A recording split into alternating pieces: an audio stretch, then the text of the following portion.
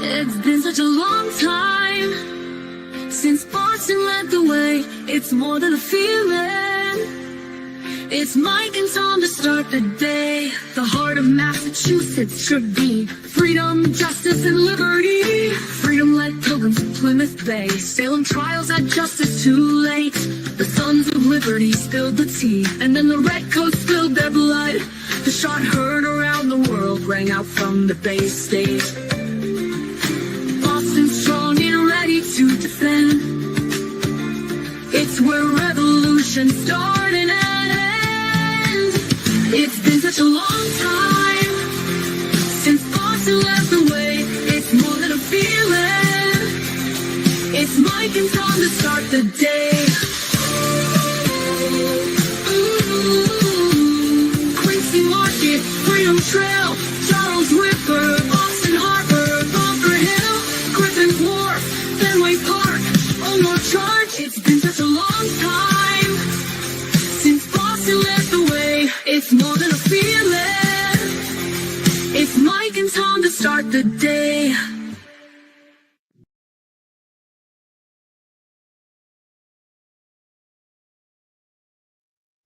Good morning.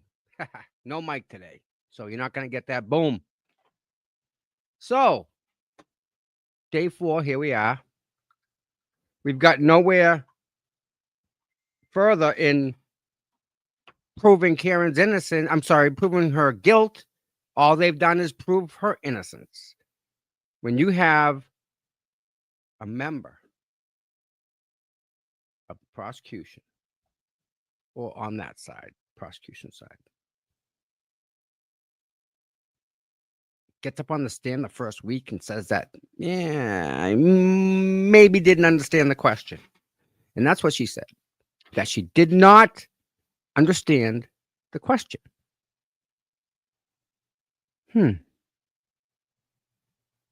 How can you not understand the question like that? Either way, Kerry Roberts is just a small little player in this whole thing. But what you don't realize is everyone else's lies are all based on one big lie. And that, my friends, what happened to Kerry Roberts is a piece of that Jenga puzzle. The whole thing's coming crashing down. And she's not the only one. I think that Alessi is going to tear into some data, proving all sorts of insurmountable lies that they can't even begin to say that they didn't understand. That's where it's going to change, is when the lies are because of this, which led to that, which led to this, which is because of what happened. You know, she said, for example, she said something, I think, and I have to go back and re-listen to it. But I think Kerry Roberts said that it was her and Jen and Karen outside of the car when they first got there. And Karen's cell phone was in the back seat. So if Karen's cell phone is picking up the windshield wipers on that phone call, back and forth, that means that the camera in the phone running inside the vehicle heard that, heard all this commotion, as well as Jennifer's conversation the whole time. There's no way you hear Jen McCabe that clear unless Jen McCabe is inside that vehicle. If Karen's phone is on the back seat, that's a fixed item. Jen's location amongst this, that's he said, she said stuff. She was in the car, she was outside the car. She was in the car, she was outside the car. I don't know how in the world you get that clear of a phone call outside of a running vehicle with the windshield wipers moving to hear all that. There's no way. It just doesn't happen. It can't. Forget about saying that, well, the time, what else on that timeline did they put together? Did Mrs. O'Keefe have any input on that timeline? Was she there when it was made? She seems to think Karen did something nefarious. I can see that, though. She's just as much as in shock as Karen was a couple hours earlier.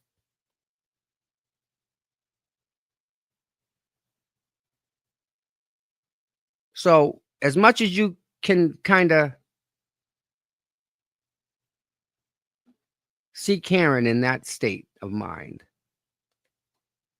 I mean, think about pull up and there's your boyfriend or girlfriend laying on the ground. Like, no, can't process that.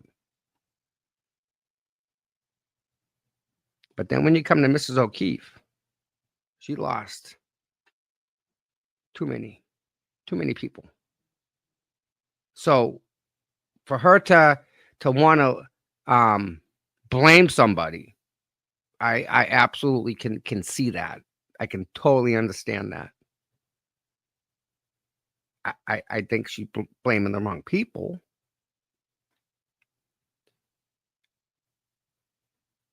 But with that said, we're here at this trial, and all this evidence is coming up that, yeah, well, the investigation wasn't so good, and now we find out that, like in the first couple days, we find out Kerry Roberts didn't tell the truth to a grand jury.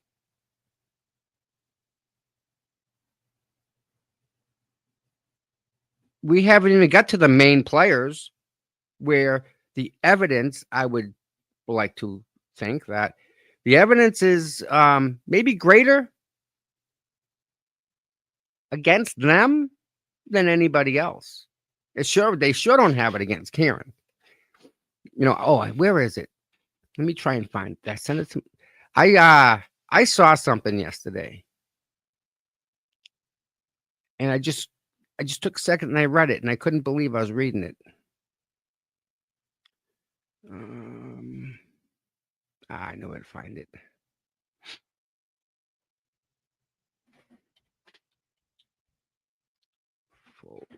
There you are.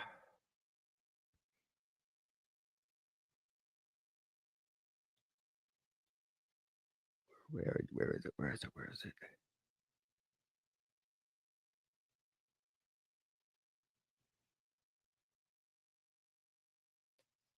Is this it?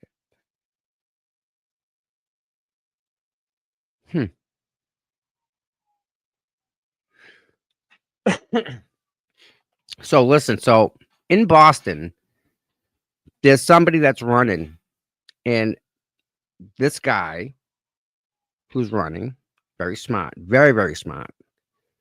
I'm not sure Boston's ready for this type of a guy. Granted, they need this type of guy. But let me just read you something real quick. He put this out yesterday.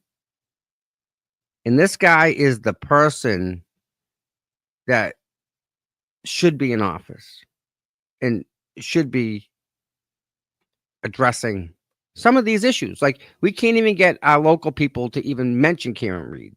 Forget about having an opinion about it. They won't even mention it. Cindy, thank you. I might as well share it. I don't think he'll mind. So he wrote something yesterday. Well, I think it was yesterday. And it caught me.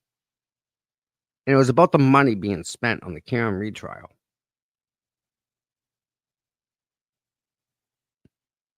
But that's just one part of it all, right?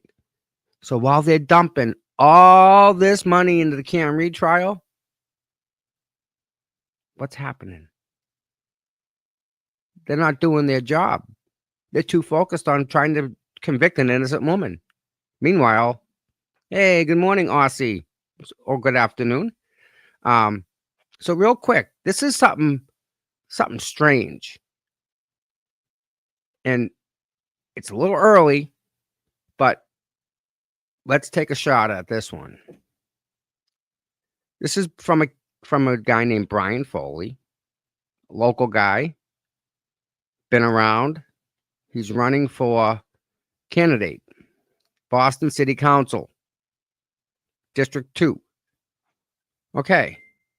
While the mainstream press plays catch up on recent wave of bodies found across Massachusetts, the reality is much darker. This didn't begin in 2025. For years, human remains have been turning up in wooded areas, water bodies, parks, and even trash heaps, and some have quietly vanished into the backlog of unidentified, undetermined.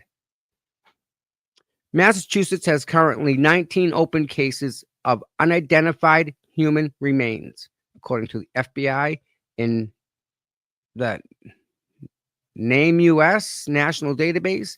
These are not numbers. These are people. Again, and we might go talk about that. Everyone has a trail. Where are we? Someone's child, someone's sibling, someone's missing loved one, and they have been erased by a system that can't or won't solve their deaths. On March 6th, 2025, a human skull was discovered in the woods of Plymouth by a hunter looking for deer antlers. No age, no gender, no answers. On April 10th, skeletal remains were found along the Massachusetts Turnpike in Framingham. Still, no public resolution.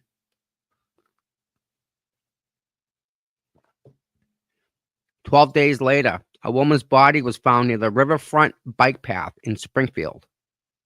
And the very next day, April 23rd, 2025, 2 men were discovered dead in the woods behind a Walmart in Salem. Police arrested a man named Jay Blodgett for the case, but the case remains unsolved. That's 5 bodies in under 2 months, spanning 90 miles. But the deeper you look, the farther back it goes. On May 1st, 2015, my goodness, decomposed skeletal remains, including a human skull, were pulled from Baker's Brook in Fitchburg. There have been there at least a year. Sex and identity could not be determined. No cause or death. Case shelved. What's going on here? I don't get it. Like, you just don't find human remains. That has to be somebody. That's a person. And I understand sometimes stuff happens with wildlife and elements and snowstorms, and just stuff happens. This many? I don't know about that, but it goes on. Well, all right. I did that. So, on May 1st, 2015, decomposed skeletal remains, including a human skull, were pulled from Baker's Brook in Fitchburg. They have been there at least a year. Sex and identity could not be determined. No cause of death. Case solved. Shelved. In September 2023, a diver at the Lawrence Hydroelectric Plant found partial skeletal remains nearly 60 feet underwater, belonging to a man between the ages of 18 and 39. through DNA eventually confirmed his identity in a 2024 case. The cause of death was never made public. On April 27th, 2023, a newborn girl was discovered in a trash delivery at a Zero Waste Solutions in Rochester. Officials says she's been dead for at least a week. Then months later, November 9th, 2000, a second infant girl was found at the same facility. She's been placed in the trash post-mortem.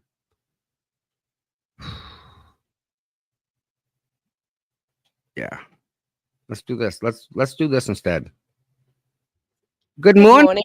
How are you, my dear? I'm good. How are you? I'm doing good. How's everything over that side of town? This side of the equator is pretty good. Well, I don't know. I've had my hands full. My grandma had a stroke a couple of days ago. Oh, no. Is she okay? I think she's getting better. I think she's doing all right. Got a long road ahead, I guess. Yeah. Wow. And that's never planned for. Never. Wow. Never. Well, So, hopefully everything's as good as it can be. As we prayers for that. I think we're as good as we can be. She actually got up and walked yesterday, and she's back to sassy. Thank God. Good. That's a big thing. Yeah, she's back to sassy again. The old personality. She's sassy. Okay, again. good. Sassy's good. Yeah. Sweet. So, what do you think about Miss Kerry Roberts on the stand and them like just glossing over it and continuing on without ever saying a word about anything? Oh my God, if one more person says I feel sorry for her, I'm gonna slap them up the side of the head. There was no feeling sorry for her last trial when we knew what she was wrong.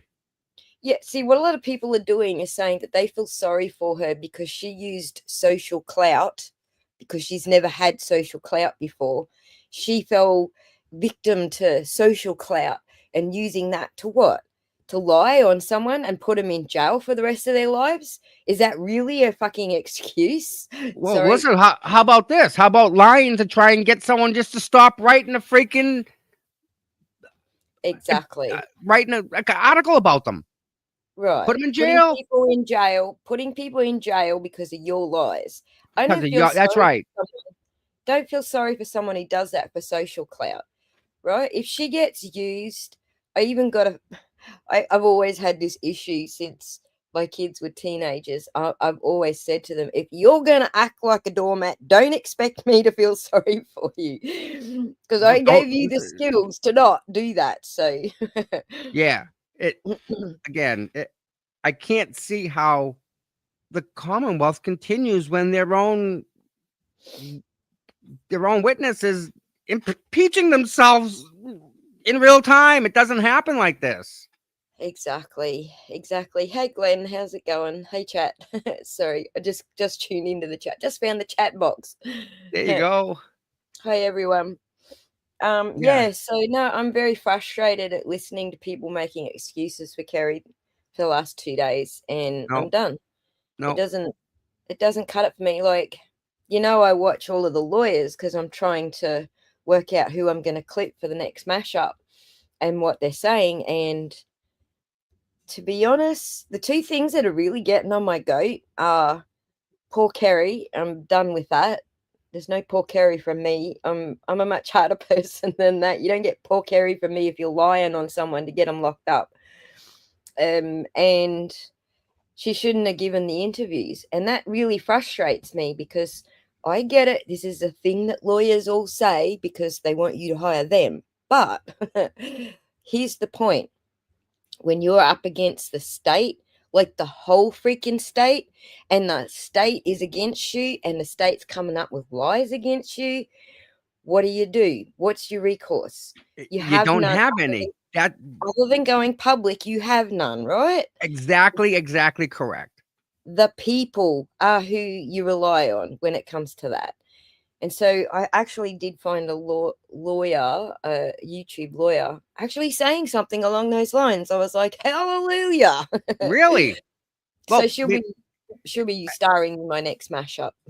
I mean, and that's right. Did you notice Hank and Mike made a comment yesterday about this? Hank's almost trying to use her interviews as her being on the stand to refute every single thing. Correct. He's testifying through her, basically. Right. So there's a two-edged sword here.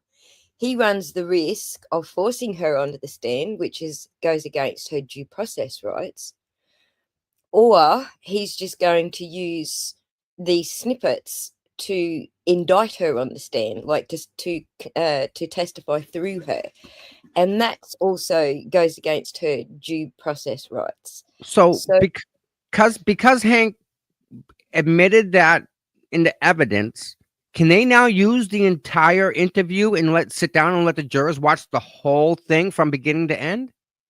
yeah, no, they can't, because as EDB points out, it's hearsay through a party opponent.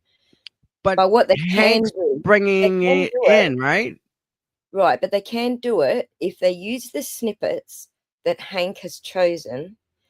Right at the end, the last thing the jury sees is those snippets with the actual sentence either side of those snippets, not the whole interview, just the context of what that snippet actually meant. Then A, they can do it in closing. B, the judge can't really do much about it unless she wants to also be a party to, due process rights, violating due process rights, doubly, triply, quadruply, because I've lost count how many times she's done that already. But they can do it in closing. It will be the last thing that the jurors hear. The prosecution lied to you when they showed you these snippets. Right. Here's the full context of every single sentence that she said. So, yeah, they can't use the whole interview, but they can use, the statement either side of the bit they're trying to incriminate her with, to show Okay. that she was just discussing that she was unsure, or that she doubted where she was or what she did. That, people talking about her like that made her doubt herself. And when you doubt yourself, that's not incrimination. And there's even, I don't know if Massachusetts has any laws regarding self-incrimination like that, but I know that federally, interviews where you're expressing self-doubt are not consciousness of guilt. They can't be held as consciousness of guilt, and to present it to the jury that way is actually misleading. Exactly. And that's what she's letting him. It's almost like she's, I would say, helping him and prodding him, but she seems awful pro Hank, not pro prosecution, just pro Hank, like on a different level. It's coming out.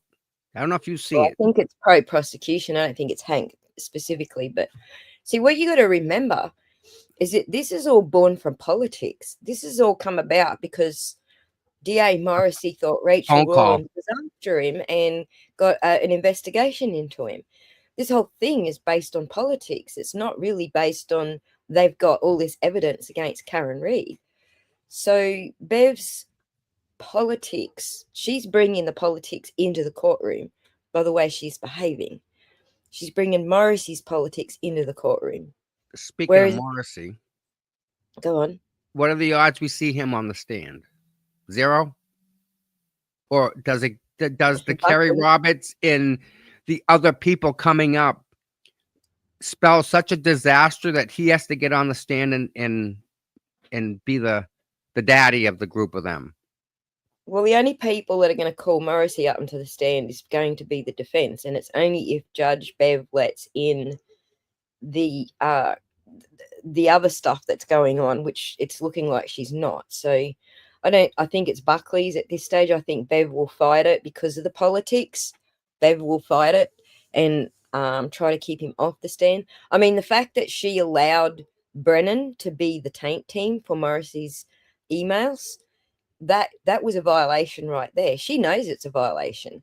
She knows her ass. That's why she's playing politics on the stand, because her ass is on the line as much as everyone else's, because she made these decisions. How much of those decisions in the first trial do you think she's going to try and cover for? Like, if she made a mistake in the first trial, think she's going to be more lenient in the second trial in regards to whatever issue it was? Well, Whether you it can be see her. You can see her. You can see both of them trying to clean up their mistakes. Like, okay, how many pieces of evidence got admitted properly into trial last trial? Freaking nothing. Now we got Guarino coming in and introducing evidence proper, like we didn't do last trial, ladies and gentlemen of the jury. Uh, So you can see them cleaning up last trial already. So when Aiden got arrested for his deal, they asked for a phone extraction. And Mhm. when they gave him the phone extraction, which I think overlaps into the Karen Reed trial, that extraction I think will prove that there's overlap in here. How would they be able to get that phone extraction that they were given? Which Oh, phone extraction are you talking about? Because they got several. I don't know which one you're well, referring to. I guess they got one that maybe they shouldn't have had. The So Morrissey ones. the Morrissey ones, right? So, Yep, yep. and I think within that there shows like an overlap. They wanted to go after him because he was writing so effectively about the Karen trial that this is what the result was Yeah. through emails and whatnot. How do you think that is going to come in? Would that ever come in, and how would that come in? Well, like I said, Bev's playing politics on the stand, so I think she'll fight to stop it from coming in. And I don't know that the Commonwealth's going to try and put Morrissey on the stand. I'm pretty sure it's only going to be the defense that tries to put him on the stand, and it's only going to be, for these past acts. But the reason I think Bev's going to fight it is because Morrissey's emails indicate that he has back channel discussions with judges across Norfolk County, and that implicates her. Yep. So I don't think she's going to allow it. I think she's going to fight tooth and nail for the defense not to be able to do it. Would it be possible if Aiden introduced that in his trial as evidence, it now is out in the quote public?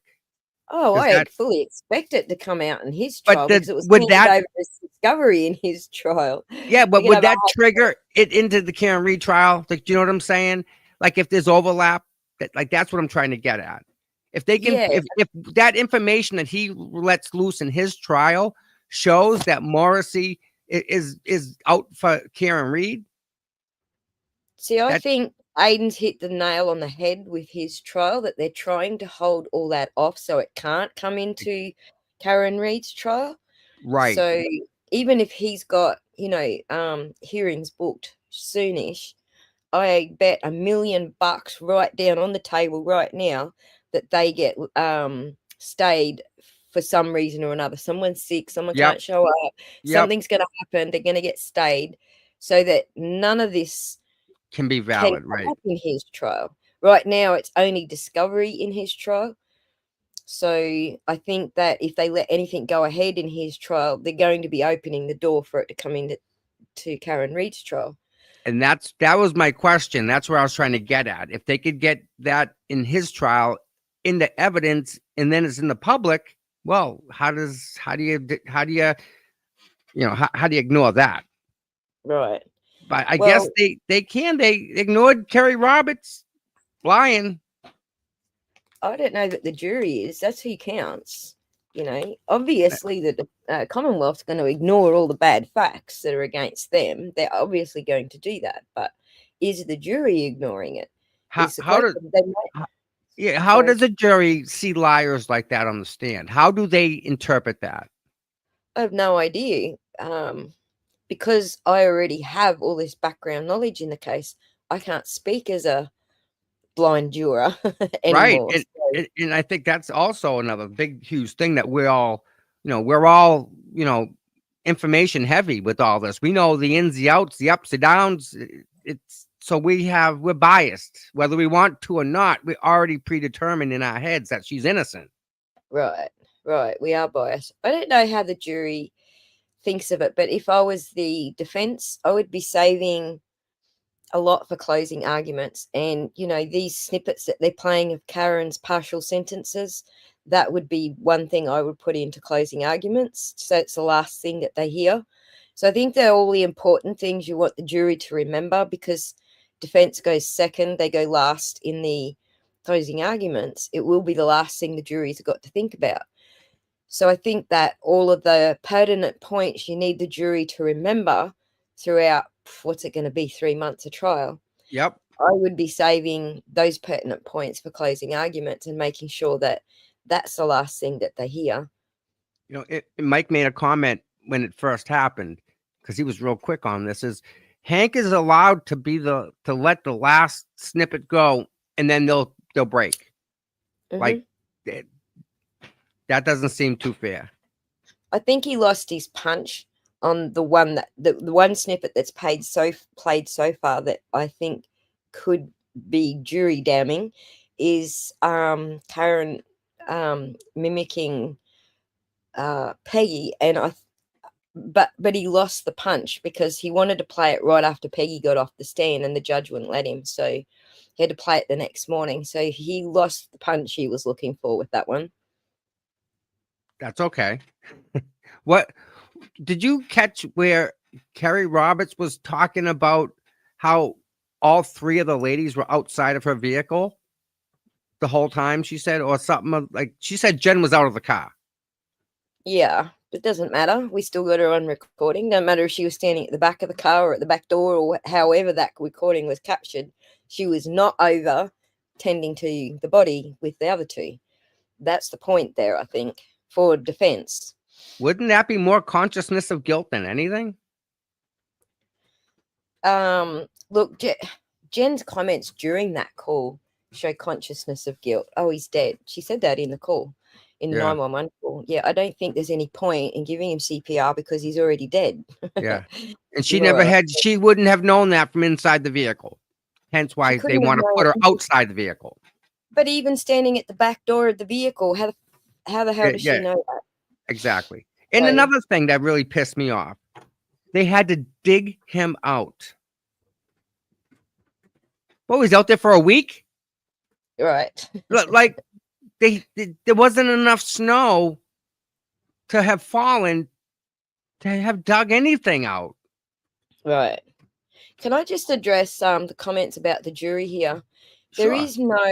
There is no law or precedent that the jury has to not know anything about the trial. A lot of people think, how can you find an impartial jury if it's so publicized? No. But the point isn't, there is no law that says they have to be dismissed if they've heard of the trial. That's not even a thing. The thing is, it doesn't matter if you've heard of the trial, can you be impartial? And that's what the law is based on. That's where dismissal of jurors comes in. If they can't be impartial, they're not obviously not suited to be on that jury. So a lot of people think that because the antis make such a big deal about there's no impartiality left anymore because Karen Read went public and tainted the jury pool, that's BS. Total BS. There's no law about that at all.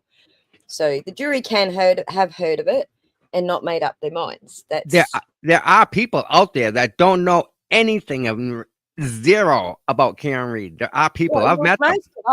Most of us that only heard that from the media that Karen Read's accused of, and they reckon they've got footage of it. So a lot of them are going into it the way we came into it. Like we heard, Karen Read's accused of hitting a boyfriend, and the media says that the prosecution's got footage of it. And who questions that, right? Nobody questioned it. We all did. We're here now, but and it's funny because I'm just going through a guy running for city council in Boston made a list of like all the recent missing people, I guess, that haven't been reported, but they're dead, they're murdered one way or another. Nothing. They're spending all their time and money on trying to prove something that didn't happen, and all these other people are all around there's a serial killer out there, they're saying. Yeah. And nothing's being even said about it because they're too busy with this. Right. And I feel like, as far as the jury goes, I feel like that there's not too many people left on the planet anymore that actually listen to what the media says anymore, or even what they don't say anymore. Like, I feel like Brennan's kind of cutting his nose off to spite his face by doing media snippets when nobody believes the media anyway. So yeah, And again, he's a newer version of what the old attorneys used to be. And even now, he's not keen on the internet. Like he doesn't. They're not pushing the internet aspect of Right. it. Oh, they're actually upset at the internet. Most of the Right. boomers are out there going, "What is this mob justice? What are we doing here?" And Speaking of internet, have you seen the lawsuits that me and Michael have put in? Like the I other, briefly did brush over them, but I also looked at, because I think Justice Serve guy has joined your lawsuit, hasn't he? yeah, it's me and him. That's Michael. Oh, okay, that's Michael. Yeah, Duh. that's the Michael who. I mean, he's more credentialed than anyone, and they won't give him a media pass. Like he's from he wrote for the New York Times. He Yeah. is media per se, we'll say, but they won't give him a pass. 3 times he's applied. 3 times they denied. He probably know why? He should have got in a little earlier though, like because Aiden did his like months before the trial, and I didn't think he'd get his, but he did. But that's because he got in early, I think. And come to find out, the state police are the ones who approve the passes, I guess. No, it's the court. It's the SJC, isn't it? It's the press pass lady in a press pass office in one building. It's in a building behind one door, and I swear there's one person running that whole office. That's Probably. it. So the passes I was looking at yesterday, the one that allow you access to the buffer zone, Yeah. not inside the court, but access to the buffer zone, those have 3 different state police emblems on it. So There you go. yeah. Trash Did you TV. You saw Bao get arrested, right? Right. I also saw DUI guy Larry actually says I think Bao actually approached him to represent him. It sounded like it. It is, isn't it? Good for He hasn't come Larry. out and said who it is, but I think it is Bao. I'm about to pour down with rain, so I'm going to mute between so people don't have to listen to the rain on my roof in between. So I'm just going to be liberal with the mute button in between. But yes. Yeah. That's going to be interesting to follow that. I mean, I don't know what they got him on. I think they got him on filming inside the buffer zone, but I actually agree with Jason's point that because Jason come on to my channel to talk about it after day 1, and there is actually nothing in Bev's order that says they can't film in the buffer zone. It just says that they can't protest like signs and memorabilia and clothing patches and stickers and shit. So and he didn't have any of that. He didn't even have a sign. That I know. Did he know? That's the question. Did he actually know Yes. about the buffer zone? He was there last year when the buffer zone was in place. And this year, acting like he didn't know he's going to go against him. Yeah, well, good luck with that one. That's going to be a tough sell. It is, because he's acting like he doesn't know about it. In the footage that he showed, he's telling the cops, "I don't know anything about the buffer zone. I just got here. I don't know what you're talking about." Yeah, that was his stick. That's just, to know him is to love him, I guess. That's who he is. If you know him, that's Bao. Right. But it's also the auditor kind of thing, like pushing the police to a get limit. to that point. Right. Yeah. But at the same time, I don't think he should have been arrested. That's Right. And that's what I said to Jason. Whether I like him or not really has nothing to do with it. Exactly. We either have rights or we don't.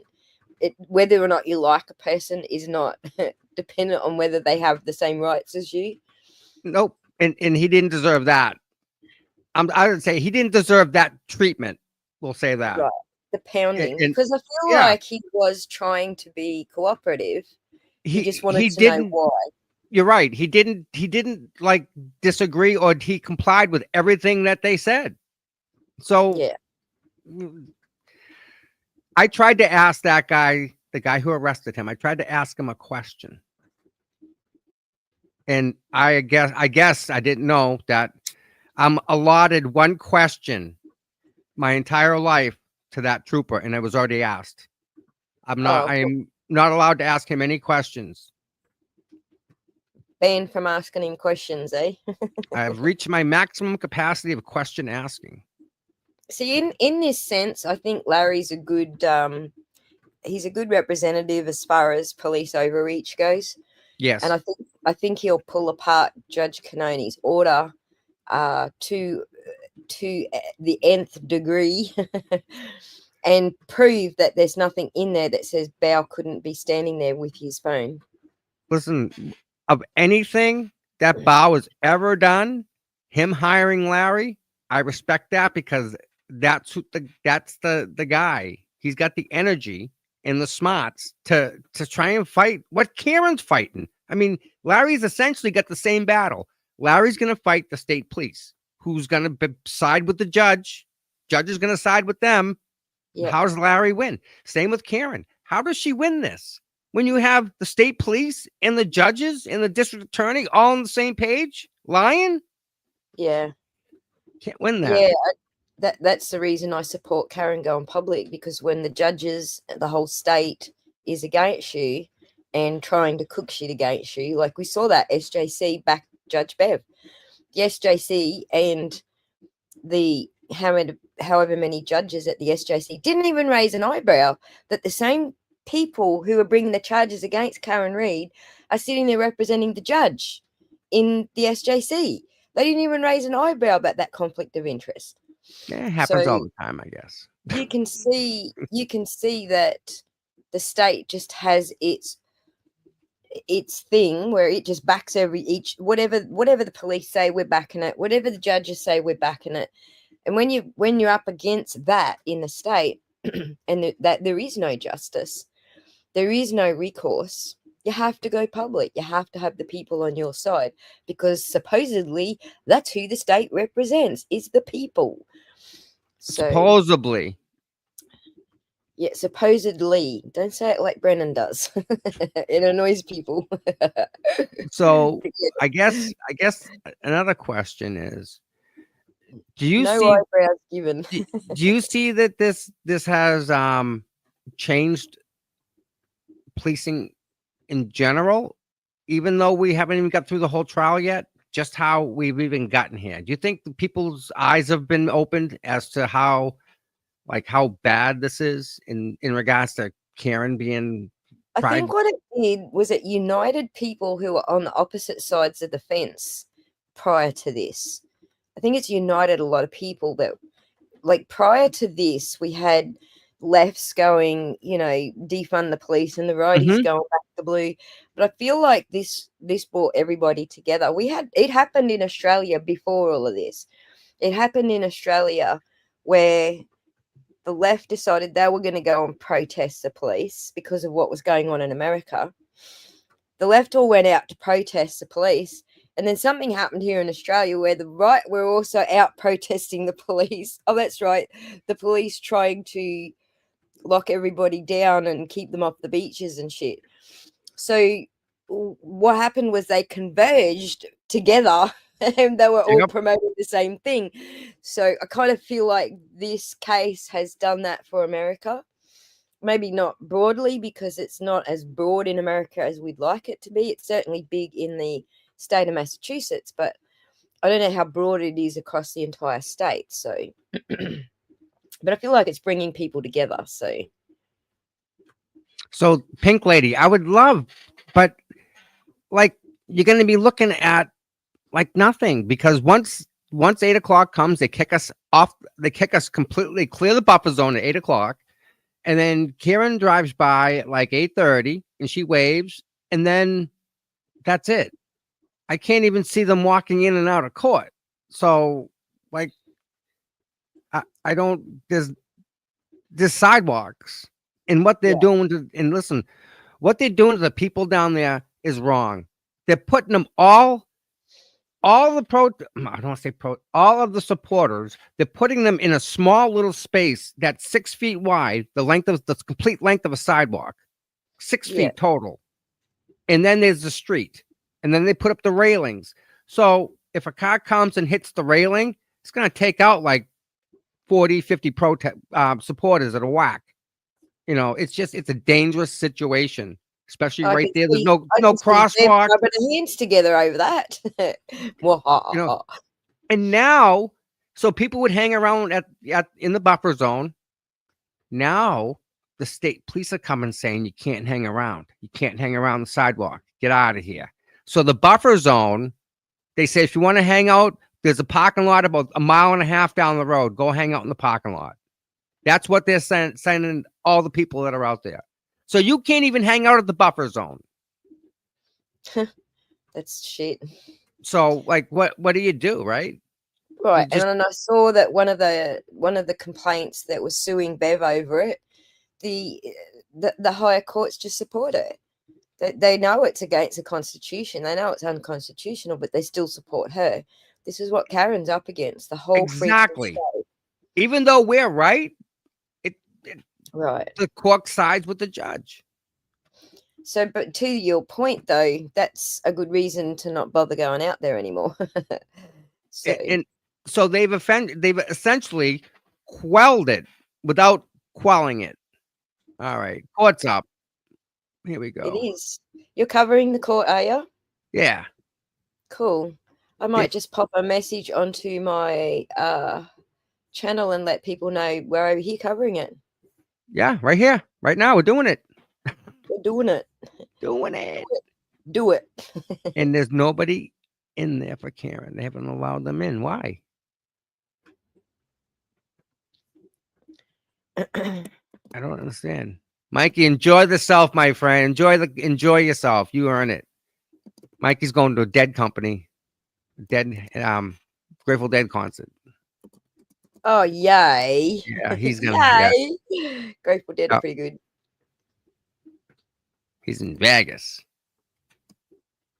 He's checking things out on location. Give me 1 sec. I'm just posting. Yeah, take your time. People to come over. Except I've forgotten which channel we're on. Seeking Justice. Yeah, with gotcha. Boston Mike and CPU Tom. Gotcha. Actually, I'll just copy the link. Hang on, the live part instead of the channel. It was the smart move. If you want to join us, there we go. Now, let me post that on X as well. Are we on the only fan today? No, we're sitting right now. We're looking at Paul, his mom, and maybe a victim witness advocate or a couple of them.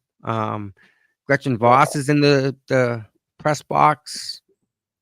There's nobody at the table for Karen Read. Like she's not even there. There's nobody.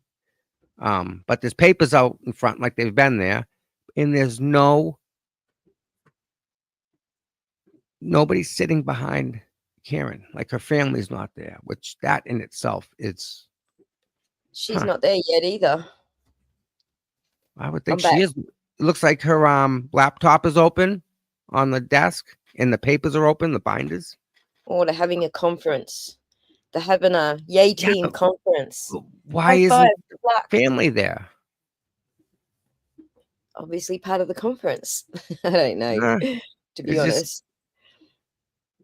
So, I heard that Paul's been glaring everybody down. I hope the jury sees that.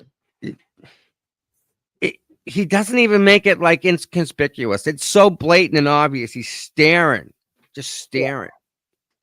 Yeah. I think that you get one juror that says, all we saw the whole trial was Paul glaring down everybody. This is a mistrial by itself, just by itself. That one thing, you only need one juror to say, why is he looking at me? Right. So let's go down that road. What happens if there's a mistrial? What happens then? Oh my God, it's so frustrating. Guess who gets to adjudicate a mistrial? Freaking Bev. Really? All this shit, like Paul glaring down Karen and members of the press and the jury seeing it, that would be cause for a mistrial. But if the defense puts it forward, it's Judge Bev who gets to adjudicate it. The way that the prosecution is introducing the video clips without a witness on the stand for the defense to cross, I get it. The stipulation was on admissibility, but it wasn't on we waive all our rights to be able to cross someone when the clips are shown. That was not what they stipulated. But even that is cause for a mistrial. But guess who gets to adjudicate it if the defense decides to motion for a mistrial based on that? Judge Bev. So it doesn't really matter what is going on here. Any mistrial is always going to be the call by Judge Bev. So, this Karen's not going to jail. None of this is putting Karen in jail. They can win this and get her a conviction. She's still not going to jail because Judge Bev has just racked up the due process like to the nth degree. I've lost count, Tommy. I was trying to keep count a couple of weeks ago. But I've lost count on how many there are. And I was actually trying to get Andrea to go over some of it with me so that we could keep track with an appellate lawyer what a legitimate, because I can only guess. I'm not an appellate. What did she lawyer. say? There's just way too many? There's just too much for her to catch up with, right? All the pre-trial stuff, she hasn't caught up with any of it. So it's just way too much. Oh, they were at sidebar. Huh. Okay, thank you. Why are they keeping Karen's people out? I don't know.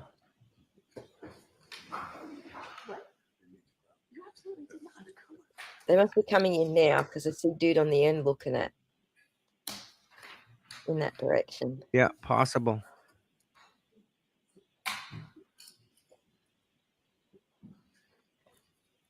Nope. Wow.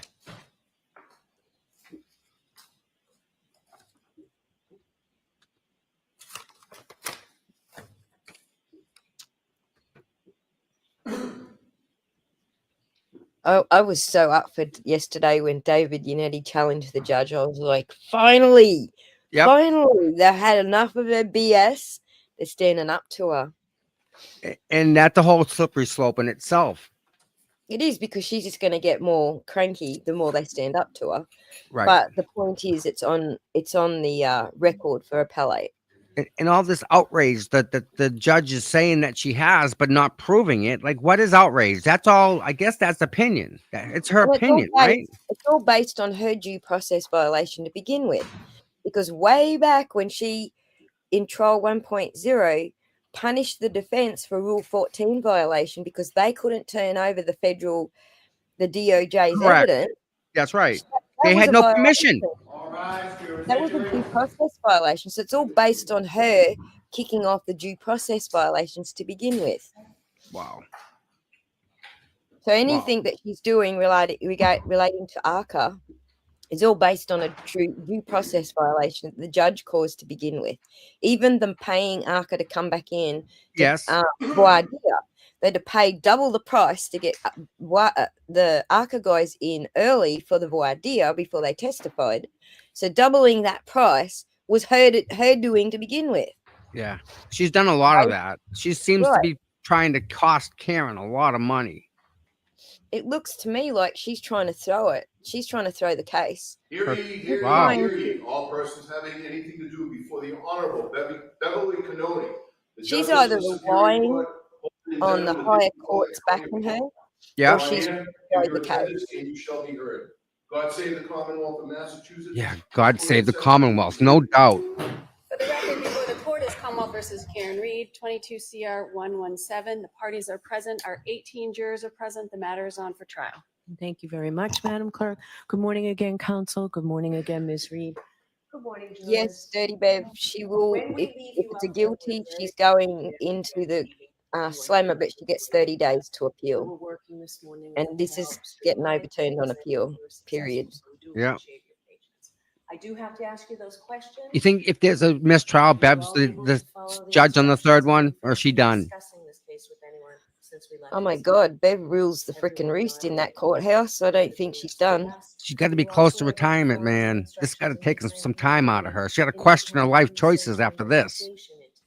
Yeah, actually, retirement could be on the cards after this. I think she's burnt her bridges, like in a lot of different areas here. Same with Rafferty. She knew she Right. burnt bridges. All right. She's folks, as you ineffective. know, this morning we are going on a view. And a view is simply, we're going to a place that you've heard about and that you will continue to hear about during the course of the trial. The purpose of the view is to help you better understand the evidence, which you'll hear during the course of the trial, and to help you appreciate the location and its How old's surroundings. Helena Rafferty? So the view that we're going Oh, on she's. is part of the case. And it That's a means that the question. I don't know. observations that you Good make question. there I never can be even. used never and knew. considered by you in your deliberations on this case in reaching a verdict. So we're going to, you've heard 34 Fairview Road in Canton. The lawyers and I will accompany you. For the Commonwealth, we'll be accompanied by Attorney Brennan, and ADA Lally, ADA Schillinger, and for the defense, Attorney Yannetti and Attorney Little. The lawyers will have the opportunity, Mr. Yannetti and Mr. Brennan, Yep. have the opportunity to point out various things that they may want you to direct your attention to. Otherwise, there's no conversation between the lawyers and the jurors. So it's simply So in a few minutes, clearly, you'll hear a little retirement has bit nothing to do from with age, right? each Mr. Right, Brennan and Mr. right. Yannetti about what they want you to look at. And then when we get there, they'll direct you, look in this direction. They won't be able to testify to you, but they'll direct you on what they want you to look at. While you're in the view, you're not to take any notes, you're not to take any pictures, you're not to conduct any independent investigation at all during the view or any time during the trial. You're not to return to this scene or ask anybody to go back there for you. Today's your chance. You'll see photographs during the course of the trial, I bet, but today's your chance to really look at everything. So the best way to summarize a view is that your job is to simply stop and look. It's really no more complicated than that. So your responsibility is to see the place, observe it carefully, and to remember what you see. Now, during the trip to and from the view, and while at the view, you're not to discuss this case or anything about it with other jurors. We'll be accompanied by court officers who will direct you. And the court officers are there for all of us. So you'll be under their supervision until you're returned back here. So that's basically it. We'll be leaving in a few minutes, but first, before Madam Clerk swears the court officers in, Mr. Brennan, do you want to make a view opening? May I? Please. Thank you, Your Honor. A what? As Her Honor explained to you, we're going to go to 34 Fairview Road. We have some exhibits that are already in evidence. You haven't had a long time to look at them, study them. But essentially, we're going to go to 34 Fairview Road. I ask you to pay attention to the street. I need my headphones. Damn it, I can't hear him. To the left side of the front yard in the corner, there'll be a car. It's the Lexus that we've spoken about, the defendant's Lexus. And you'll also see a flagpole and a fire hydrant. And so I'd ask you to take a look from different vantage points. Take a look from that area where the flagpole is, from where the fire hydrant is. And you'll see on the street before the grass is a little firm concrete there. Comes up a little bit. I'd ask you just to note that. One thing I'd suggest is April 25th, 2025, not January 22nd, 2022.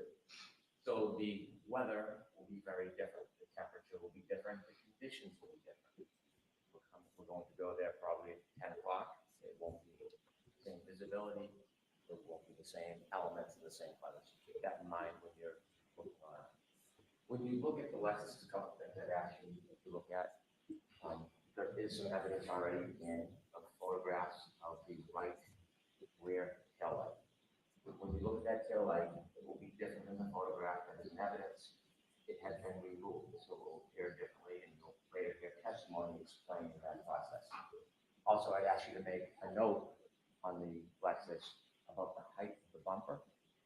I'd ask you to make note of the height of the right rear tail light. And I'd also ask you to take note of, on the top of the hatchback, there is a part that protrudes. I'd ask you to look at that as well. Thank you very much. The All right, top of the thank you, Mr. hatchback? Brennan. Ms. Tianetti? Thank you, Your Honor.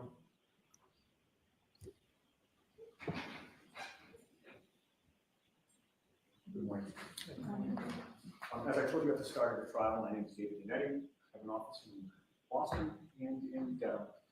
And on behalf of my co-counsel, we will be accompanying you on the view that you will take today. Although the view is not evidence, I suggest to you that you will find it to be helpful, important, even necessary as you later do your investigation of this case within the four walls of this courtroom. We've already received into evidence, some photos and videos, but there is no substitute for your own two eyes. As we all know, photos and videos sometimes can be misleading in terms of relative distances, depending upon the perspective from which the photo is taken. But your eyes are the best computer that you could bring to the view. When we get to 34 Fairview, we will be pointing out certain things that we'd like you to observe. The house, the second floor window to that house, the three front doors in the front of the house, the driveway, the street, the front lawn, and the flagpole. And we'll be asking you specifically to consider the distance between that second floor front window and the front lawn. The distance between the front doors to the house and that front lawn. The distance between the driveway to the front lawn. And we'll be asking you to take a good look at that Lexus. To stand next to it. To size it up. To take it in. You were all selected as jurors because the parties entrusted that you would do a proper investigation of this case within this courtroom. On behalf of Ms. Reed, we have every confidence that you will do a proper investigation. Thank you. All right, Bam. jurors, I have to make something very clear. So the purpose of this view is to help you better to understand the evidence that you'll hear during the trial and to help you appreciate the location and its surroundings. The view you'll take is part of this case. The observations that you make while on the view may be used and considered by you in your deliberations in reaching a verdict. So at the end of the trial, when I explain to you what is evidence and what is not, I'll remind you that your observations on this view can be used by you in your deliberations. Also, while you're in the view, the same way you're not to take any notes or photographs, you're not to conduct any investigation on this Ah, case. shut up, You babe. really are simply to stop and look. Okay? Those are the instructions. We will see you in a few minutes. All right? That's Thank the you. point, babe. Oh, sorry. Madam Clerk has to swear in the court officers. You could all raise your right hand, please. Do each of you solemnly swear that you will take the jury upon the premises in question and there suffer them to view the same or any property, place, or thing bearing upon the issue in the trial as the parties may think necessary? That you will not permit the parties to enter into a debate in the hearing of the jury, nor any person to speak to them unless it be the attorneys of record, then only to point out such places or things as they may deem expedient for the determination of the issues.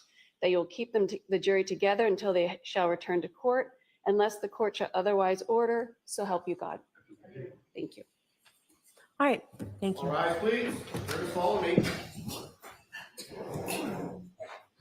Well, that was bullshit. Goodbye.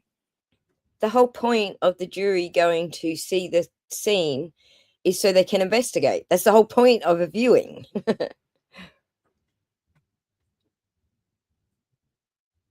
Can't hear you. Hang on. Why can't I hear you? Could be me.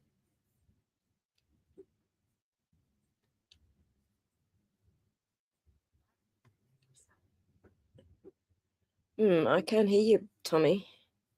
Can the chat hear Tommy?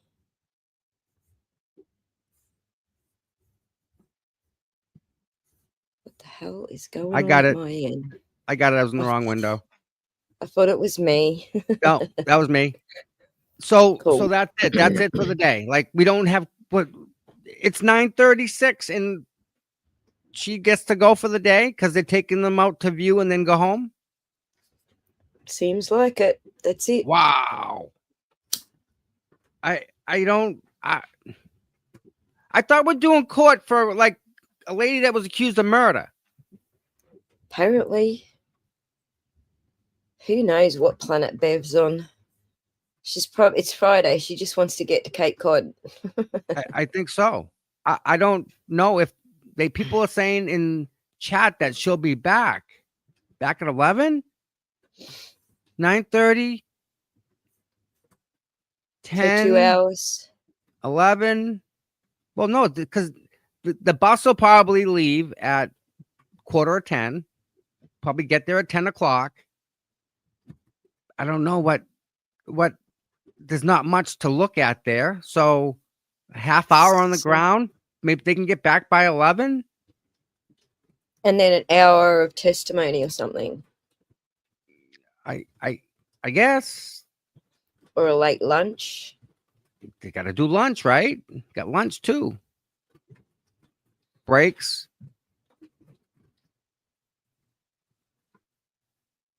Aka was on Monday. We know that. Wow. So there might be a little bit more towards the end of the day. Maybe she lets the jury go home and then they Does argue some- about Arca again. Yeah. I can see that happening. Actually, the- didn't she say Arca had to testify today, like voir dire today?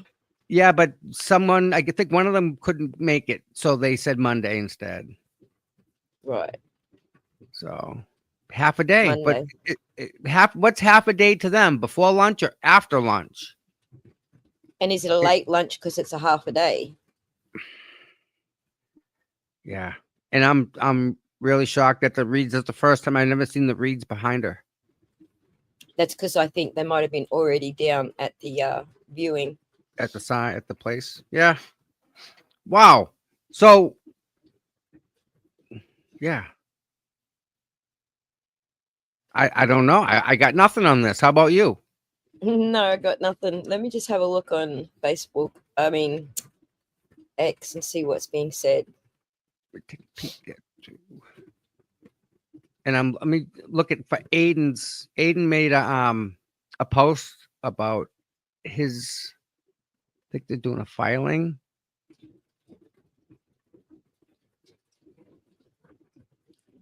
Some of the lawyers are saying that if Judge Canoni excludes Arca, it will be a defining moment in her career, but not in a good way. Yeah, because she allowed him in the last time, right? Not just because she let him in last time, but because she had to let them in last time, or else she was violating due process again.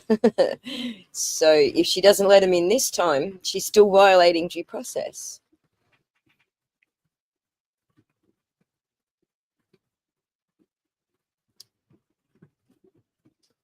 I don't know, why did Brennan say to look at the top spoiler on the back of the car? Have they damaged the spoiler now? Because it wasn't damaged last viewing. No. Now that you mention it, I don't remember it even being a topic of discussion in any way. At any point by anybody. No. No. No. I don't see anything yet on Aiden.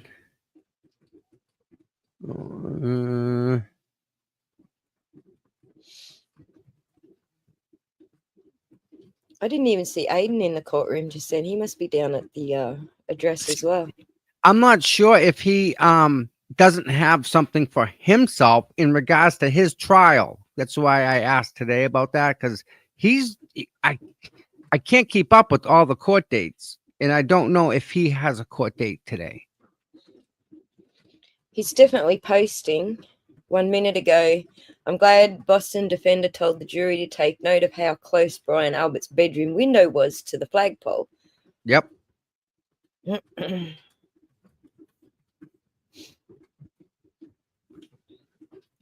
God, I never got that. PPUTOM. That's it. That was 1 minute ago. That's all we got from Aiden. So he's That's it. obviously going down to the viewing. Remember last trial at the viewing, we got like the hot mic moments. The mainstream media bitching about Bev and Lally. Yep. Yep. Yep. I don't know, but last year there were some people that went down to the viewing, like supporters. I really don't think that's a good idea. I think that No. you let them be. You can go to 34 Fairview whenever you want. Other than now, now is not the time to be near them, and we absolutely don't want to give anyone the impression that we're looking at any type of juror in any way, because we haven't, and we won't. So they can remove that from the equation. I'm pretty sure the press has a wide berth. I can't remember what it was. They have to keep away from the jury. So 100 yards. I think it's 100 yards, they said. right.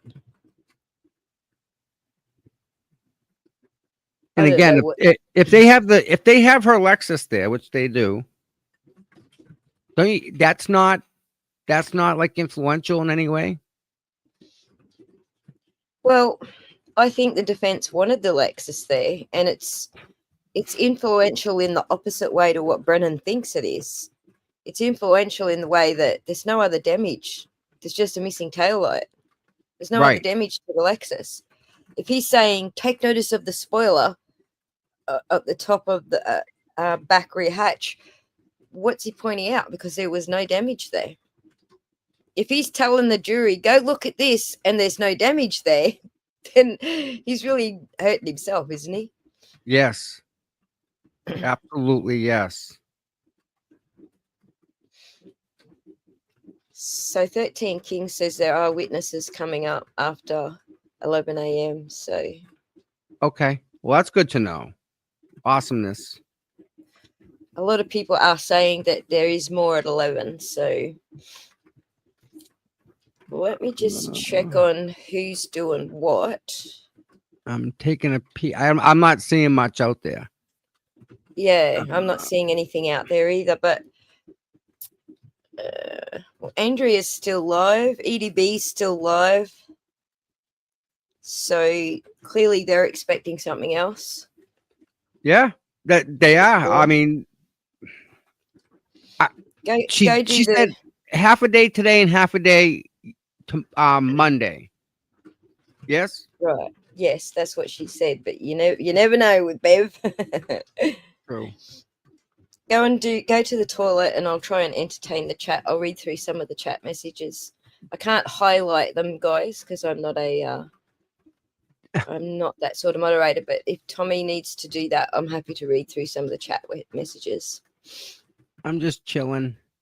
Chilling. I'm just trying. I'm on Twitter looking, and I don't see anything about it, and I got nothing. No, I don't see anything either. I don't know if you guys know what. That's what I'll pull that up. A guy did a test. You know the guy with the taillight? Be in trouble 31. That's the guy. I'm gonna see if I can pull him up right now. People keep asking me, have you seen it? Have you seen it? Have you seen it? Dudes, he's on my he's on my recommend list always. So whenever he's got a new video, I'm watching it. I don't need 17,000 subs to tell me that he just did a new video. I mean, they do anyway. It's a good video. Put it up. I'm looking for it right now. Where is it? Here we go. Final nail in the coffin. Boom. All right. This is a 9-minute video. So you guys got 9 minutes to watch this video. To be a test when it's over. This guy who did this, absolutely, you have to sub to his channel. Like, he's great. His content, I think he's been through 7 or 8 taillights. and he keeps buying them and breaking them in different ways to And they're show so you. expensive. So people Alright. go support him and chuck him some money. They're expensive. They're like They're $1,200 not a pop. cheap. That's right. And Yeah. he breaks them. So he's done all sorts of tests, and this is where it's gotten to right now. I mean, his other tests were really good. This one is just he's outdone himself now. So check Yes. this out. And this guy, he's just a great guy. Here we go. Beginning of the end.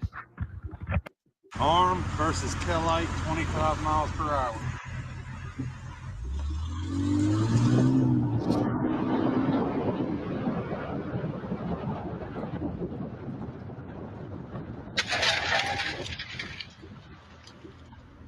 Perfect. 25 mile an hour, arm versus taillight. Here we go.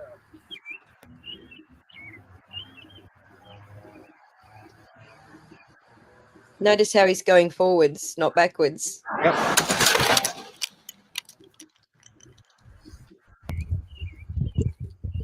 Right on this corner piece, I hit about right here.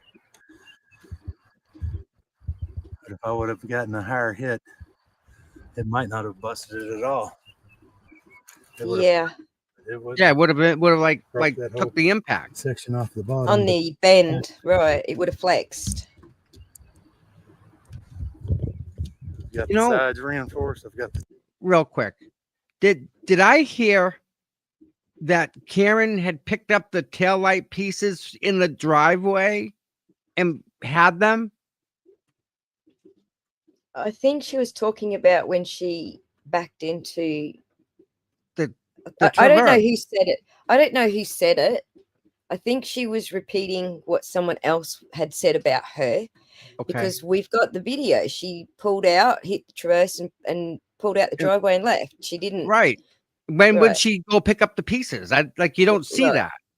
Right. So and then she says she's taking pieces out, but if she's taking pieces out of the broken taillight and she has them and they get a hold of them pieces, all they gotta do is say these are the pieces that we found that she had in her possession. Screws up their story a bit. I've Yeah, also so- been looking at something else, Tommy. I've been studying the safety manual for the 2021 Lexus GX 570. Okay. And so the reverse drivetrain, well, the drivetrain in general on this particular model has only one gear in reverse. So some vehicles, if you have a manual, if you have a manual stick shift, this is an automatic. So if you've got a manual stick shift, you can get a more luxury model that's got a little extra speed, but this is an auto. So what they do is they try to govern what you can do with it so that it doesn't break shit on the car and you're not bringing it back to Toyota because shit's broken. So what they do with this one is they've governed this one at 10 to 15 miles per hour. I don't know the exact number. I know it's 10 to 15 miles per hour for this particular model, which means it cannot go backwards at 24 miles per hour, period. I know Aiden's got up to 19, but he's actually in the smaller sports version. Different version, different model. That's right. Yep. And it's 6-speed, so he's probably got the he probably would never have got past 19 miles per hour. No, because that's- there's only one gear in reverse, only one gear. So the final it's drive governed. ratio is X. You can't It's go any more governed. than X. That's right. We're governed by Listen, by the engine. it's governed by the electronics because if you go faster than X, it will break shit. So the electronics cuts out your motor before you get to you can break shit point. Okay. The electronics cuts it out. Gotcha. So it's governed at a higher speed in that little sports model than it is on this big 4-wheel drive, rock crawler. Right. So- So if the engine is we'll say the engine throttled at 2000 RPM in reverse, we'll say, right? Right. The 2000 RPM times the final drive in the rear end times The the ratio. rear end rear end gear ratio, all them numbers combined equal a mile per hour. That's X. Like it can't go past X because it And- just physically can't. And so the electronic says when we get close to X, let's shut shit down so we don't break shit at X. That's exactly it. So if people have a new car that has an airbag in the steering wheel, where most of them are, Yep. and you go up and you bump into a wall or you bump into a pole, airbag doesn't go off. Another safety feature, so you don't break shit. You just break and crack the bumper. You don't blow out the airbag system in the car, because once with most cars, if the airbags go off, it's totaled. Right. And so when it comes back to ARCA and the extra testing they might be doing, I understand one of the ARCA guys is very experienced with the Toyota TechStream and the mechanics of the Toyota. I have to wonder, I'm not saying it is, but I do have to wonder if they tried to reverse one up to see what the limit was. I could probably do that. You've got that version of Lexus 2021 model. No, I just had to go find a used car, have the dude throw a dealer plate on it, and I'll just go find a parking lot and see how fast I can go in reverse. Yeah. Go for it. It's playing with Yeah, fire, but go for it. Well, no, it's just a temporary type of a thing, and it is a very heavy vehicle. And if she was to get to even say 10 miles an hour in reverse, it takes a serious distance to slow down to get up to Right. that speed one, but to slow down from the speed is a different thing too. So I don't. And here's another thing: the numbers that they're trying to throw out at you, those are wrong as well. Because doing the math, like, this is not complex maths, guys. This is pretty freaking simple maths, okay? Speed over time, right? That's how you work out what speed someone's doing. And then if you've only got one part of the equation, you shuffle your equation around and you get, that value by shuffling your equation around. So basically, Lally's 62 feet over 56 seconds equates to 0.75 miles per hour, not even 1 mile per hour. Okay, it's like 3/4 of a mile per hour. Brennan's 75 feet over 20 seconds is 2.56 miles per hour. And John was 6 feet 2 inches tall, and all he had to do was take a half of a step, which he knew how to do because he played basketball. In the Right, car he missed it could've- completely. He could have outwalked it with a power walk. He could have outwalked Exactly. it. So their math is just not adding up, basically. And on top of that, if they want to try and claim the 24 miles per hour in reverse, they got to get around Lexus. The I think safety systems. one of the ARCA guys is probably going to say this: it's governed at 10 to 15. You can't do that speed, even if you tried. So I'm not saying that is what they're testing, but it's a simple test. Like Tony Right. just said, you could just go higher one and see if it's governed. It just goes, and again, right? It can only go so fast. There's like you said, there's a limit. It cannot go over X, and they're designed that way. Exactly. And for that, for them to bring that to the table, saying she went 24 miles an hour in reverse. Right. Well, because at 25, the airbag system turns on, I think. So that would mean if she had an impact, then the airbags would go off, but the airbags didn't go off because there was no impact.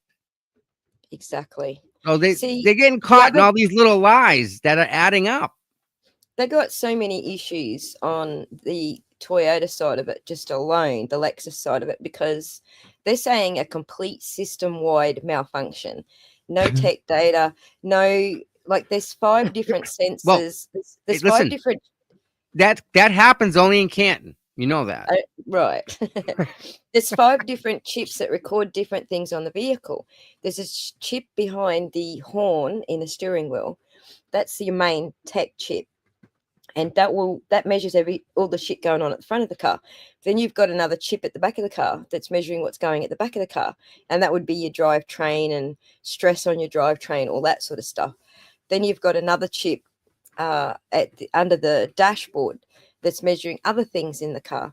And then, so when you take a tech stream, you're taking information from all of those chips into one, amalgamating all that information into one piece of data. So for them to say there was no data, they're saying that the entire car malfunctioned all at once, along with all of the cameras in the town all at once, along with everybody's fucking phones all at once, along with ... How speaking of, how are they going to get around the Celebrite issue? The Celebrite issue. I don't think it's an issue. Well, no, because Celebrite shows that 227 happened. How are they going to say that Celebrite was wrong? Because they did. They went down that road. Remember? Well, they didn't go down the road to Celebrite was wrong. They went down the road that Celebrite. So there was two different things. Okay, there was Lally saying to the court, we didn't have the updated version of Celebrite, so we couldn't see it. Right. That's one story. And in that case, we're back to that because Celebrite's changed their version again and decided you can't see it anymore. But it reads older versions. That's apparently what they're going to try and do, is put Whiffen on the stand to say, oh, we've changed the version again and now you can't see it again. But that issue is completely separate to whether or not that data exists in the WAR file. It's a completely separate issue. Whether the data can see it, whether the software can see it or not, is a completely separate issue to whether it exists or not. So they never said Celebrite is wrong or unreliable. They said she made a search. She opened a tab. She left the tab open. Right. And then she came back at 6 a.m. and used that tab to do a search. But that's also disproven because the two tabs for those two searches have got different numbers. So the tab number That's right. That's correct. The tab number is allocated by the SQL database. It won't give the same tab two different numbers. It can't, If she opened tab number 00057, left it open, and then redid the search, then the tab number will be 00057. It won't change because she came back at a different time to use that tab. Nope. So clearly, whatever she was trying to do in the morning to cover her tracks, she did in a different tab. And that's going to be Matthew, I can't think of his last name. It's going to be Matthew and Richard Green that will be testifying to that. So that's going to get blown out the water because the tab numbers are different. Right. So it's very simple to understand. The tab numbers are different. You don't have to get complex about it. What she did is she just went back to her tab that was already opened and did a search and then deleted it. And they're trying to say her search at 6:23 at the request of Karen is the search that Celebrite is pulling up. Right. And here's the problem with that. The second vehicle, the second cop car that she claims they got into and Karen asked her to do that search, it wasn't on site yet. It arrived at 12:26 after she says at 12:23, 12:24 that they were in that vehicle doing that search. I just realized that when you said that. The other vehicle hadn't been there yet, the other cruiser. So they couldn't have been inside of it. Right. The only other cruiser on site was the one with the dash cam, and they didn't get into that one because the sound was on and we didn't hear nothing. So yeah, that's going to be all saved for Jen. Also, since we're on the Jen subject, we're going to get sidetracks. I was trying to actually explain the whole mileage per hour thing that none of the maths adds up, but just because we're on BN Troubles videos still, but some other things that people brought up about that. Remind me to come back to the Jen bit. I've got more points to make there. people were disappointed that he threw the arm out at the car rather than just holding it there. And yeah, I don't think you guys are thinking about safety here. He doesn't want to repeat breaking his own arm. So that's why he tossed the arm out. I wouldn't be standing there holding the freaking arm at 25 miles an hour. Okay. So he did that for safety reasons, but it's as good a test as you're going to get. You got some velocity hitting something that mimics a human arm, as same as John's, and they're trying to say that his arm got hit by the taillight. However, the arm definitely showed signs of broken bones inside of it, and John didn't. So how's Exactly.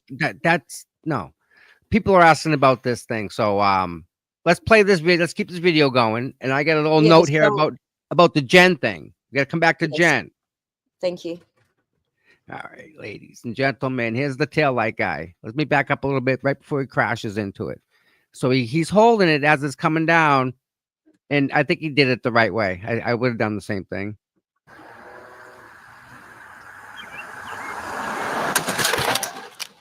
He almost let it go in midair. Right on this corner piece, I hit about right here. But if I would have gotten a higher hit, it might not have busted it at all. It would have cracked it, but it wouldn't have broke that whole section off the bottom. But I've got the bottom reinforced. I've got the sides reinforced. I've got the top reinforced. Might do another one just because I've got the arm and I'm here. Dented. That dented. Look at the bone that's broken. I broke both arms, or both bones. And here's Buddy's arm. He's got a cracked, broken elbow. His elbow is broken. And pushed Those out two through bones the in Yep. the skin. forearm are Yep. completely in two. It was Wiped just out. from the impact. His wrist is broken. See the bone dislodged right there? That's gone. That knuckle's damaged. But the fractures right here, those are definitely from the impact, and the broken elbow is definitely from the impact, and the wrist is definitely from the impact. How broken that is. That is two pieces. Yeah, where's this contusions? And Scratch marks. the elbow, get in focus, the elbow, it's Yep. definitely broken. Yes, I know my fingernails are dirty because I've been welding this contraption up for a couple of days now. So I'm aware my fingers are dirty, but the arm is clearly wounded. This is what would happen if you got hit by a Lexus taillight. And I'm not talking about you're going to knock the lens out of it completely, Furrows. break the diffuser, Yeah, Where's the break the furrows? back housing, that's the break that the mark chrome on the snout, that is the strongest piece of the taillight, and not have severe damage to your arm. That would be an impact more consistent with 50 miles per hour. And we know that didn't happen either, because the arm would be completely obliterated. Now, let's go over the damage or lack of damage of the taillight. that's a rugged piece of As you can equipment. see, the taillight is not much damage. It cracked the bottom housing, just cracked it. No, the defense can't use this video. I got 4 big pieces off of the taillight. The 4 pieces of taillight. That piece Four right there in his big hand, Thick I think that snaps pieces off. of taillight. Like it's hard to explain. If you see a tail light, you'll see what I'm talking about. It almost lays on top of over the white thought- piece. Maybe 2 would break off, but it actually got 4. That's it. 4 pieces.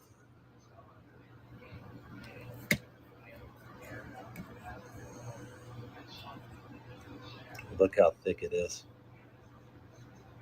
How many pieces did they find at 34? Do you remember? Sorry, I have to mute. I got rain Yeah. coming down pretty hard I'm right just now. real quick. I'm trying to remember how many pieces they found at 34 Fairview. Was it 70 pieces they found? 47 or 42, 47. I That's think what it was. 42. 40, 42. But this guy got 4 pieces. That's all that broke. Is 4. Yep, and That look is how a thick thick it is. It's pretty thick, hey? Yep. And these lines, they actually tell you how the glass was broken. So if they looked at it, Right. you could tell which direction it was broken in. Yep, yep. I actually really thought maybe 2 would break off of it, but I knew 46 or 47, however many it is today. I knew that wasn't going to happen. It's hard to I knew remember it how would many do more damage pieces. to the arm than the actual Yeah. taillight. Like everything, it changes over And- time. Only one cut mark in the sleeve. Just So, one? Yeah. That's all. It didn't scratch the side piece. Didn't break that. It didn't break this. It didn't break any of the diffusers. It cracked. Little bitty crack on that diffuser. Nothing else And on the taillight. how is did broken. that chrome get broken? That chrome is actually plastic, even That though was a Kerry hard said metal. But 25-mile-an-hour hit. The inside part of it's intact. The top housing's Look at intact. that. It's got a scratch on it. That's probably from me welding up the rig. But the taillight is largely intact. That's what I would expect from a Lexus taillight. I knew that it would knock 1 or 2 pieces off. I didn't think it would do 4. I knew it would do 1 or 2. And I knew that the arm would be broken. Nowhere on the arm or the clothing is teeth marks, puncture holes, cuts, slices, abrasions, whatever you want to call them. Let's examine the shirt closely, because everybody has seen the video. There's one cut mark in the shirt, and that could have been from hitting the ground. I that's don't much know. thicker than John's But there's a fabric. grass mark right there. Yeah. Hi, But there's Michelle. only one. The taillight will not bite. The taillight is not going to leave two marks everywhere that there's abrasions or deep puncture from teeth wounds on John's arm. There's one. All right. So we're going to pause for a second. And I want to show you guys this. Now that you saw that, right? And I'm not telling you one way or the other, but I'm going to show you this. This Michelle, is the back. Sorry, Michelle, can you put BN Trouble's link in the chat for? Oh, you can't. You're not a mod. Dope. We need BN Trouble's link in the chat. Everyone's asking who it is. I'll get that. Right. Where is it? Where is it? Where is it? Where is it? My God, I just had him. Hold on a second, guys. Be in trouble 31. Let me share this. Stop. Let me share this screen so you guys all know where to go. This guy's been just dynamite from day one. Everything he's done is pisser. Yep, go This is- support him. Yep. This is his handle, BN Trouble 31. He's got almost 4,000. He's got 3,700 subscribers, 26 videos, and the videos are all must-watch videos. Go subscribe. Chuck him a couple of bucks because every time he wrecks a taillight, costs him $1,200. So And I know the arms he's using are not cheap either. So yeah, if you guys could Yep. just, send him a message to see if he needs anything. I'm sure money to purchase all this stuff.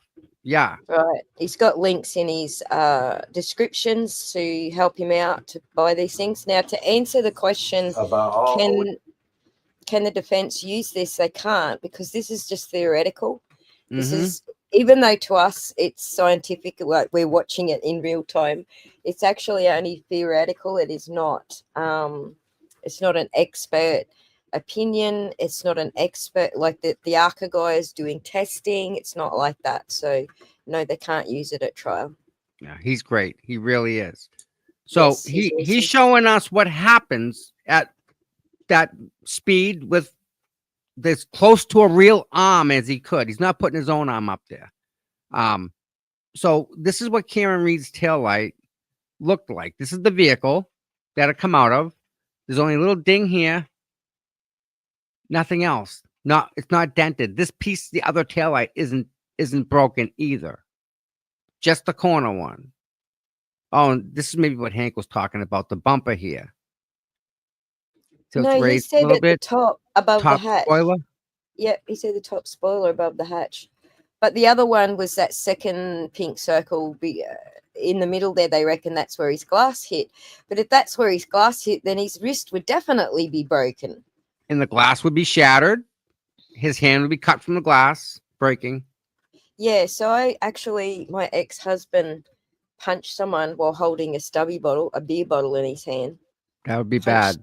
Punched someone holding the bottle, and it sliced his hand up so bad, and he had severed the tendons in his pinky. Mhm. So Oof. big issue because he's a bricklayer and a guitarist. Oh, So forget it. Ouch. couldn't use that finger ever again. So it does a lot of damage when you're holding glass and it breaks in your hand. In your hand. It blows up in your hand, and the hand blows up with the glass. It's not good. Slashed. This is her taillight. Like that's what they broke off of. And Right. again, for the taillight to be damaged that, I don't see it happening at 24 miles an hour. You would have damage to the actual vehicle. The light would be a secondary thing, easily replaced. It's the structural damage, how the recess where that light sits in, that would be all banged up and damaged also. But it's in Karen's, it's not. It's flat. It's not mangled at all. Another really cool thing to look at, you just swiped yourself off the screen, Tommy. Another cool thing to look at is on BN Trouble's channel is the back housing, the rear housing, how that is all set up, because there's no bulbs. It's just circuit boards. Okay, it's green. It's LEDs. It's little green circuit boards. So there's no actual bulbs like Kerry was imagining in her first testimony, which she changed to, there was a whole square piece. That's not even steel. That is actually plastic, just covered in chrome paint. Mhm. So he does show you all of that. BN Trouble's channel shows you all of that, what it's made of, how hard it is to break that plastic, the silver plastic that Kerry was referring to, understand. So there's so much educational stuff on BN Trouble's channel, but obviously the jury can't see that. And this is what they hired ARCA to do. So ARCA actually took and did the calculations, like how you can calculate a vehicle to get to X speed. They did the calculations on how to break the taillight and the force that it needs to break. I mean, Right. how many taillights do you think they went through? Right. Hi, Olivia. I don't know where all those things went. She's clearly making it up. I already called her out for the little bit sticking out that could have caught a cardigan. She wasn't very descriptive. And I automatically thought, hey, look at this photograph of the tail light sitting there in the last viewing. It had a piece hanging out of it, which is it was a wire that was hanging out. Right. And she had said several times before trial there was a wire hanging out. Everyone was repeating it all over, Twitter that are all antis. They were all saying, yeah, there was a wire hanging out. And then so I posted a photo of the back end of a car with that wire hanging out going, these are all drongos. But then she changed it up on the stand and she talks about this metal piece and it's not even freaking metal, it's plastic. Yep. So it couldn't have bent the way she's saying, it was all bent and it was square and it looked like this and it was sticking out. It's plastic. You couldn't bend it. It would the only way to bend it would be to break it. Yep. And Silly, again, silly woman. we're not just living in another reality, but this is being allowed to go on in a court of law. I thought this was supposed to be straightened out well beforehand. Like, this person was here, that person was there, this happened, this is the time that happened. Everything in this whole case is in question. Even the time that he scooped the car from her parents' house, even that was in question. The time then, Mhm. you know? To come back to the Jen comment, Yeah. just to finish it up. So by getting Kerry to say that she was not in the cruiser with them, praying when Karen said to type how long, now Jen's the only person left saying that. So now she's got less credibility than she had before. She's the last one who's saying that that's what happened. Nobody else saw them get in the cruiser. Nobody else can verify. It's just Jen's word now. So that's a weaker argument that they've got this trial than they had last trial. And also, did anyone catch AJ saying the other investigation and the agents that you Yep. spoke to? That was bloody brilliant, because what other investigation has agents? Yeah. Great way of bringing it in without bringing it in, right? Right. Surely the jury's put 2 and 2 together there. Like, there's no way they can put another investigation with other investigators who are agents down to some sort of freaking insurance company job, right? You know, that I'm glad you brought up the jury, because the jury, you know, I used to have faith in the jury, really. And then I listened to Ronnie, and my faith was just pummeled. I don't see how he could not understand. And again, that's where we're biased, right? We have information overload. We have too much information. Well, to I be still- honest, I think he was biased. I think that the cop and he were biased because they got EMTs lying on the stand, and they've got cops lying on the stand, and they've got a cop and an EMT in the jury. How did anybody think they were going to come to any other conclusion? Because they've got to stick by the cops and the EMTs. Yep. It's just, that scared me. That kind of, I don't know, man. He went through the same trial, and I know I'm biased, but I still can't see some of the stuff that guy was saying. I just don't. How do you throw out experts because you think they're a distractor? How? Like, Mhm. it doesn't make any sense to me. That's because he was biased, because he's Yeah. an EMT and he works with the cops, so he's biased. That's all Ronnie did for me, was show that he's biased. I'll bet you $100 there's not a single cop, EMT or nurse or anything on this jury. Yeah, that the head foreman was a former police officer that got hit by a vehicle, I believe. Right. not- He should yeah. have been tossed. I don't know what they were thinking letting him in. Well, you would think a police officer knows right from wrong, knows they didn't do it right. Maybe Mm. side with you. Do you And think that? this Go sorry. ahead. Dave's channel. Oh, sorry. Marilyn just raised the point. No, who was it? Hunter. The chat's maybe too quick for me. Hunter's raised the point. You know, who's afraid of the McAlberts?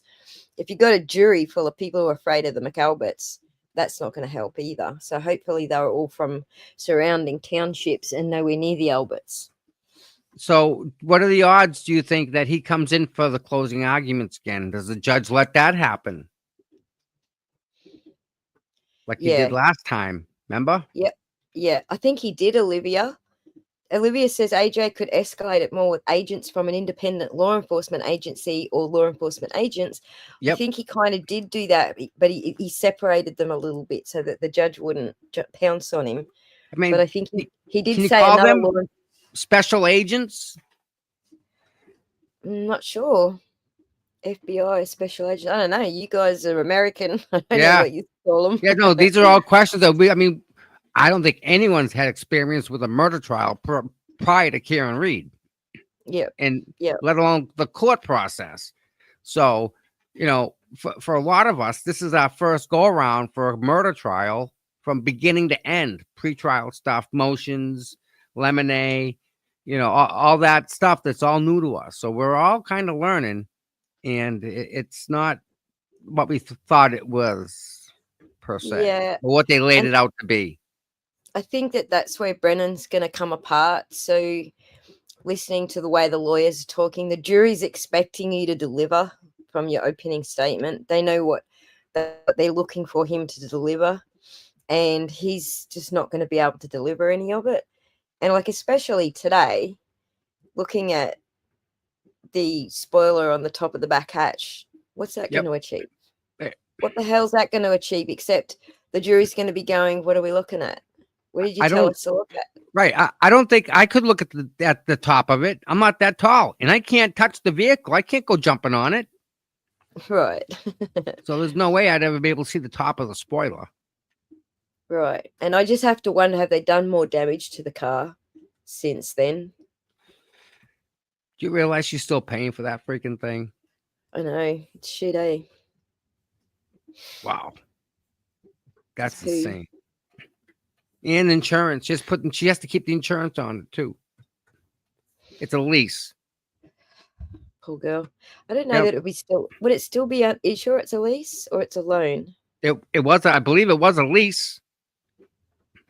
I don't think it was a loan. I think it was a lease.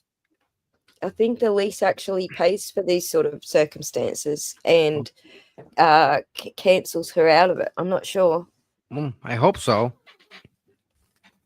So with a loan, I don't know about in America, but with a loan here in Australia, you can actually get extra insurance on top of your loan. Yes. So that if something like this happened and you didn't have the vehicle, that you could pay out your remaining balance or something along those lines and Yeah, be like- released from your contract. Yeah, something like beyond your control, right? Like what if Right. you get sick or someone dies by accident or something, right? Or You don't know. someone accuses you of murder. Little things So- like that, right? Yeah. Right. So, but that's an insurance that would cover you on paying out your loan. So I don't know how leases work in America. Like I know here in Australia, if you lease a car, you're covered for everything. Yes. Everything, all unforeseen circumstances, you're covered for everything. So Yeah. Oh, what else? What else? Carrie talking about the car, her lying on the stand.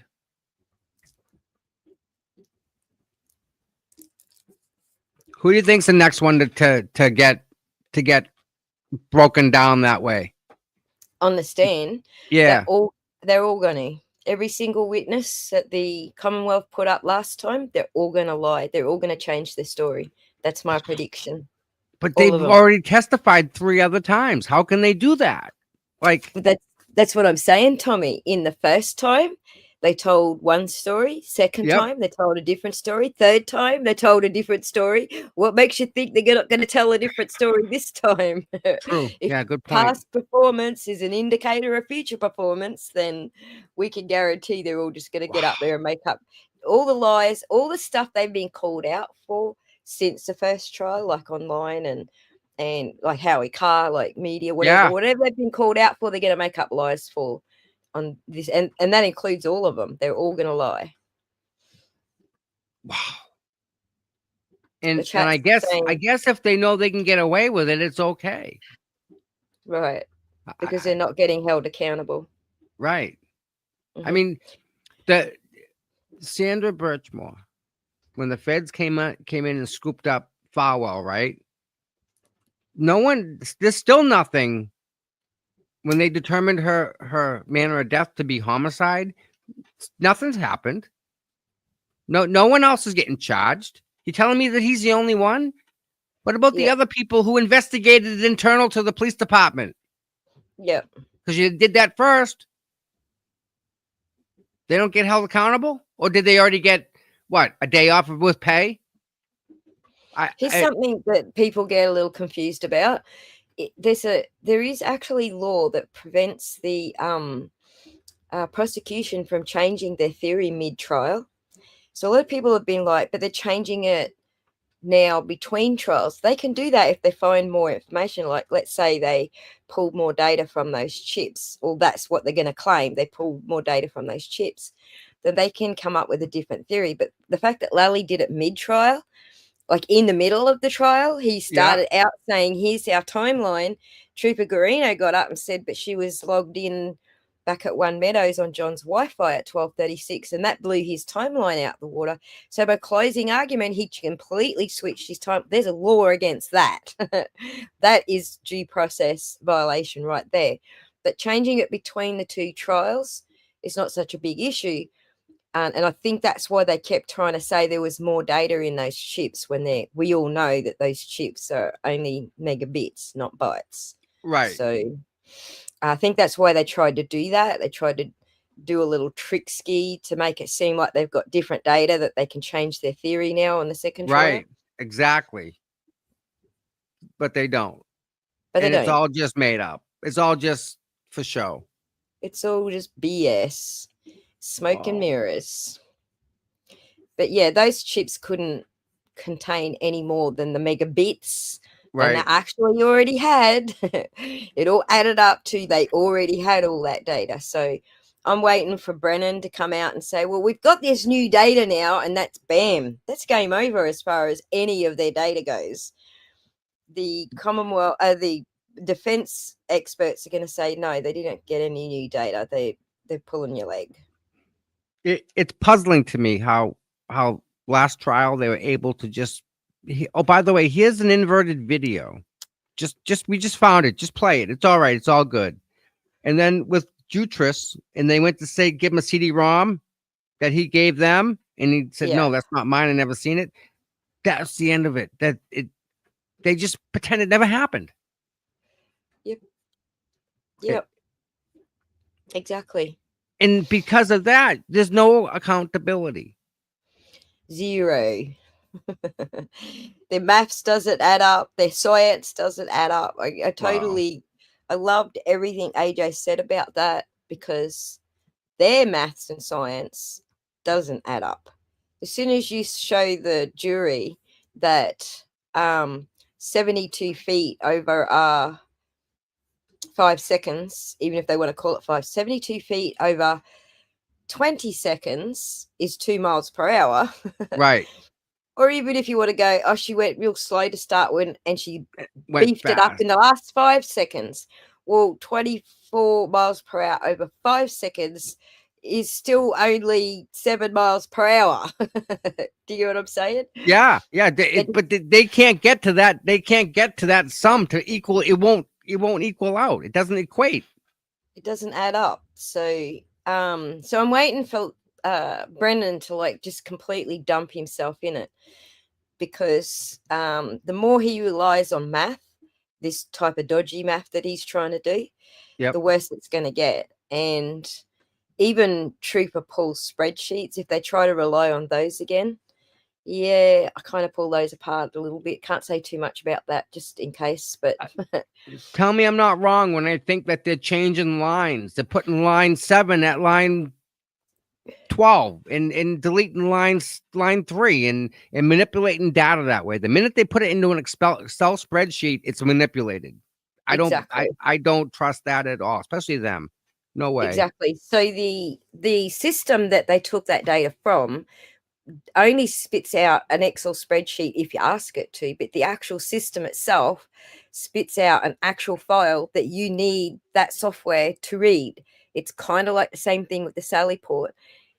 The software that they're talking about, the video software management system, the VMS. Yep. They're saying that the only way you can read what was spat out of that camera is by the original files that was produced by that system.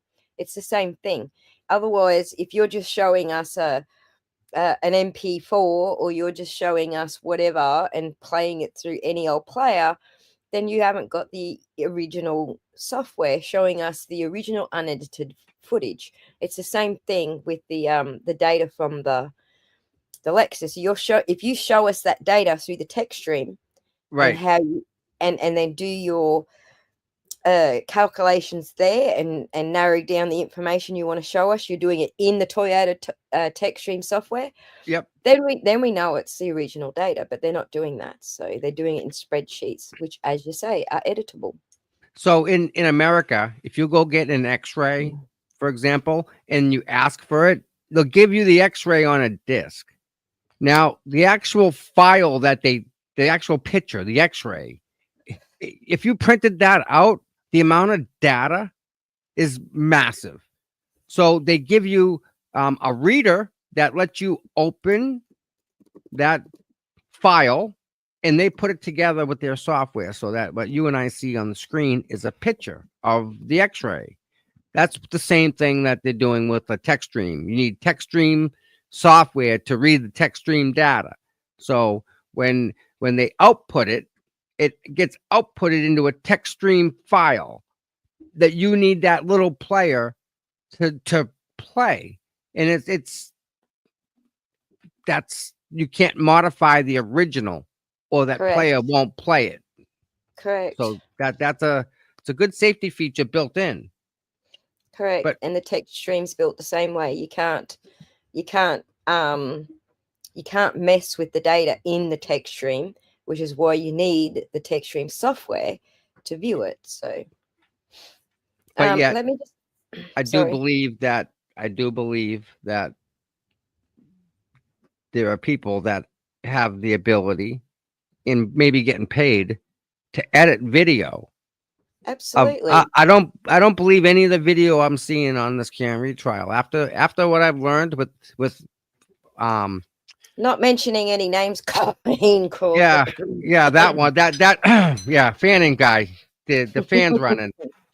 I just know it blows my mind that not only do they get paid to do a job at the Norfolk County District Attorney's Office, but they created a separate company outside of the District Attorney's Office, mimicking the same thing they're doing for the DA's office, and the DA's office pays this company. So we're paying the same people twice to do the same job. That's Massachusetts. Answer your question, Belinda. Is the spoiler the same height as John? In fact, the entire total height of the car up to the roof is 6.18 feet. And so the spoiler probably is around head height. But now they've got to explain why he's got injuries to the side of his body while the back of his head's towards the car. See, I'm small. I have to duck for the bumper, so I don't worry about the spoiler. Right. I'm small too. I need a bloody step ladder to get into mine. Yep. I can't even reach that spoiler to wash mine. So Man, yeah, I'd have to jump to close it if the back hatch went up. yeah, Oh, same. So what about Higgins and this stupid Jeep that bothers me? I spent more time trying to figure out vehicles and how, if you're pulling up to a house and if there's a Right. vehicle there, where would she have parked and what would she have seen? And she would have had to go around it and not be in the street, and the plows are out and about and it's snowing out. So I'm kind of curious as to how Higgins got there, unless Higgins parked across the street in the deputy chief's driveway, which is why he would Right. have deleted his footage. But you had the three witnesses saying he parked right at the mailbox. And so that 60 something feet, now Brennan's saying, oh, well, she pulled forward only 35 feet and went backwards 75 feet. Well, that is even worse because that puts her right through Higgy's bloody Jeep. So, Right. I mean, clearly Higgy's Jeep was not there if this is what freaking happened. Like we know, first of all, Karen Reid didn't back the vehicle up. We know that happened on Key Cycle, either tow truck or something after the vehicle was in custody. So we already know that that's not true. That data's not true. We also know that the Jeep was not in front of the freaking mailbox because who pulled up right behind Karen and John? This much we do know. Yep. The Nagels pulled up right behind Karen and John. So clearly Higgy's Jeep wasn't there. Yeah, I mean, it just, why lie about that? It's like, in the scheme of things, Higgins had to get there. Higgins had to go home. He had to go somehow, some way. He drove. Yeah. How? What did he drive? Where was the vehicle?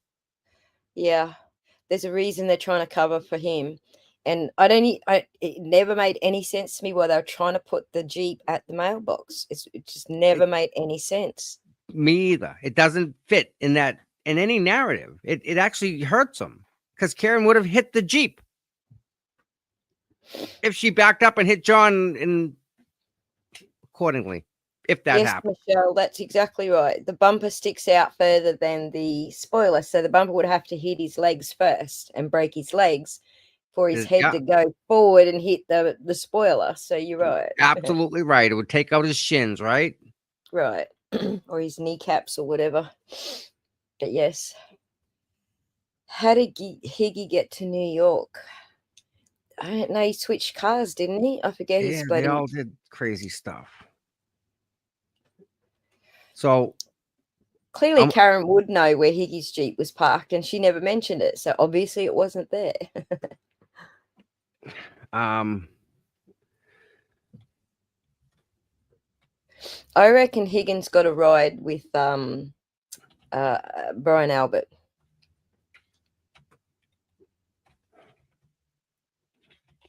hold on, I got right there. Brian Albert, Higgins, and Jennifer McCabe all rode in the same car. That's what I reckon. There's no proof of it, so it's just an opinion, guys.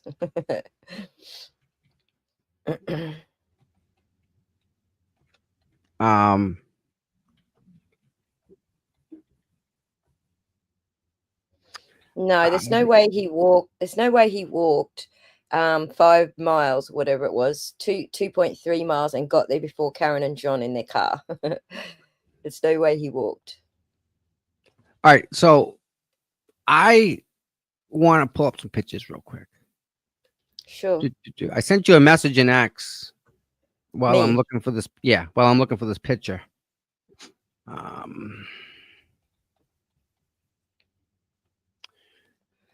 Oh, I knew that was going to happen. You did, didn't you? I knew. I'm waiting for you to say something about it, and I'm just waiting. And I'm gonna give you the heads up before, because yeah, that ain't gonna go by you.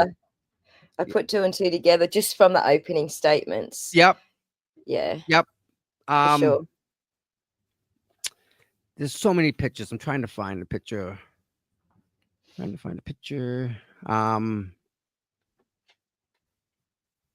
will do it. So when you go in the hospital and you get admitted, they're supposed to take everything that you come with and put it in a bag. That bag that they gave John was in the back of Trooper Proctor's cruiser. We don't have to call him Trooper anymore. Go on. Ex-trooper. Went in the back of his cruiser for I don't even know how long. So what you're saying is the bag got proctored. The bag was yes, definitely bad. I'm trying to find a picture of the bag on the floor, of the clothes on the floor. And they get on the floor because when the nurses are working on you, they don't care where they're just taking the clothes on and off and throwing them around. Fermented evidence. Glenn's cracking me up again today. Canned Evil, BAP, and Snaggletooth in the car. I have a question. Maybe you can answer it. I'm waiting for your pictures. We didn't see So your if you look at this picture here, this is John's hand. Put it up on the screen. See, this is a boxer fracture from fighting. Yes, and that's what Andrea Burkhart said. So she's actually, she trains people in boxing. So that's exactly what she said. So she's seen that before. Absolutely. She's had that before. So what's this over here, though? That's his side, the side where his ribs are. But those are is that bruising post-mortem? Is that what happens there? So you know that message that you sent me in X? Mm-hmm.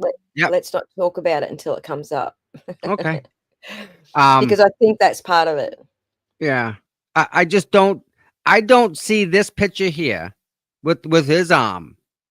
There is absolutely no way that they can say that came from that tail light.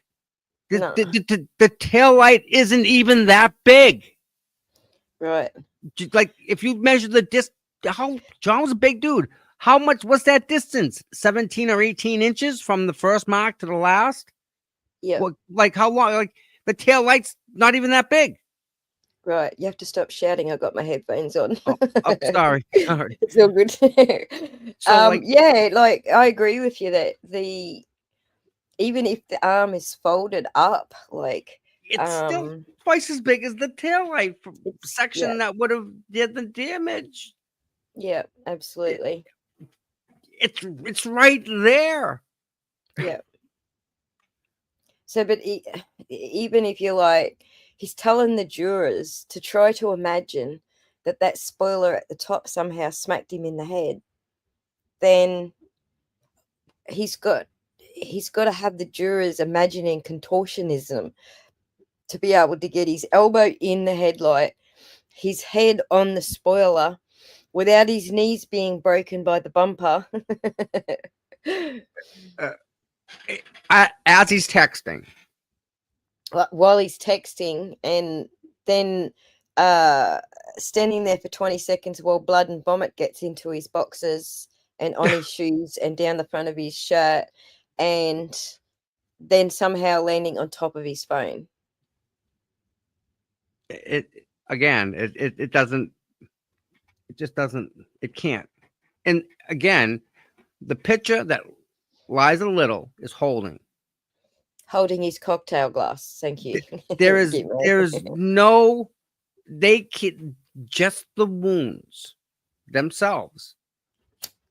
They do not hit. They do not line up with any part of her vehicle. If she ran him over backwards and that was his arm, maybe, but no, there's too much. The distance from the first mark to the bottom mark is bigger by a lot than the small spot that the tail light would have impacted. Not saying it wouldn't have broke all the bones if it did happen, but the small area that impacted would create the lacerations. And what John has on his arm, which is blatant to everybody, is injuries that are about this big. Yep. Exactly. So I'm getting close to 1 a.m. here, so it must be close to court coming back in, right? Yep. Are we on the fan yet? No, not yet. I got Alright, nothing here. So it's getting close, guys. let's we got 4 minutes. Let's take a 4-minute break and finish this guy's video. Yeah. Be in trouble 31. Oh, the salt marks. You got to do the salt marks. We're getting there. All right, ready? Here we go, guys. Play. Broken. That was a hard 25-mile-an-hour hit. I'm just going to grab a coffee while this is playing. Housing's intact. It's got a scratch on it. It's probably from me welding up the rig. But the taillight is largely intact. That's what I would expect from a Lexus taillight. I knew that it would knock 1 or 2 pieces off. I didn't think it would do 4. I knew it would do 1 or 2. And I knew that the arm would be broken. Nowhere on the arm or the clothing is teeth marks, puncture holes, cuts, slices, abrasions, whatever you want to call them. Let's examine the shirt closely, because everybody has seen the video. There's one cut mark in the shirt, and that could have been from hitting the ground. I don't know, because there's a grass mark right there. But there's only one. The taillight will not bite. The tail light is not going to leave two marks everywhere that there's abrasions or deep punctures from teeth wounds on John's arm. There's one, and I don't know what it's from. It wasn't there before, but I would suspect that it was from the impact. You got it, Michelle. There's not 47 pieces of taillight. This, combined with the fact of the other evidence that I have, the case is over. The case needs to be dismissed. People need to be charged to work for Massachusetts State Police, people that work for Canton Police, Boston Police. It's over. The ruse is up. The jig is up. It is over. Because it is so thick. Look how thick that lens is. It's almost as thick as, it's half as thick as my pinky. It just will not, it can't happen. It's going to do more damage to the human body than it will to the taillight. Lexus lights are just too strong. They are built to be strong. And it's going to break bones, which it did. I knew that it would do that. This is going to be the next video. This is going to be the one that's going to put the nail, the final nail in the coffin. After this video goes up with the arm 25 miles per hour, this next video, if you've got a keen eye, you will see where I'm coming from. I'll put pictures up of the other taillight, but the next taillight is going to be the one that sinks the Commonwealth forever. If you see what I see, you'll know where I'm coming from. This is the next video that's coming up in a couple hours. This is going to sink the whole Commonwealth, and Karen should be set free right after. And freeze Karen. And I want everyone to share these videos. Share them to as many people as you can. Right there, that shot right there. Share who? Watch. That's Tommy. You've swiped yourself off the screen Oops. again. So that's showing the salt from in the water, condensation from the road. Right. I don't know if they use salt in Massachusetts, but Lots of it. Lots of it. right. So you're going to be the better judge of that than I am. I hear there's different ways they can do it without putting salt on it. Yes. So I never was sure that that was the method that they used in Canton. Definitely is. So that shows you that that was somehow sealed in a way that the water stayed inside of it. And it didn't, it dried as drops. And I'm then not the sure that's salt, right. the salt dries like that. Like I live near the beach, Mm-hmm. and the salt dries like that on your car, just being parked near the beach, not even being immersed in it as you would, you know, from driving on the salt road. So it sat on the back of a tow truck all the way from Canton to, I forget. Dighton Dighton to Canton, which is about a 40-minute drive or something, isn't it? Yep. Yep. And so that's what we should be seeing all over that taillight. There's that wire she's talking about. There's a connector. That looks like a connector right there, doesn't it? That's the bit that connects it to the car. Correct. I can show you what I'm talking about. Let me just. And that's broken on. I mean, that's broken on the top of the housing itself is broken. Right. Let me share the screen and show you what I'm talking about. This is what she was describing in trial 1.0. Share screen. I don't need tips. Just share the damn screen, please.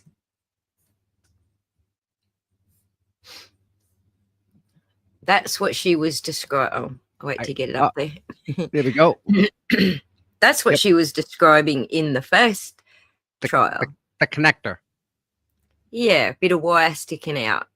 Oh, you might catch your cardigan on that. I was like, BS. And dangerous Yes. smell for that, right? So now she's changed it to like a little square piece of metal, and she doesn't even realize it's not metal. It's actually plastic. So that Be in Trouble actually did do a video on that, if you want me to pop it up. Yeah, but I want to show you something. See this flat piece right here? Where Wiggle your it's- mouse so I can see it. like it's right from the middle of the connector where it Yeah, comes yeah. out of the vehicle. Yeah. That whole flat piece where it mounts against, that's not Yeah. damaged at all. That would be dented. Because it's all plastic, you'd expect it to be pushed in and distorted in some way, wouldn't you? Yeah, these flat pieces that they put where the taillights go in, they're not very thick at all, metal wise. They're probably as thin as a Coke can, like a regular can of Coke. That's about how thick this is. So this would be damaged. It's not.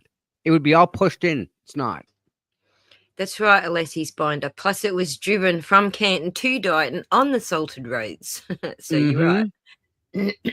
You're right.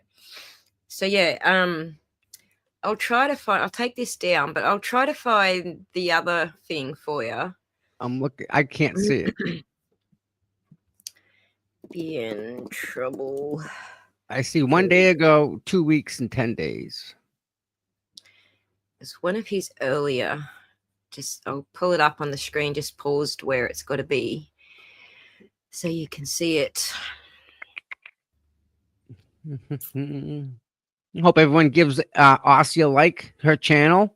Nice of her to be here today. Nice of everyone to be here today, as a matter of fact. Nice to see everybody.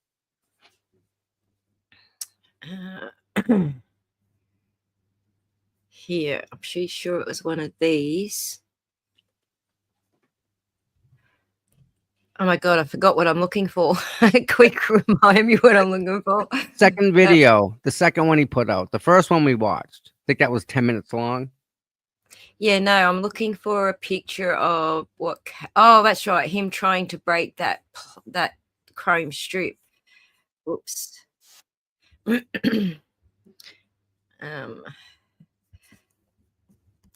think it's this video. Let's go to it.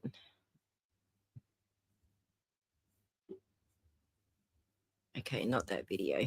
It's going to take me a minute to find which That's video. okay. Take your time. Time. There's Glenn. Good morning, Glenn. Good to see you. Good morning, Angel. Mary, always here. Good morning. Cheryl, Joy. Good to see everybody. These have been extremely informative to watch, like all of his videos on the taillight. And I love that I don't have to give anyone my impression because they can see it with their own eyes. They're seeing that, like they've seen that guy hit that taillight hard many times. Exactly. Okay, I've got the exact spot now. So share it. Right. I don't think we need to listen to them smashing it, but so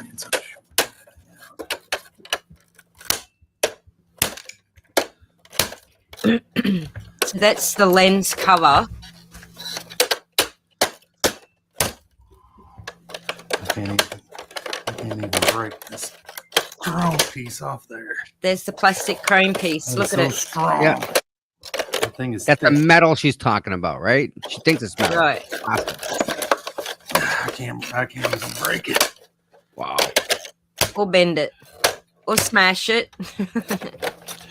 There's no possible way an arm did that. Especially breaking that chrome centerpiece. All right. So when this clear lens gets broken away, it can't glow across the entire tail light. So it's only glowing because there's a little piece still up the top here and a little piece stuck up the top here. So all that clear stuff coming out is it's impossible for when she's driving out of John's driveway to even see that she's got a tail light, because all that clear stuff is supposedly gone. So, but anyway, that just goes to show how stupid Kerry's testimony was 2 days ago, because that shit's plastic. It's not Yes, metal. correct. For it to I'm be just- sticking out. It wouldn't be. It couldn't be, right? It would either break or be where it is. It would either snap because it's plastic. It doesn't bend. It's plastic. So it either snap or be pulled out altogether. Right.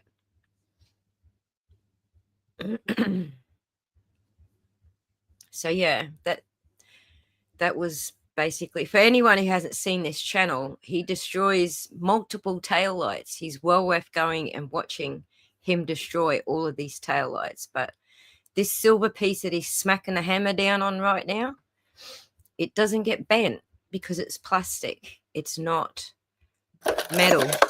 I can't even break it.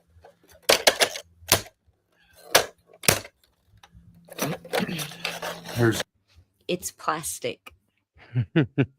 You can hear it when he's being hit. No, Cynthia, the defense can't use these videos.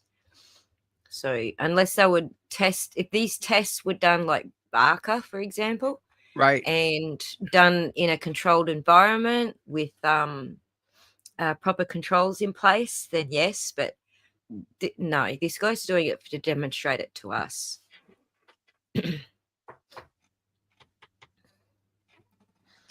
Also, I will also note here, the defense was given a tail light, and so see the power pack up the background there that he uses to plug it in. With the wires, yeah. So there's a little kit that you can get where you can just plug it into the wall and power up the tail light. So the defense was actually given a tail light and a kit to plug it into power, so they could see for themselves, you know, that the LEDs inside this housing, they don't glow white. So when Hank Brennan said, you can see the white glow, he's full of crap, because there's no white LEDs in here, they're only red. And I believe there's some new rule that came in America where the LED behind the lens has to glow the same color as the lens. Oh, So- okay.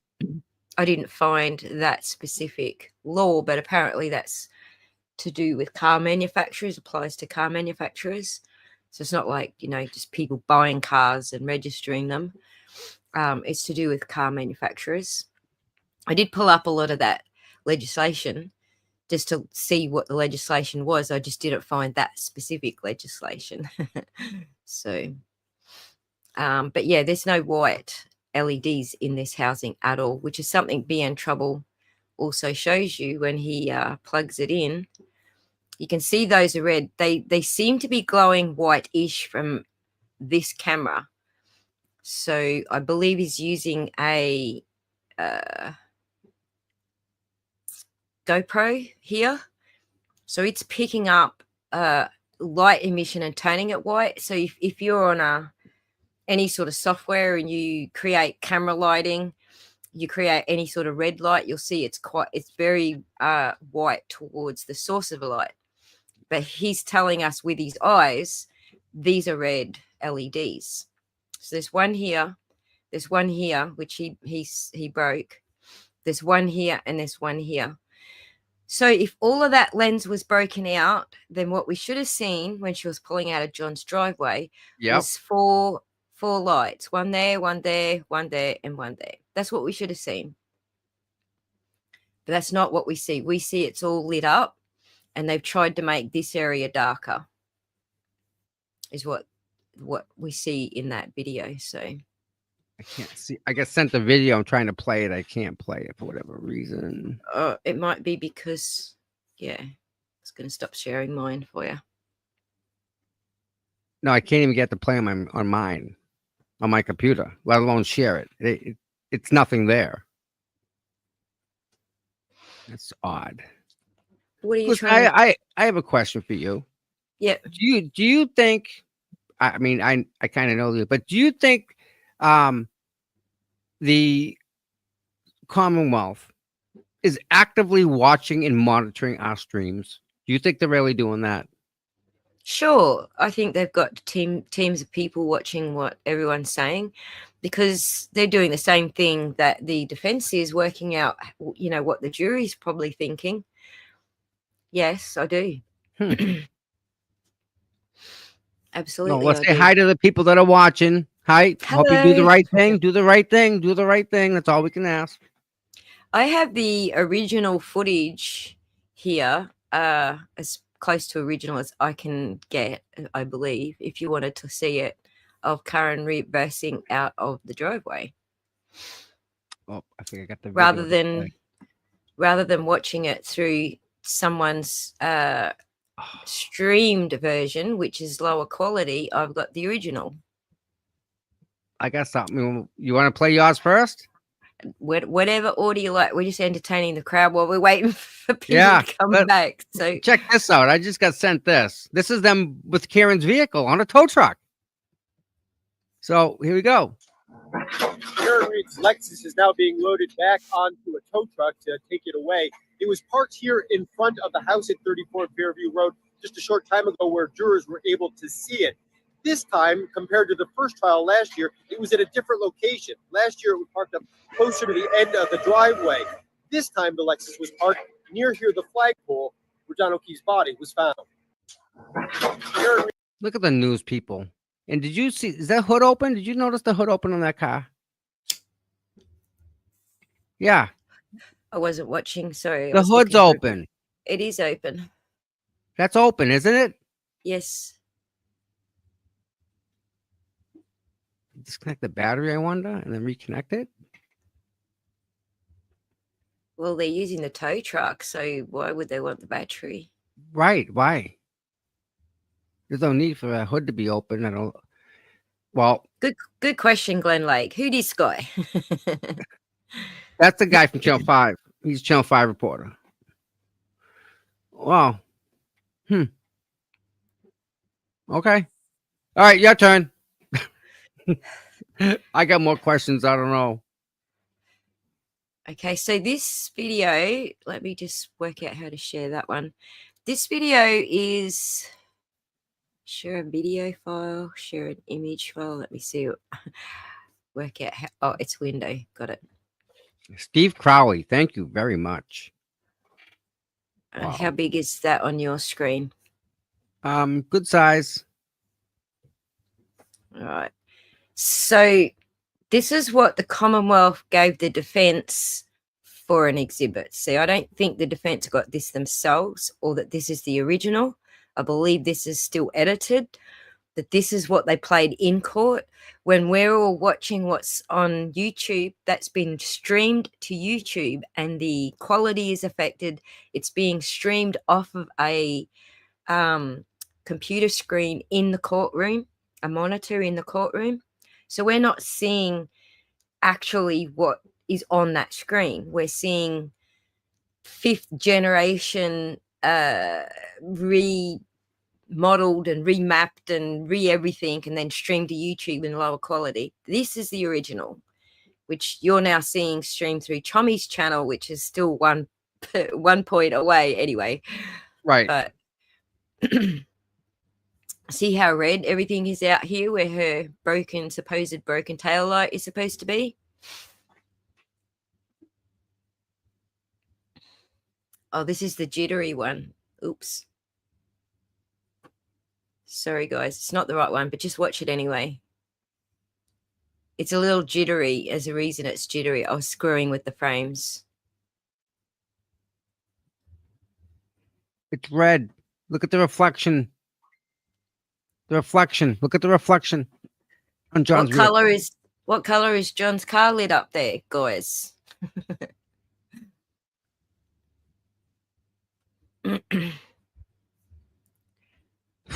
Solid. So see here, he says, see the white? White, we see the white. Can everybody see the white? It's just a no, that's just a frame. It's actually a reflection, I think, of the light up here on the roof next to this camera that's filming it.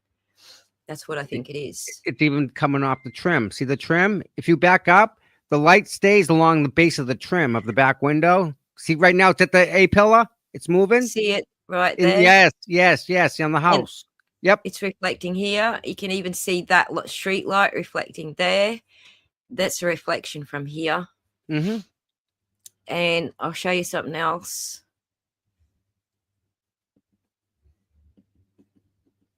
Like I said, this one's jittery because I was screwing with frames. Look at the tail light now. So that is edited. You can see the tool marks coming off the tail light here. If that was actually motion blur, the entire back of the car would be motion blurred. Right. But it That's edited, motion right? blurred. That's edited. So it gets better. Probably not in this one. But there, see how you can see like a number of lines across there? Blurred. It's been blurred, right? So it's even worse there. But now you can see the repeating pattern of the tool mark across it. But where they had trouble was keeping it happening with the Why snow isn't in the other light just as bright? right. You look at how yellow it is there. But It's look at the supposed other to be red. side. Over Nothing. this side, Nothing. it's gone. Yeah. It's supposed to be showing us a light here. It's gone altogether. You can just see it Yes. on at that top corner. Now you can see it, but now you can see the tool marks that are all going in like a square pattern towards the outside of the bumper there. Can you see the tool mark, Tom? Yes. So what they had trouble here with is trying to keep that tool mark. It would have been too sharp. As you can see, this is really sharp. But what's going on in the foreground? All this blur because the snow going past the camera. And look how sharp that is. There's no snow going over that. Again, here, there's snow coming in front of it. It's blurring everything else, but not that mark. So yeah, this was a very interesting exercise, like literally getting hold of what they showed in court and not it being projected onto a screen and then filmed by a camera and then streamed onto YouTube. So it's actually a very interesting exercise. There's also a bunch of stuff going on here. Oh yeah, let me show you the other one. Like this one, I messed with it because I was playing with the frames. Yep. I was trying to fill in frames that I think are missing. The file says there's frames missing. And so I was looking for whether I could fill in missing frames. But let me show you this other one that I got from the start. Where did I put it? Okay, this is the original file. Let me just see that it's this one that I wanted to show you. Just turn the sound off on that. So you know how you can smooth motion down in videos? Like, jittery camera or whatever? Do you know what I'm talking about? Yes. If your camera person's jittery with their camera, you can actually run it through your editing software so that it smooths down motion of the jitteriness of the camera. I think that's what I'm trying to say. Yep. It'll self-correct, you mean, right? It'll self-correct that jittery. Yeah, and smooth it out for you. So this is what I think they were trying to do with this ring footage. I think what they were trying to do was not make her stopping on John's car seem like such a sudden jolt. But you do get to see it here, but you just got to watch it it's very quick, but watch her car jolt before the brakes come on. Did you see it jolt? Right there. It stopped itself. Absolutely. Back up again. Bam. And then the brakes come on. Watch again. Bam. Brakes. So I have a question. Did you slow up or speed up this film at all? No, this is the original. All right, back up and do that again. Because it seems like if you watch Karen, it seems like the original is maybe slow. Watch Karen in the vehicle. No, back up even further. Bam, brakes. Yeah, but it looks like it's slow motion. Back when she backs out of the garage, Well, look at she's still- Karen driving the she's- vehicle. She's going pretty slow. Yeah, but it looks even like that's normal speed. That's her spinning the wheel. If you go back to the beginning, like even more.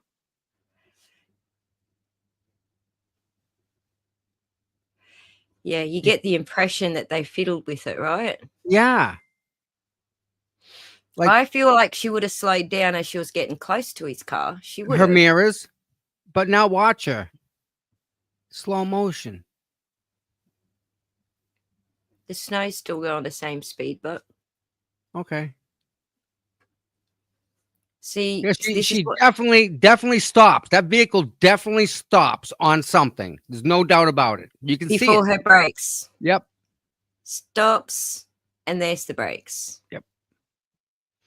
And she Yeah. knew she hit him because she stopped. The car stopped. 'Cause she hit the brakes. But she Right. didn't care. Going to get John. That's what she cared about. Nothing else. Right. So yeah, this video sort of gave a lot away, and the main thing I guess is these tool marks around the tail light. They're very obviously, you can see the Too much. marks. It shouldn't be that bright. See the Yep, the it's swirl like marks. they've dragged it this way. You can see they've Yes. dragged the tool this way. But that they're trying to make it look like this piece is still on there. That little corner piece is still Yep. on there. But that's when you look at theirs, it's not there. It's that whole top corner, not down here, this part. So Right. they've even screwed that up. So you Put can still back. see the Let me add. Yes. There we Ron go. Palmer Miss will Devlin. call Dr. Gary Fowler to the stand. Thank you.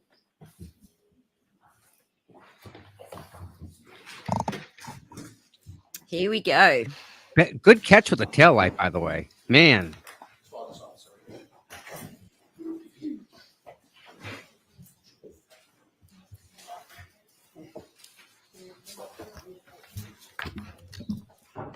Do you solemnly swear that the testimony you shall give to the court and the jury in the matter now pending shall be the truth, the whole truth, and nothing but the truth, so help you God? Thank you. Sure.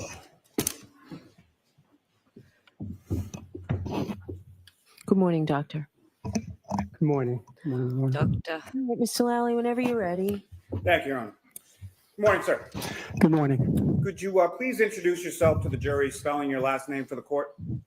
My name is Dr. Gary Fowler, F as in Frank, A-L-L-E-R. And what is your Alcohol.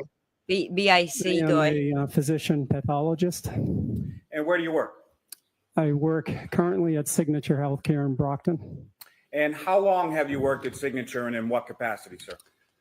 Signature, I started, it's probably 6 months. I took a new job 6 months ago. I am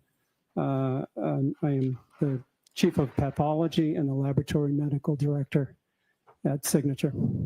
And where did you work prior to your work at Signature about 6 months ago? Prior to that, I was at Good Samaritan Medical Wait, Center it's Lally. in the same capacity. And how long did you work at Good Samaritan for? It's Lally. Since 2015, late 2015. And did you work in any capacity similar to that prior to working at Good Samaritan? Prior to Good Samaritan, I worked at the Kearney Hospital, which is in Dorchester. Why Started pull that Lally into job, this? In 1996. So I stayed on staff at Kearney Hospital up until actually closed 6 months ago. So I've been on staff at Kearney's for quite a long time. Where did you go to school and what degrees did you receive? I went to college at Tufts University in Medford, graduated in '87. From there, I went to Tufts Medical School and graduated in 1991. And following your graduation, where did you go from there? After medical school, I did a residency at Tufts Medical Center in 1991 to 1996. And then where did you go following your residency? And right from residency, my first job was at Kearney Hospital, which I previously mentioned, so 1996. And doctor, are you board certified?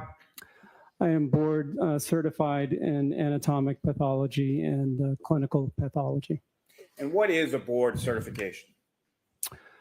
Board certification is something we need to show that we are actually qualified to perform the job that we need to do, both in anatomic and clinical pathology. It's a written exam that we take and we need to pass to demonstrate that we're competent and know what we're doing.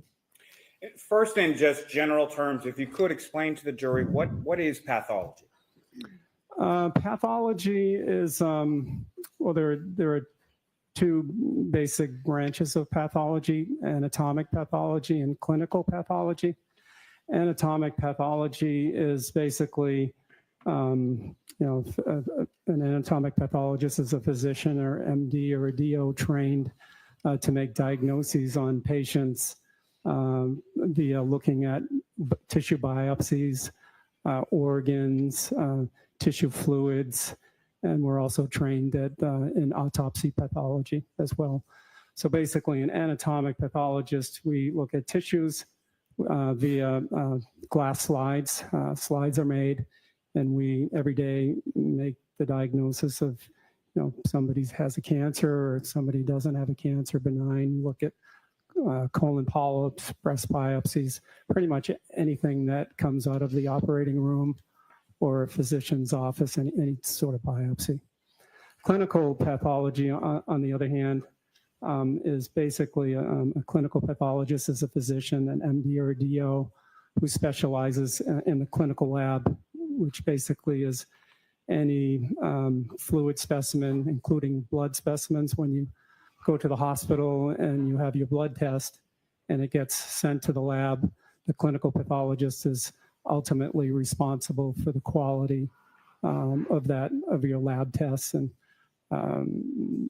quality, and basically that's it. And so the time that you worked at Good Samaritan, did that cover the date of January 29th, 2022? Yes. And again, what was your title and what was your job at Good Samaritan in the month of January 2022? I was the chief of pathology at the time and laboratory medical director. What did you do as the laboratory medical director? Laboratory medical director, basically, the laboratory medical director is responsible for the ultimate quality of any, either whether it's a biopsy, somebody's biopsy, or lab result. The laboratory medical director has to make sure that the final result is of excellent quality. So there are many different things that we need to make sure that things that are in place, as far as need to make sure we have the correct amount of workers. You want to have enough workers. You want to make sure they're competent. So as many. I think he's going to try and excuse there the are blood policies serum. for competency for all the lab techs and phlebotomists and even pathologists. So basically, the laboratory medical director, if something goes wrong, it's ultimately his or her fault. And the lab at Good Samaritan, is that lab accredited? Yes, it is. And by what body? We are accredited, or Good Samaritan is accredited by the, we call it the CAP. It's a College of American Pathologists. They are considered the preeminent accrediting body for hospitals. They've been around for probably 70 plus years or so. What is accreditation? What does that mean? Accreditation is basically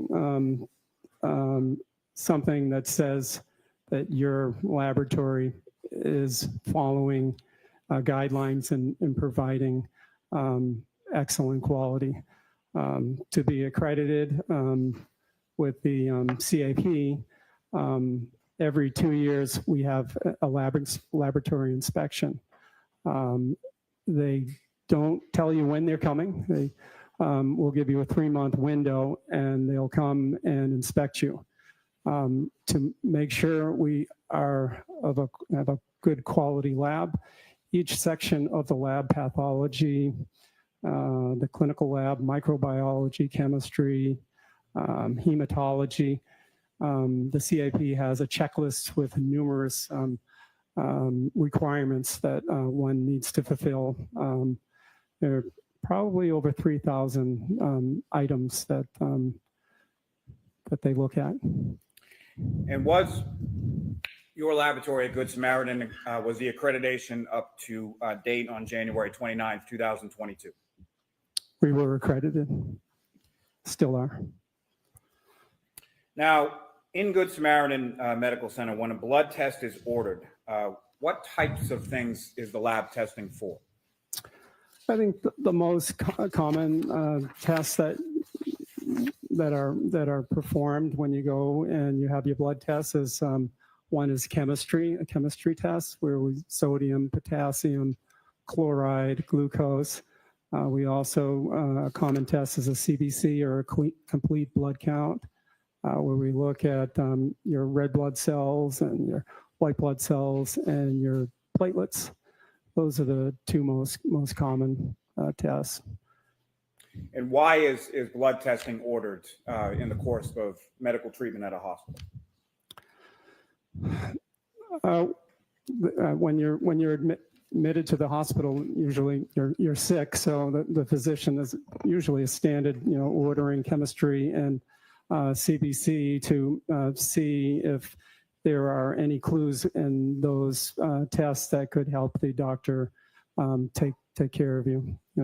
If they look at a BUN and creatinine, maybe if they're elevated, you either could be dehydrated or have renal failure. If you look at liver function tests, maybe there's something wrong with your liver.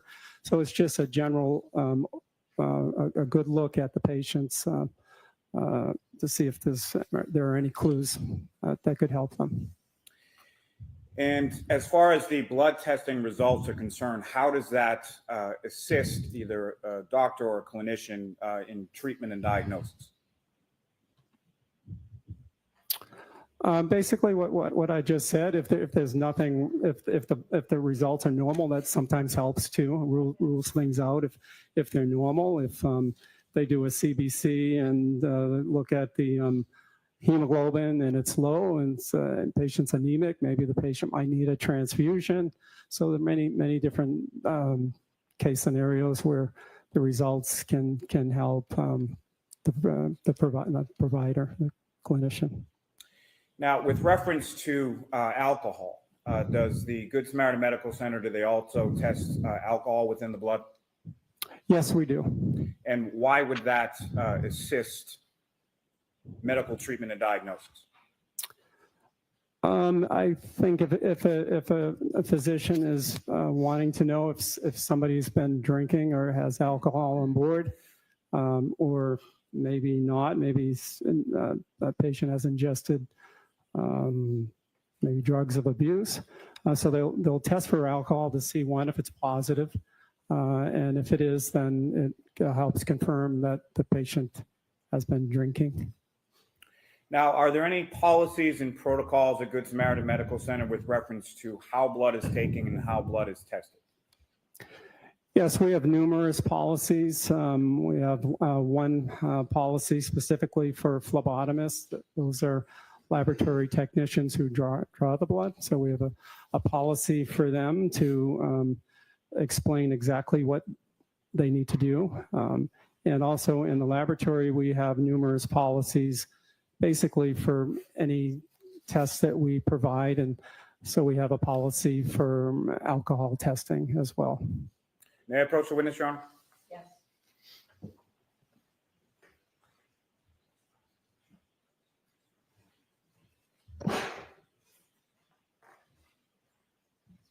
Doctor, I'm placing before you two sets of documents. Just ask you to review those generally and look up when you're finished.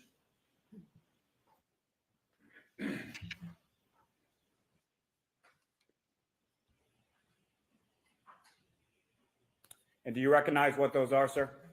Yes. And can you explain to the jury what is contained within each of those two sets of documents? Okay. The first one is a patient preparation for specimen collection. This is the policy that I was mentioning, specifically designed for our phlebotomist to detail the procedure of the blood draw.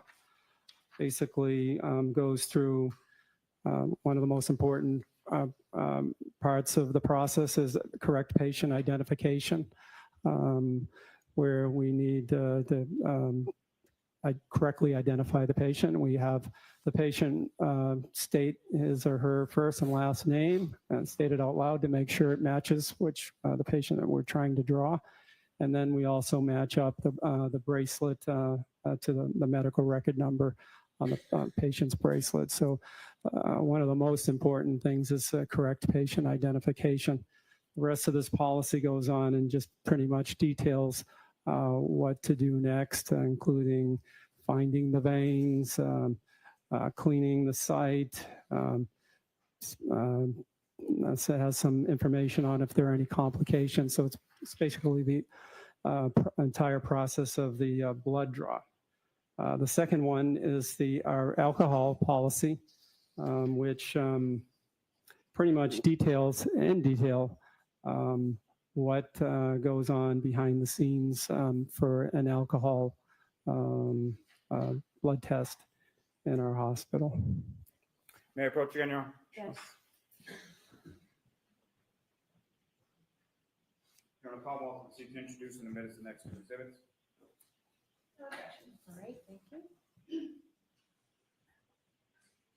Your Honor, for the record, it would be the patient preparation for specimen collection, the next exhibit in line. All right. Exhibit 35. And the ETOH policy would be the next exhibit number 37. Exhibit 36. Excuse me. Thank you.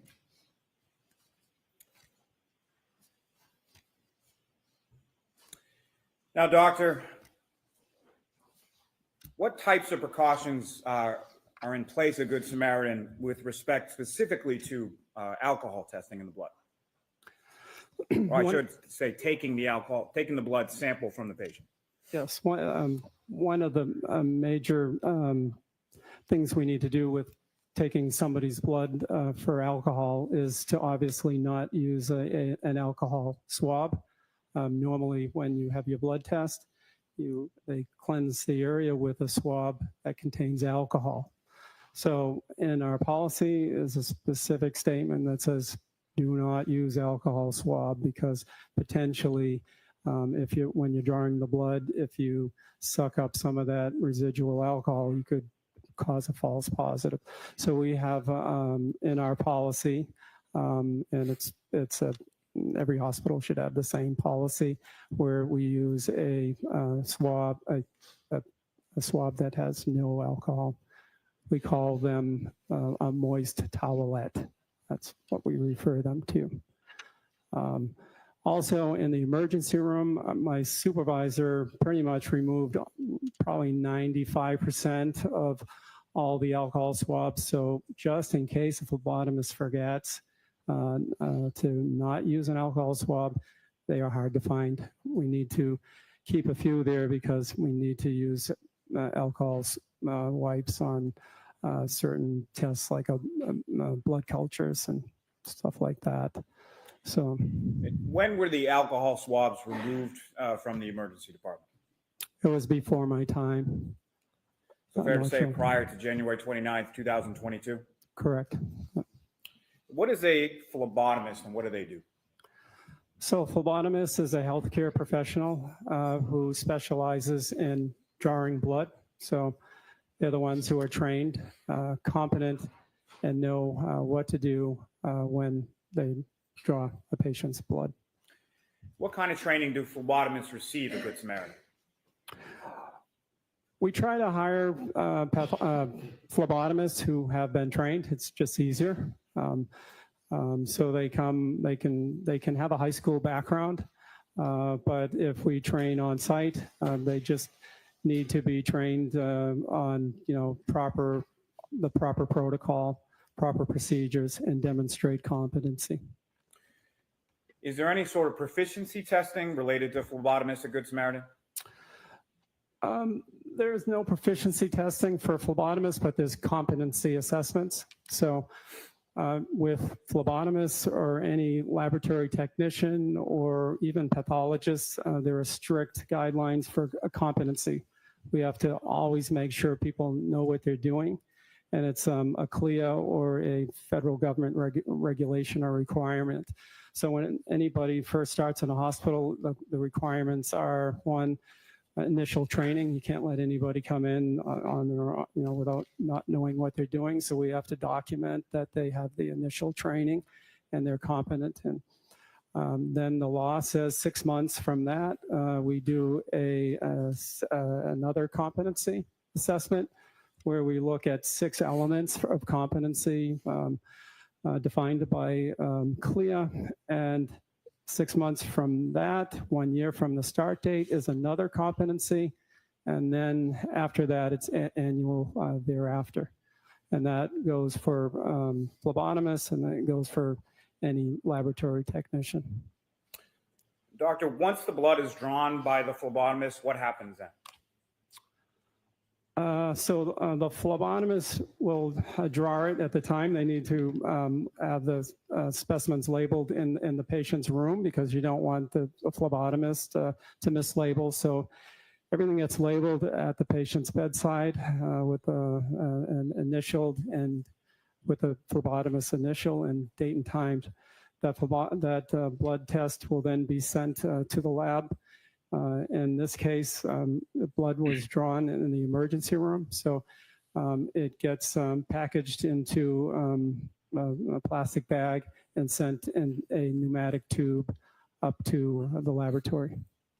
And once it's sent to the laboratory, what Tommy. happens with the sample from there? Yes. Do you want to pause for one Once sec? we receive it, it's called receiving the specimen. There will be a technician who then goes in. What's up? I just wanted to comment on this, and if you don't pause it occasionally, you're going to get done for fair use. So Gotcha. All right. I just wanted to tell the audience that Karen gave them permission to take her blood and her urine tests, but she did not give them permission to hand it over to the cops to be used against her. That's a separate permission thing. These are 2 different things. So Lally's going to try and merge them into one to make it sound like she gave them permission to give it to the cops, but she didn't. They needed a warrant for that. And I do believe someone testified last trial that the cops didn't have a warrant and they didn't have her permission. So I just wanted to slip that in there as Didn't they do the same thing with her phone? They took her phone without a warrant. Yes, they did. And I'm pretty sure they did the same with the dispatcher, who they went and got. They took her phone for right off the bat. Yeah. Without a warrant. Also, how's it get admitted to evidence? How? Fruit of the poisonous tree. On top of all of that, I actually found the formula that you would use to extrapolate previous alcohol intake from blood serum, and you have to actually allow for 25 to 30% inaccuracy, because blood serum, there's blood serum and then there's blood plasma. Yeah. So serum is where you take the clotting out of the blood. So you're taking away some of the blood and you're left with the serum. So you end up with a higher concentration level by 25%. If you're using plasma, which Lally just plugged those 2 words together himself, he never mentioned whole blood. Plasma is where all the liquid is drained off, and so you're left with a concentrated plasma, which is 30% stronger, whatever you're measuring in it. Even alcohol, it's 30% stronger. Neither of them is suited for a blood alcohol test. Both of them need the water content. They both need you have to use whole blood with the water content. Neither of them is suited to BAC, and even Massachusetts law says that whole blood is how it's typically done. So I'm just waiting to see how he makes excuses that they use this for blood alcohol, When they and whether can't. they apply the 25 to 30% inaccuracy plus or minus 25 to 35% inaccuracy. So Boy, that'd be funny if your math and his math come out different, because it's, again, we talked about it. If a vehicle can only go 12 miles an hour in reverse, that's the max, that's X, that's no more. right. So if it's 30% out, at least it depends if they use serum or plasma. But if their calculation is 30% out because they didn't use whole blood, then what they're presenting to the court as her blood alcohol for 9 hours prior, there's actually laws against that as well. It's outside of even Massachusetts law, says it's got to be within, I forget the exact number, but I can look it up. But yeah, it's got to be within a certain period of time, and 9 hours is outside of that time frame. So I did a couple of videos on that. So Equestrian made a good point. They say that it's an estimate because they can't be accurate to a 100%, right? Is that why they say that? Well, even extrapolating on whole blood is still an estimate. So they're still just chucking a useless word in the sentence. Gotcha. Whereas whole blood would be 25 to 30% more accurate, but it's still an estimate. So, and Michelle makes a good point. I was trying to find a picture of John's hands on the gurney in the OR, because if it was a domestic, like they called it in, they're supposed to bag the hands. They put bags over the hands. If it was a domestic, they changed it right after he passed, and then they upcharged her for a DUI, right? Right. And Michelle was making a pretty good point. On top of everything else, the jury isn't here to assess a DUI. They're here to assess murder. It's got nothing Bingo. to do with murder. So if you wanted to charge with DUI, then put it on the freaking charge list so they can charge it separately. But no, what have they got? They got it as a lesser with murder, right?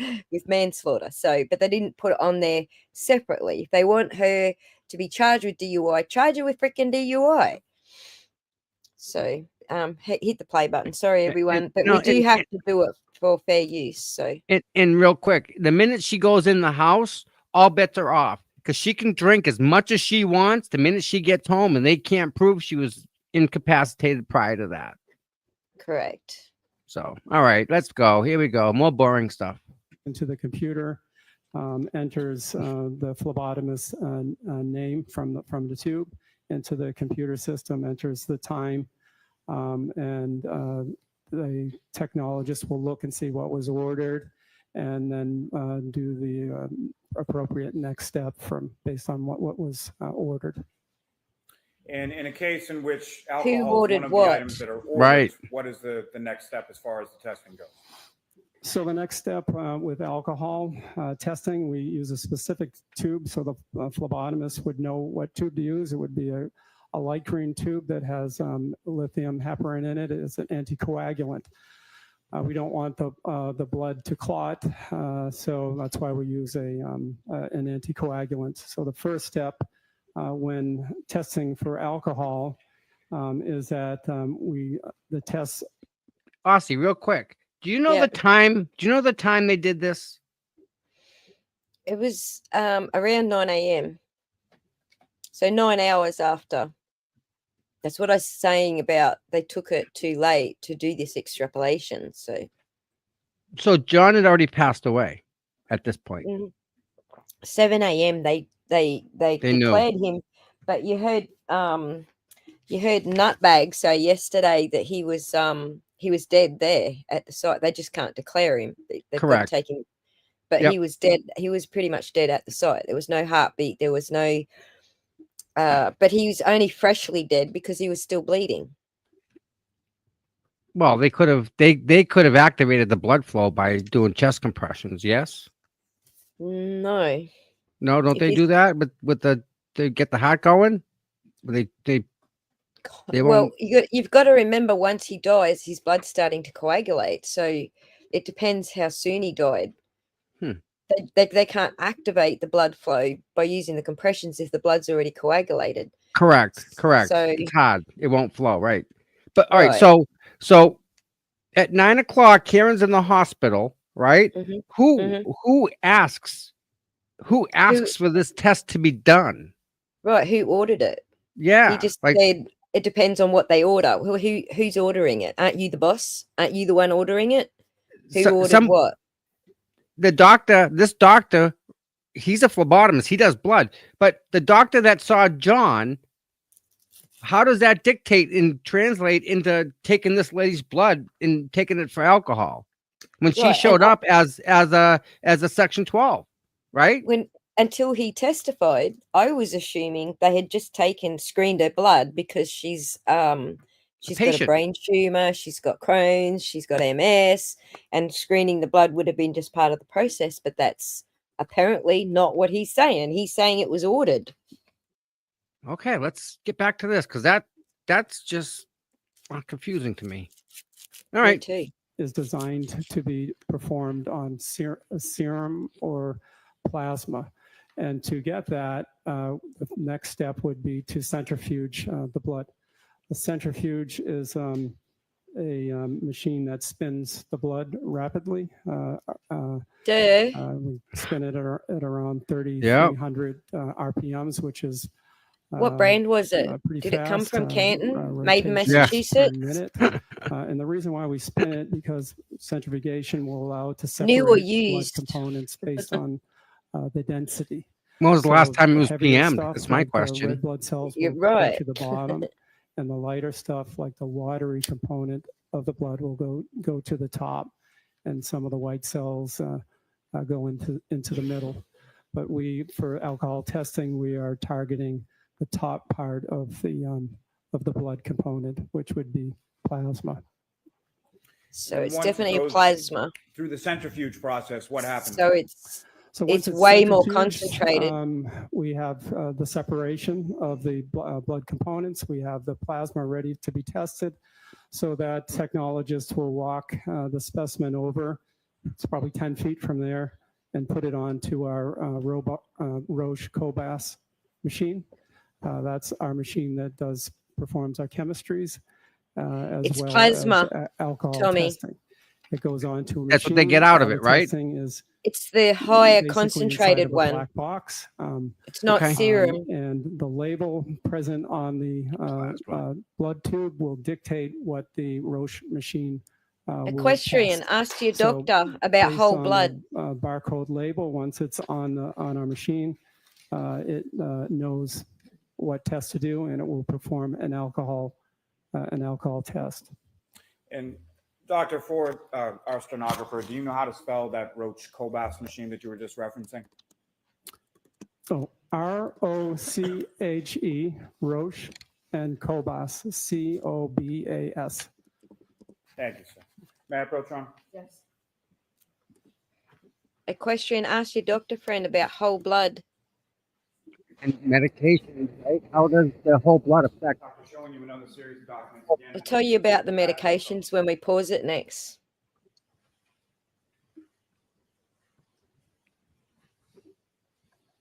Dr. Bell? I didn't get Do you recognize those records, sir? Yes. And what do you recognize those to be? These are the medical records of Karen Reed. And sir, is there an indication within those records as far as the date of treatment for Ms. Reed? Yes. Great there's question. A bunch of dates in here. As far as the treatment is concerned, sir?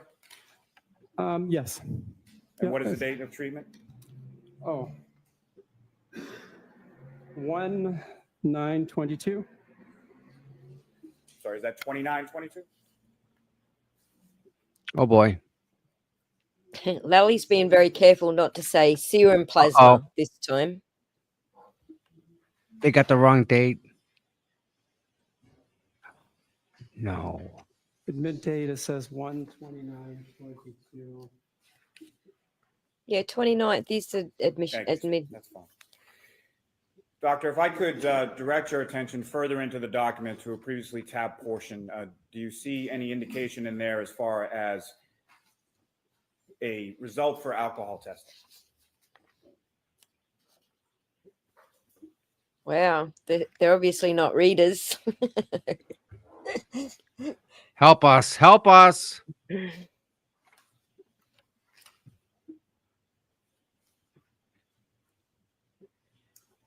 Yes, I do. And with respect to that result, have you reviewed these records prior to today? Yes, I did. And if you could explain to the jury sort of the timeline from this blood sample as far as, let's start with first when it was ordered. So when it was ordered, it was By who? 9:03 in the morning. And when was that it day. taken, sir?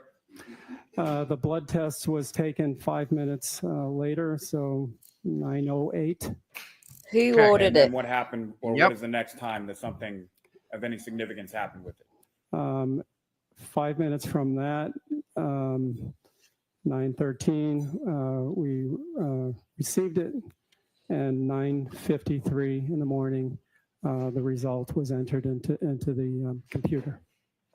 So it was ordered 9:08. at 9:03, and I believe it was 9:53. The results were in the computer.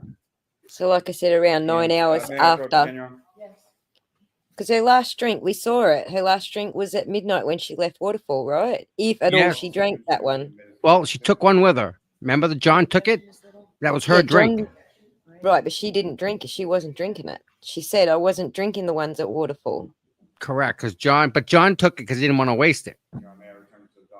Right.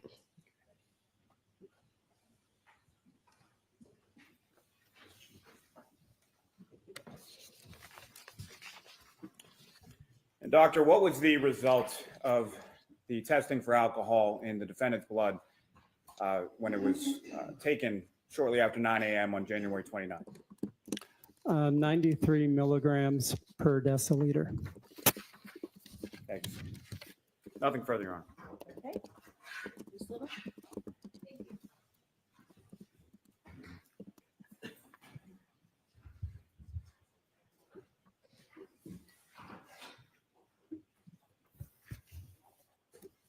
Good afternoon, Dr. Fowler. Oh, good afternoon.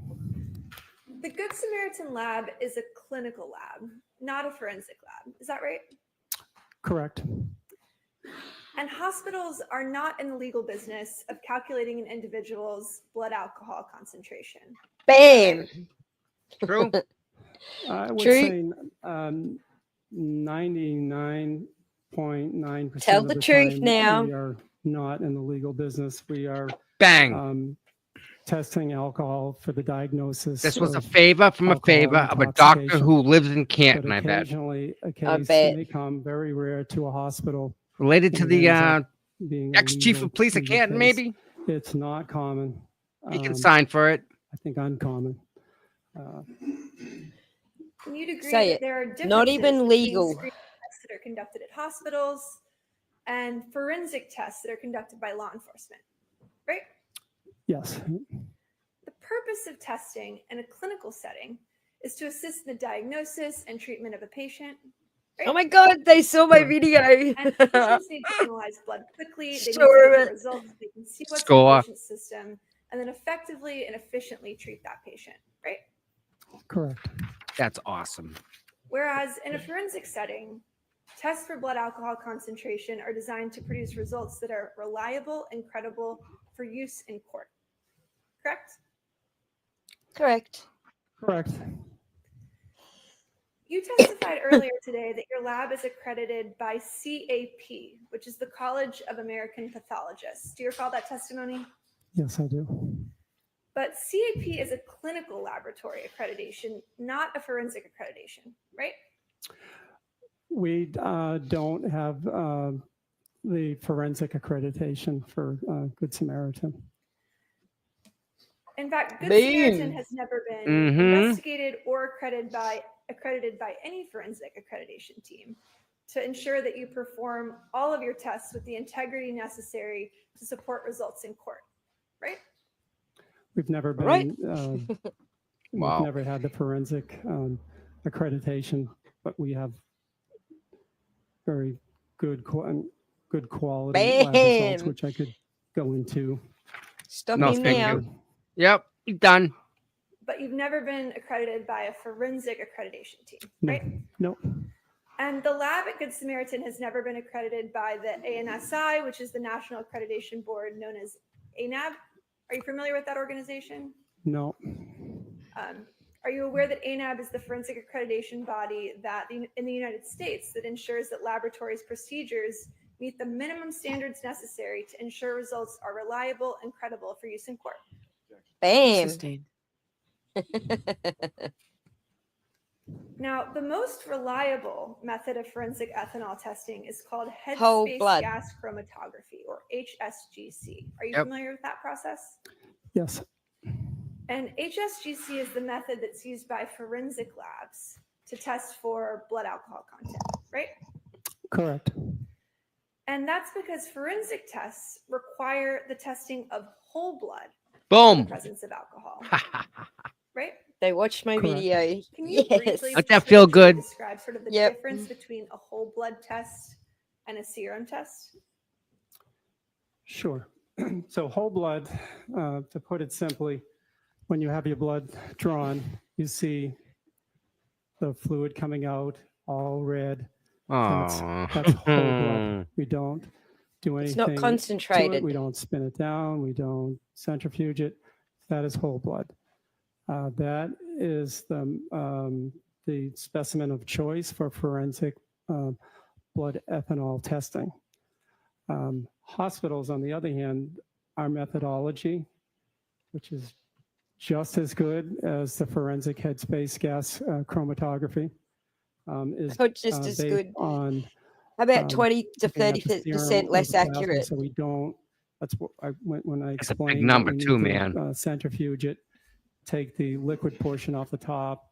So in the hospital, we test it on the serum or the plasma. Now, did you ask me the difference? Yeah, what was your The question again? difference? That's good. Thank you. Okay, I'll sure. ask some additional questions Wow. to kind of clarify.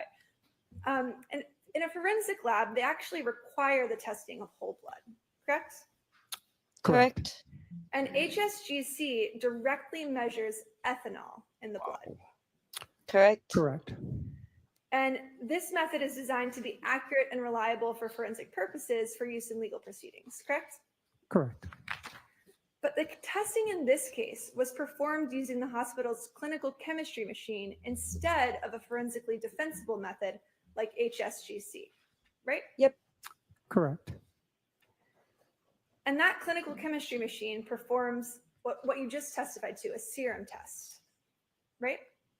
Serum or plasma. Serum or plasma. And hospitals Plasma. use serum or plasma testing because it's actually quicker and more efficient than HSGC, right? Yes, it's less labor intensive. It's easy to automate. But at the So you same took the time, shortcut. Very good and Yep. very accurate. But serum testing does not actually measure alcohol directly. It instead measures the presence of what's called NADH, right? Correct. Yes, I'll repeat that. That was my fault. Not ethanol. Serum testing does not actually measure alcohol directly. Instead, it measures the presence of NADH. Is that right? Yep. Almost. Oh. Well, NADH is a byproduct of alcohol, right?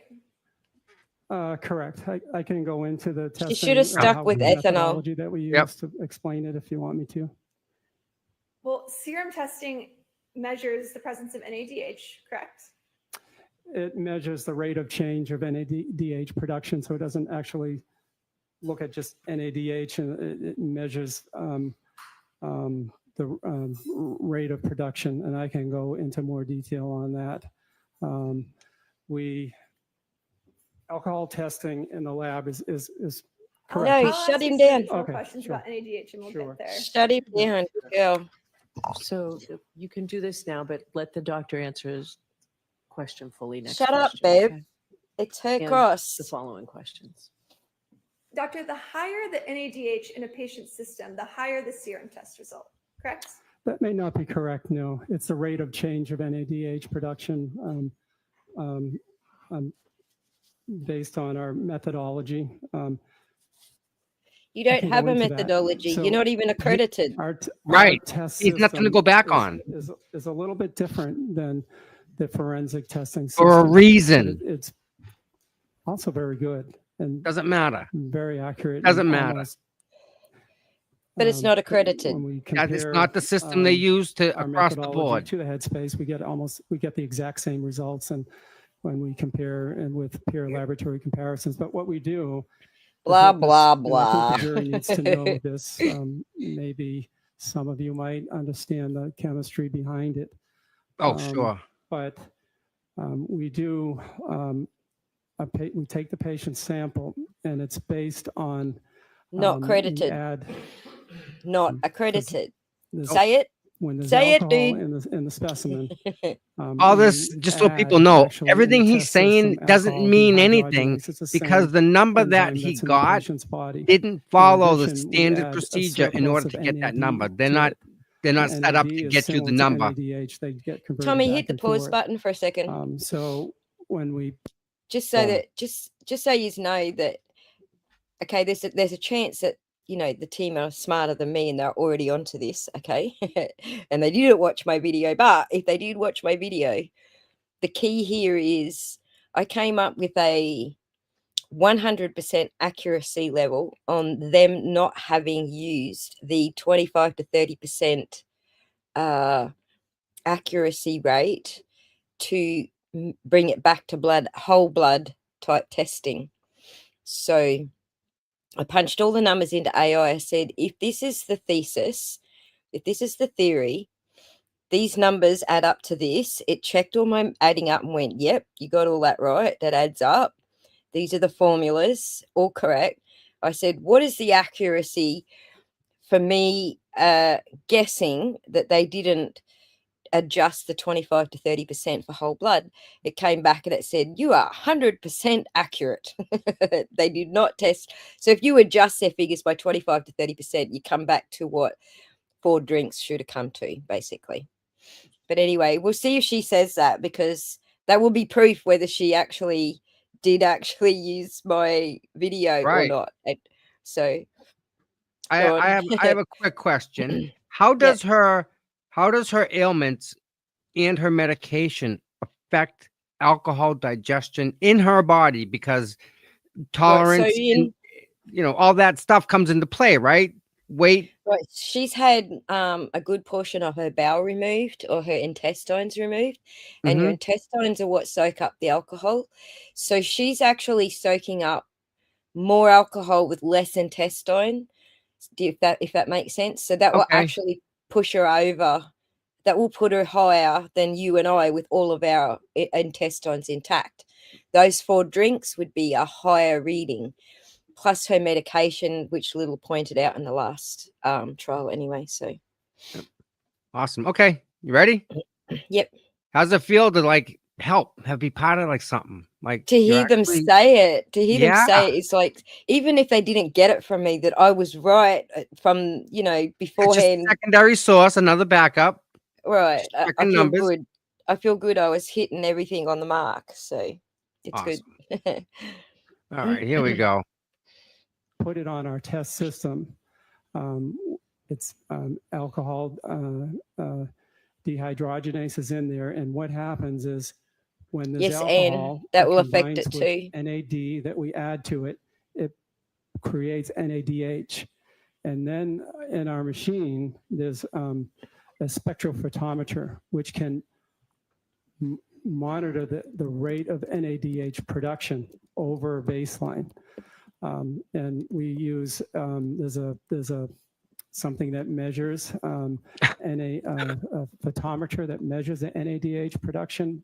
It looks at light in this physics and looks at 340 nanometers, and it's pretty accurate. It will monitor. It will tell you, it will tell the system how much NADH is produced, and that amount is directly proportional to the alcohol in the patient's sample. So it's a very, very accurate test, but there are some limitations that I can go into. So wait for another question. Okay. Next question, Ms. Little. Yes, It's so good if serum he's- testing can be subject to errors, right? And there Error are rate. limitations. There Bam. are some limitations that I can explain, just like headspace gas chromatography may have some limitations too, but I can go into them. What- Next question. What are some of the limitations of the serum testing? Okay. So the serum Plasma. test, as with many tests in the laboratory, You just said it was plasma. different things can interfere with Not serum. with our laboratory tests, and the three most common ones, which are unlikely to affect ethanol testing, is we abbreviated HIL. We want to look at those three things. One is hemolysis, which is H, and the other one is icterus, which is high bilirubin.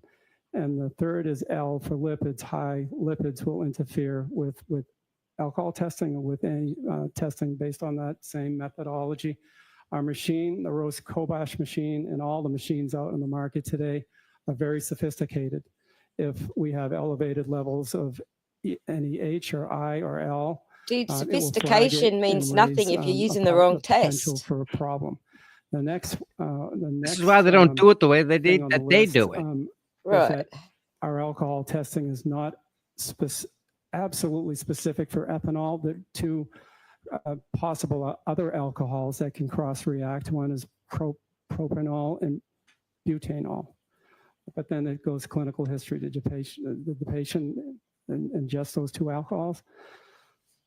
And Blah, blah, third is, blah. there's some unusual hematologic malignancies like Waldenstrom's macroglobulinemia that can interfere. So it's always have to Yeah. Bigger words, mate. correlate Bigger with the words. clinical situation. The next That'll help. one, I could never say those sometimes, words. No you way. know, there No can be way. Patients who make Obviously, it's helping the endogenous, jury. make their own alcohol. Yeah. So very rarely, some Yep. patients may truly have a positive result. That could be from our test or Headspace. They make their own, so we have to rule that out. It's a rare condition. And the next one is one that's in the literature, which is LDH and lactic acid. And If- none of if them a are patient has a accredited for markedly forensic elevated testing. LDH or lactic acid, those one is an enzyme, and Yeah, one is she's an letting him acid. go on too much. That can cause Yep. false positives. Now, Although she did um, ask him that question, If I so can stop you there, Doctor. I think Oh. Good those girl. are the four that you identified, the four limitations: the lactic acid. I like how she hemas- does this. yeah, If I could just Go ask you ahead a and few ask your mo- next question. If I could ask you a few more questions about LDH and lactic acid. sure. You're aware, Dr. Fowler, of the medical literature establishing that the presence of LDH and lactic acid can lead to falsely elevated serum readings, correct? Correct. bam. And that's because That's not lactic acid or LDH Oh, actually 30%, reforms right? in ADH. Right. Lactic acid. up I'll to have to go into a 30% little bit of in chemistry. the plasma. Yes. Lactic acid and LDH, lactate dehydrogenase, they both act on each other. And LDH and lactic acid needs NAD plus to break it down. So in theory, when you're testing a serum, a plasma for blood alcohol, if there's extra LDH, Which one, plasma high or levels of serum? Make up LDH, your high mind. levels of lactic acid, you add it to the test system, and then Roche throws in, or Siemens throws in the NAD, it will form NADH. That was first documented, I think, back in They're the not older accredited, versions of Gitmo. the ethanol testings back in the 1990s, when they stumbled on, they were looking for biomarkers or reasons in kids with SIDS, little babies, and they found that two of these babies had a positive alcohol. But Doctor, if I could just ask the next question, if that's okay. sorry. So in other words, NADH, studies have found, can actually be formed by certain biomechanical processes other than the presence of alcohol, right? Yeah, Yes. like having less bowel, Are for you aware that example. the National Institute of Medications, Health you has know? found that liver diseases, kidney diseases, muscle injury, trauma, and even anemia are some of the health conditions that can lead to a rise in serum LDH levels? Yes. Wow, this is way Are further you than I aware that went. Ms. Reed was severely anemic in January of 2022? Sustained. What? Are you aware that the medical literature has also found that patients suffering from multiple sclerosis have a twofold increase in NADH levels as compared to Good controls? girl. I'm going to allow that. Oh, I haven't read anything specifically related to the I have no NADH idea what level, you're but talking it's- about, lady. But I want to go back to the point where our laboratory, our testing is not based, it's question, not Dr. testing. Let him finish his answer. It's not, it's the rate of change of NADH. So if Yeah, somebody but has that's what NADH affects the on rate of board, change, you moron. I believe it's not going to affect the result. It's the rate of change. And it If basically, you've got less bowel, then the um, rate of change is less. yes. More, sorry, more. His anemia. yeah, I he- haven't, I haven't No, he's wrong. read or heard of that. That was stricken. That was not Okay. allowed. It all goes back to the lactic acid and the LDH. The NADH doesn't matter. So looking at multiple sclerosis Well, patients, you just gave us a lecture on why it does matter. they can have elevated LDH He's got a good lab, and though. lactic acid, but it's not to the extent that it can interfere with the alcohol levels. There was a study, maybe 7. Dude, we're not 10 talking years about ago. studies. Your We're Honor, talking about Karen Reed. No question pending. You asked him about his study, if he was aware of the studies. I asked, and that's a yes or no question. And he's All right, Doctor, we're going to hold that there for That's you. true. And ask the next question. Doctor, have you reviewed the August 21st, 2013 peer-reviewed article entitled Serum NAD through Disease Course in Multiple Sclerosis, which was sponsored by the Center of Healthy Brain Aging by the University of New South Wales? Which Yay, that's where I am. That's our uni. There you go. Doctor, have you reviewed the August 21st, 2013? Is that not confirmation she was listening to me?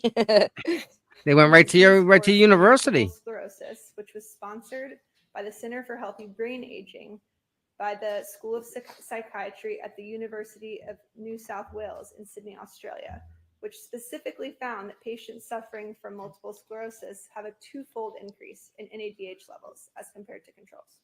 Perfect. I'll strike the part of what the article held. Is he aware of the article? No, I'm not, to be honest. No. Dun dun dun. Yeah. Dr. Fowler, did you consider Ms. Reed's anemia and multiple sclerosis condition Nice when one, you Sue. conducted the alcohol test on January 29th, 2022? No, we don't. No. And again, serum tests like the ones conducted Wow. in this case don't test for ethanol. They only test for NADH, right? We test for the rate of change of NADH production. Yes or no, dude? And Dr. You did a number of No. other tests on Ms. Reed on January 29th, 2022. You tested for additional drugs, not just alcohol, correct? Correct. And all of those results were negative. Correct. Thank you. No further questions. Okay.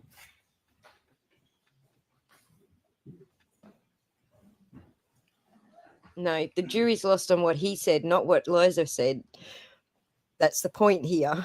He gets confusing. The jury goes with the simplest. Doctor, are you aware, I know your lab at Good Samaritan did not do this process, but are you aware through your training and experience of any sort of mathematical conversion that can be done from a serum reading in milligram per deciliter to a blood alcohol concentration in whole blood?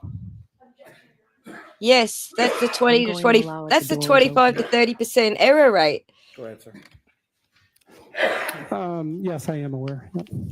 And please describe what you're aware of with reference to that.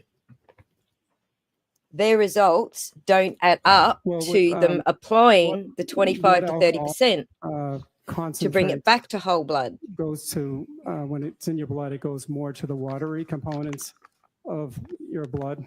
So when I described the process earlier, whole blood is before we spin it. Not concentrated. And when we test the plasma. Concentrated. Specifically testing the watery component. Now, people have done studies like how much percentage of water is a serum versus whole blood.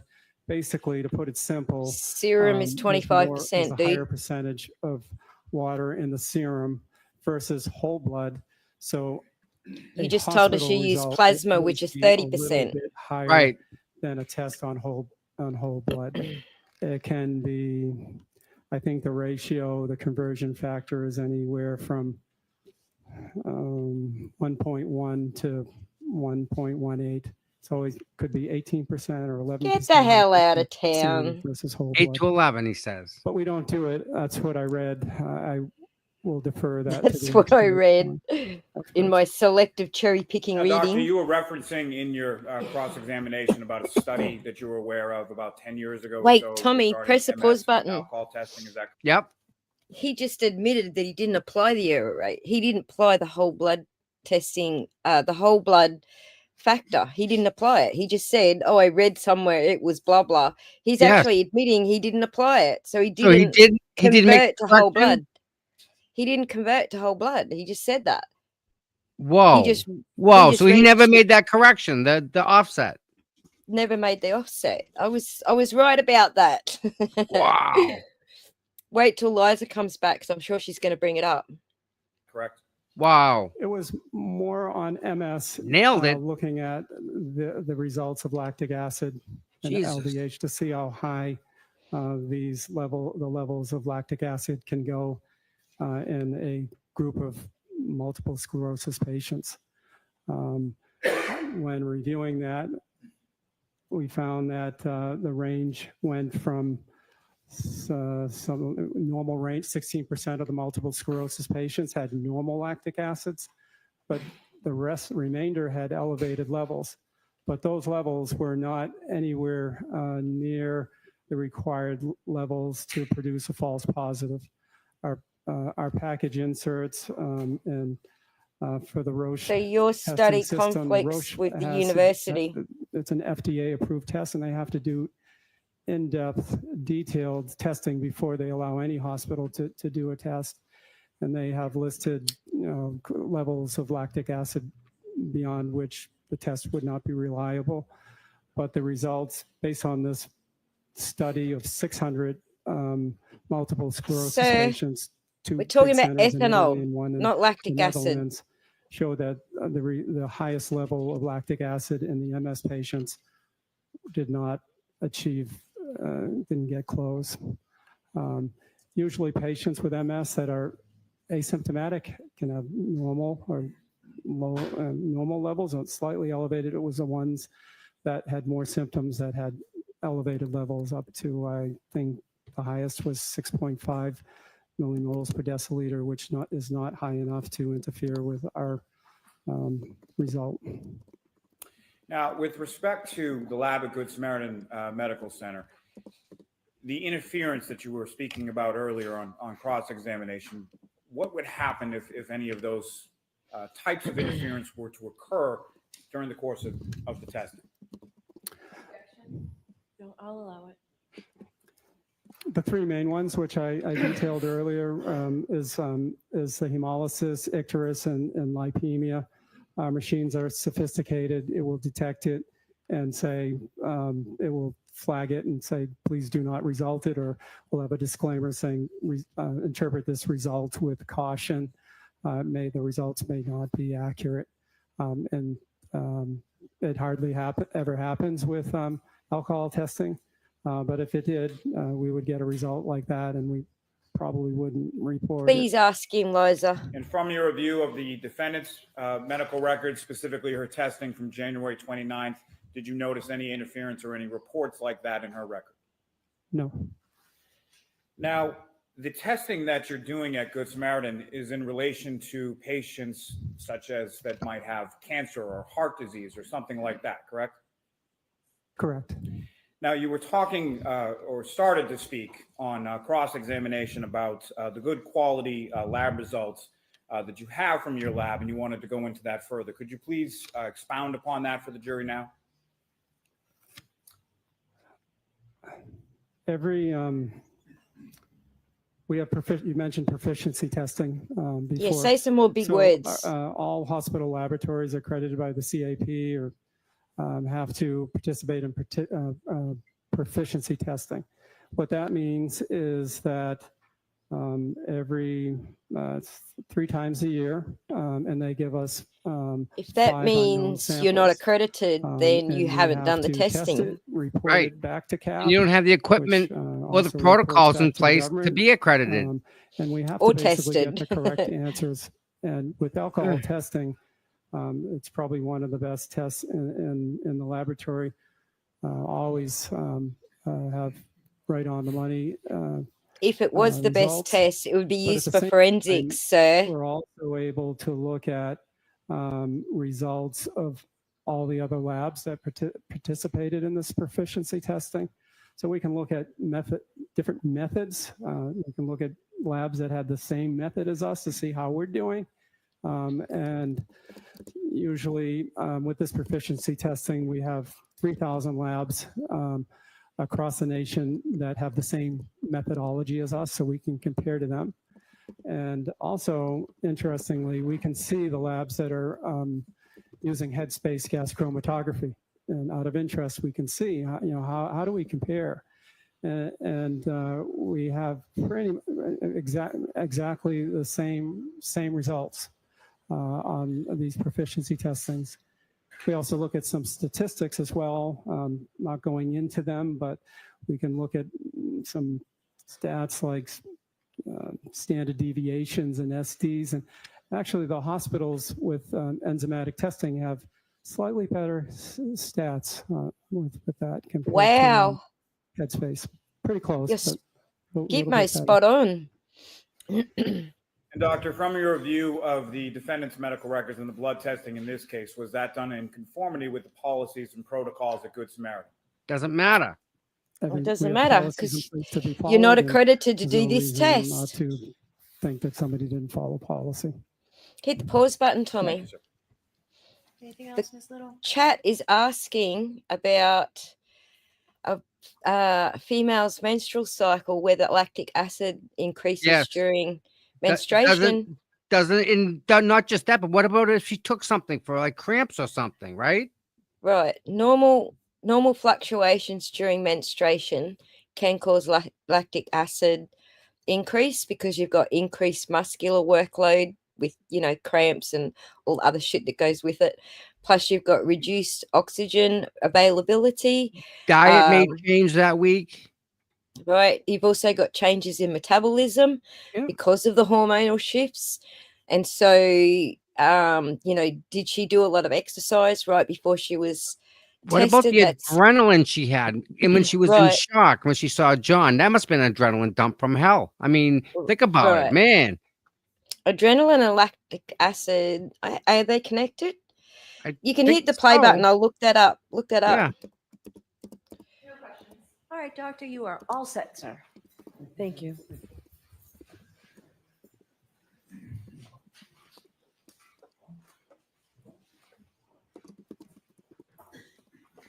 Do you have another witness, Mr. Brennan? I do. Okay. The Commonwealth calls Jason Becker. Yes, adrenaline is. There you go. Epinephrine also Like an activates. EpiPen, right? It also activates the same chemical reactions. So you're right. It does increase lactic acid as well. And I would say she was pretty much banging on all 8 cylinders on that one. For She all was of them. For all definitely of on- them. Yeah, she was Literally definitely everything that can punch up your numbers. She had that day. Sorry.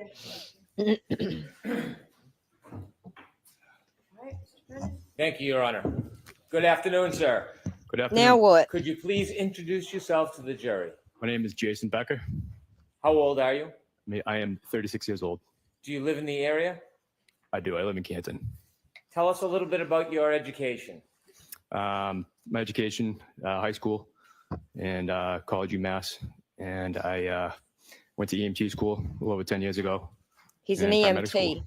Tell me a little bit about He's jumping all EMT over the school. place How like old were Lally you when did. you started EMT school? When I started EMT school, roughly 21 years old. Why did you decide to go to EMT school? I wanted to save some lives. Tell us a little bit about EMT school. What did it require? EMT school is a couple months of classroom stuff, and then you do some ride time on the ambulance. Paramedic school is a little different. It's about a little extended, 2 years worth of training. You're doing hospital, ER time, and ambulance time also. How long did you serve as an EMT before you went to paramedic school? I worked as an EMT for approximately 5 years. Can you estimate how many dozens or hundreds of calls you were on during that time? Hundreds. Why did you decide then to go get paramedic training? Oh, I wanted to be on the fire department, and it was a prerequisite. Did you complete paramedic school successfully? I did. Were you still working as an EMT at the time? I was. And inevitably, did you seek to have a different job? Did you try to be a firefighter? I wanted to be a firefighter, correct. Were you successful Hi, in Shelby. doing that? I was. Tell us a little bit about that, sir. On the Canton Fire Department. So I got on the Canton Fire Department, and they send you to the fire academy, where you train to be a firefighter. So you had EMT training, paramedic training, and then firefighter training. That's correct. On the Canton Police Department, did you serve dual roles as a paramedic and as a firefighter? Fire department? Yes. Yes, sir. firefighter, sorry. Yes, sir. Firefighter and as a paramedic. You served as a firefighter and a paramedic. Correct. In the Canton Fire Department, does it have more than one station? There's two. Is there one station that's larger or smaller than the other? Station 1 is the headquarters, which is larger. Had you ever spent time at Station 1 as a firefighter or a paramedic? I have. We rotate to both stations. I want you to take us back to January 29th, 2022. Were you working that evening? I was. What station were you assigned to? Canton Station 2. Canton Fire Station 2? Correct. And that's the smaller of the two stations. It is. Were you working with anybody at Fire Station 2 that night? My ambulance partner at the time was firefighter Dan Whitley. Was there anybody else who was working at Fire Station 2 in addition to you and Dan Whitley? Correct. There was an engine company with 3 guys on it. Whitley, people were lawyer assigned to Whitley. The engine, correct. Were you and Dan Whitley assigned as partners for the day, the week? Correct. Yes, we were. Which was it, the Kerry day or the Roberts' week, sir? ex-boyfriend. The week. So for the entire week, And who you this are is? partners with a person, and does that rotate No, Whitley on other is assignments? her It does, it rotates. ex-boyfriend. So on this particular week, you were assigned as partners with Dan Whitley. I was. What were Whitley your was roles between yesterday. the two of you? Well, at the time, he was my preceptor. I was a new paramedic at the time. So I was more or less the lead tech on all the calls as part of my training. And But the Dan's been a junior. paramedic for a long time. So he was there to teach me. So would Dan Whitley be the lead on the call, and he would help you? I would be the lead. You would be And- the lead. Correct. Did you get a call that early morning hours of January 29, 2022? We did. What was the call assigned for? It was a call for Section 12 psych eval. Very briefly, can you tell us what a Section 12 is? Sure. It's a transportation order filled out by police, doctor, basically for us on the ambulance that we have to take the patient, whether voluntarily or involuntarily, because they're a threat to themselves or someone else. When you received the call for a Section 12, were you aware that there were other calls that Fire Station 1 had responded to that morning? We were aware. You can hear the calls going out each station. Were you or Dan Whitley any part of that earlier call that Fire Station 1 responded to before you got the call for the Section 12? We were not. So your efforts were after? We were after, correct. After you got the call to respond to a Section 12, did you head towards Fairview Road? We did. Tell us a little bit about the trip to Fairview Road. It was a little extended because of the weather conditions at the time. snowing heavily, windy, low visibility. Sorry if you heard my typing. How long did it take to get I from thought I Fire was on Station mute. 2 to Fairview Road? Approximately. You know, everybody talks about the weather, Aussie, but guess what? Yeah. We all live in New England. We're used to the weather. It snows out every winter. It doesn't scare us. I mean, these people are talking like Armageddon, you know? No, idiots. they're playing up the storm when there was no need to. It wasn't even a No. blizzard. It wasn't even that bad. Their own videos 8 to show 10 that the minutes. storm didn't kick in Who drove? until Firefighter later that Whitley. morning. Now, Right. On the way to Fairview Road, do you sit in the front of the ambulance? We do. Take us to when you arrived to Fairview Road. What do you see? You see a bunch of police lights. Canton engine 3 was already on scene, so we parked behind them. Did you have it, without talking about what you spoke about, did you have a chance to speak to anybody at the scene? We briefly spoke to the Canton police, and they briefed us and sent us to where the defendant was at the time. Why do you have a conversation with other first responders at the scene before you do anything? Just they're making sure the scene is safe to begin with, and they're unseen first, so they have a little more info than what our dispatch would have. After you had that debriefing with colleagues, were you directed to approach any certain person? I was. Where did you go? I went to the defendant, who was sitting in a black SUV type car. Were there other persons inside the car with the defendant? From my understanding, there was one person in the driver's seat. And what seat was the defendant in? She was in the front passenger seat. Did you have a chance to speak to her? I did. And the person you spoke to who's in the passenger seat of that car, do you see that person in court today? I do. Could you point out and describe an article of clothing, please? Miss Reed right there, she's in the blue, navy blue. How long was your conversation with the defendant while she was still seated inside the vehicle? Approximately 5 to 8 minutes. At some point, did you and the defendant move to another location? We did. Where did you go? So we went back in the ambulance. After having a conversation with her, was she cooperative going back to the ambulance with you? She was. And did you ask her to be seated in the ambulance? I did. Was she cooperative with that as well? She was. After she was seated in the ambulance, did you close the doors and get in? We did. When you say we, who was with you? Me and firefighter Whitley.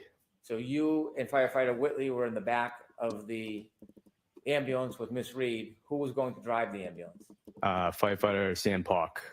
Where did he come from? He was on the fire engine that was already on scene. I want to ask you questions now about what you did in the back of the ambulance and some of the conversations that you had. Tell us what your role is once you have a patient in the back of the ambulance. What do you do next? I mean, each patient's different, depends on what the call is for. In this specific situation, it was more a psych eval, because that's what we're called for. Initial triage questions: is the patient cooperative, uncooperative, combative? I asked her name, her mental status, where she was. I asked her if she was suicidal, and if she was, did she have a plan? Did she want to hurt anyone else? Those are kind of the initial triage questions that I would ask. Why do you ask those questions? Just to get a kind of a judgment on the patient, reading the patient. What's your role at that point? Are you an investigator? I'm not. Are you in any way law enforcement? I'm not. So what's your focus when you're speaking to a patient? It's basically hearing them speak in their story.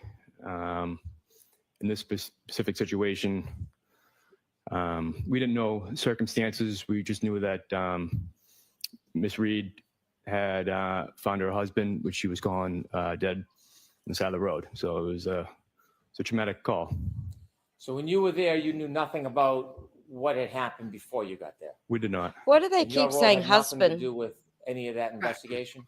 They thought it was a domestic. You were solely focused on caring for the patient? Correct. Did you have any other role other than caring for the patient? Just making sure Nobody- she got to the hospital safely. She Nobody didn't hurt would have herself. said husband. During those conversations, are you and firefighter Whitley doing the same thing or different things? Again, it depends on the call. I was the lead tech, so I'm the one documented, giving report to the nurses, the staff. So I was more kind of getting that information, my initial triage questions, and then just kind of sat and supported Ms. Reed. And Were you writing down information, technical information about status and health on a report? I was, yes. While you were doing that, was your colleague speaking to Ms. Reed? He was. Did you have a chance at times to hear what they were speaking about? Yeah, and no, At other times, did you speak directly to Ms. Reed? I have. Can you describe her demeanor or temperament? Initially, she was agitated because she didn't feel like she needed to go to the hospital. She said the statement she made, she didn't mean. She just kind of said in jest because of the events that she went through. So she was, but then there'd be periods of which she'd be calm, and then it would fluctuate. She would have like pressured speech, repetitive, but all in all, she was cooperative. At some point, did you have a chance to speak to her directly about her mood? About her mood? About her mood. I don't know if I understand the question. Okay. Did she say anything to you about her last interaction with what she referred to as her husband? Sustained. Did she make any statements to you when you were giving her treatment or speaking to her about her husband? I'll allow that. It came in. So one of the reasons why It was she the same fucking was saying question. she would have stuff is because the last conversation she had with her husband at the time was an argument. Wasn't a I didn't husband. feel like it was my role to Domestic. They're really find going out on the details domestic. on what was said. But that's what she said to me. That the last thing she said to him was an argument? Yep. Sustained. Did she tell you what the argument was about? She did not. Inevitably, did you get a chance to bring her to the hospital? We did. Did you stay in the back of the ambulance with her? I did. Did you continue to have conversations with her? Yes, I did. Did you hear conversations or parts of conversations she was having with your colleague? I had parts. When you got to the hospital, what happens next? So we brought Miss Reed into the hospital, registered her, bring her to the psychiatric section. Is it? Thank you. I have no further questions. Mr. Jackson? So he didn't repeat what Whitley said.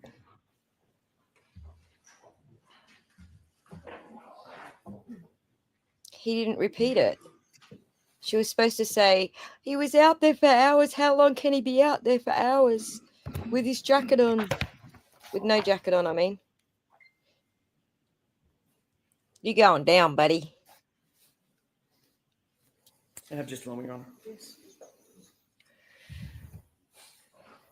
Yeah, guys, I smoke cigarettes and I occasionally have to relight.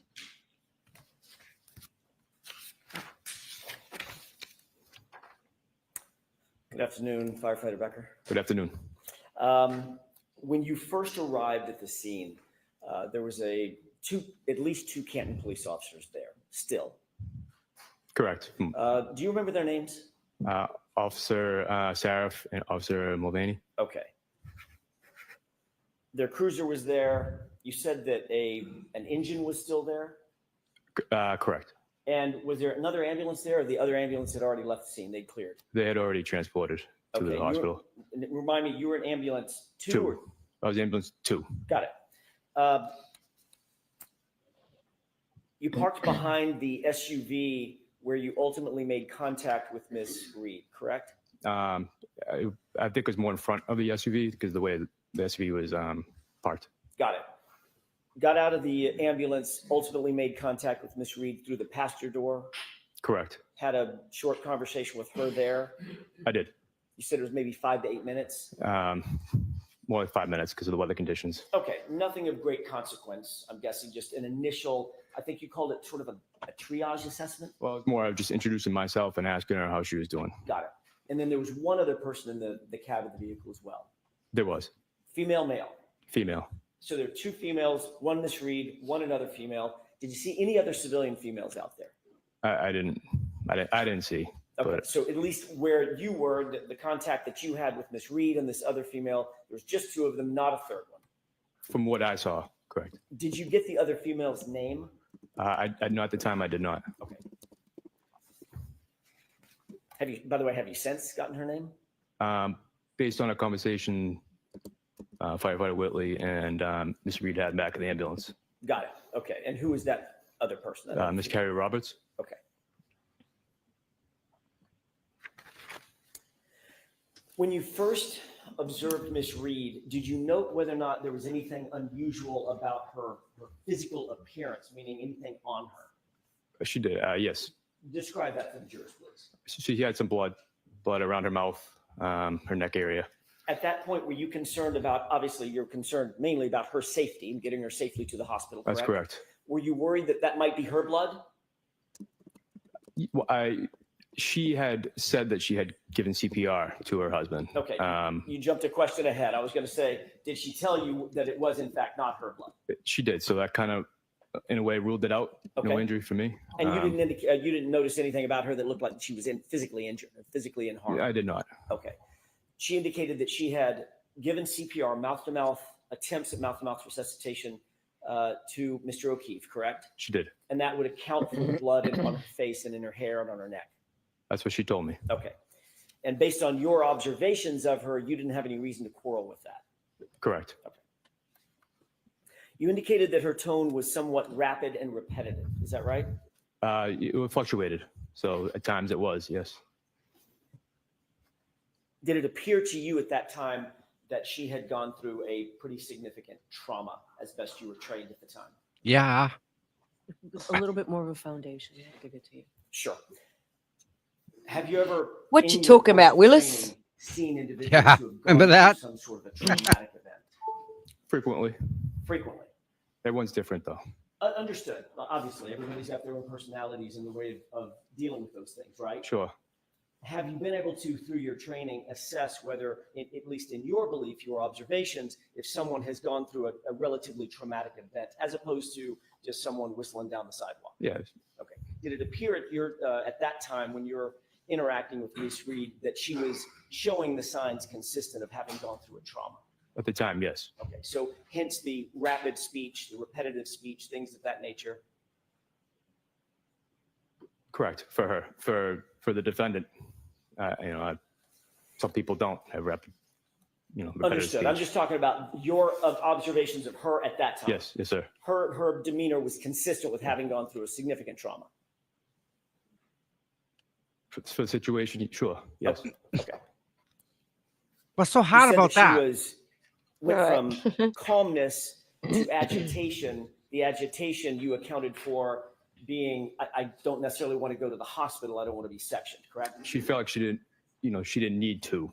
It wasn't, she wasn't going to act on her comments about wanting to harm herself. You called it, I think in a report, it's SI, suicidal ideation. Correct. That's obviously of great concern to you and your partners when you're assessing a patient, correct? That's right. You don't want to leave someone on their own if they're going to self-harm, correct? That's correct. You pretty quickly assessed, I'm guessing, Firefighter Becker, that she was not, in fact, in the position to self-harm, that I think you said that the statements that she originally made, if John dies, I don't want to live, were not necessarily at the level of actual suicidal ideation. Is that right? Yeah, I mean, at the time I believed her because of the information we got and what she went through. I'm sorry, I didn't quite understand your answer. Sorry, can you repeat your question? Of course. It's probably my fault. At the time that you assessed her, even though she had made some comments about if John doesn't live, I don't want to live either, you did not elevate that to the level of her being suicidal at that moment. So I couldn't rule it out, but I didn't think it was a huge threat at the time. Understood. But That's we what I was trying to get at. couldn't rule it out, so that's why we had to take her to the hospital. Understood. I mean, you had a Section 12. You had to take her irrespective of what you ruled in or out, right? Right. Okay. Firefighter Whitley was with you in the back of the ambulance the entire time you were with Miss Reed, correct? Not the entire time. He was before we decided transporting. He was kind of in and out, trying to find more of, talking to the police officers, find more of a story of, what happened, why we're taking the defendant on a Section 12. Right. Once you and Miss Reed were in the back of the ambulance, firefighter Whitley then joined you in the back of the ambulance. He did. How much time lapsed? It was a couple minutes at the most. Okay, so it wasn't a lengthy amount of time. It wasn't lengthy. And he was with you during the transport, along with Miss Reed, for the whole transport back to Good Sam. It's a good, yes, And you said on direct examination, I think your phrase was, all in all, she was cooperative with us. for the majority of the transport, yes. Okay. Never became combative, never got physical, nothing like that. No, She did refer to Mr. O'Keefe as her husband or her spouse. that's correct. You're aware of HIPAA rules, obviously. You're in the medical field, correct? Correct. You were aware at the time that HIPAA rules would demand or dictate that unless you're a spouse or a parent or a child, there's certain rules against getting or providing information to someone who isn't one of those close family members, correct? That's correct. Okay. You previously indicated on direct examination that, I think your words were, that Ms. Reed indicated that her last conversation she had with her husband was an argument, correct? Correct. You've previously testified about that statement in other particulars, right? Other hearings. I have. You're paraphrasing. You didn't write down what she said about her previous interactions with Mr. O'Keefe, and you didn't record those on a tape recorder, correct? I wrote down in my report that she said she had an argument. Right.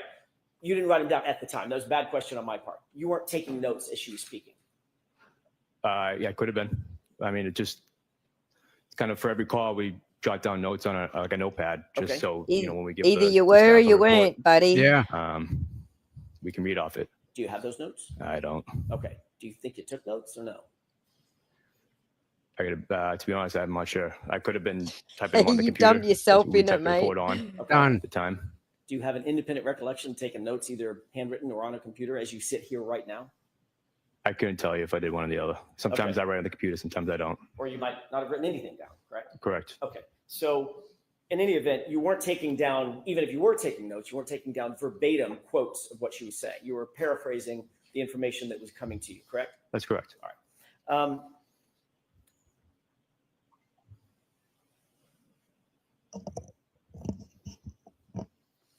You had previously said or testified that the last time, let me rephrase that just a little bit. You Right, previously Sydney indicated, recounting what it was that Miss Reed actually said to you, was something along the lines of she was upset because her last words to him were because of her last words to him being in anger. I object. I'm going to allow the question. Is that correct? Well, I probably phrased it a little wrongly. Babe's like, did you say anger? We'll let that in. Okay. I'll that allow was it. My question is a simple one. In a previous hearing, did you use the phrase her last words to him? Yes, were I in did. anger? I did. And that was at a hearing where you're under oath, just like you are now, correct? Correct. That was a little closer in time than we are now. It was maybe a year ago, correct? Correct. Actually, my mistake. It was about 2.5 years ago. It was a grand jury, correct? Grand jury, yes. Okay. And the phrase that you used was, and I want to concentrate on that for just a quick second, Firefighter Becker. Sure. The phrase that you used at that time was that she said, quote, like her last words to him. She was upset about her, quote, last words to him. Is that right? I object. All right, can I see counsel at sidebar, please? What is the problem? He's I don't reading the understand freaking it. grand jury. Wow. This is Brennan needs a binky because the grand jury notes are screwing him up.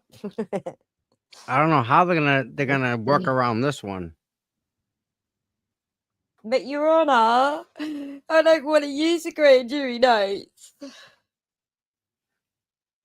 Wouldn't he have to search if he was a witness? Wouldn't he have to search for his written notes prior to coming up and submit them to the prosecution or the defense, whoever asked him?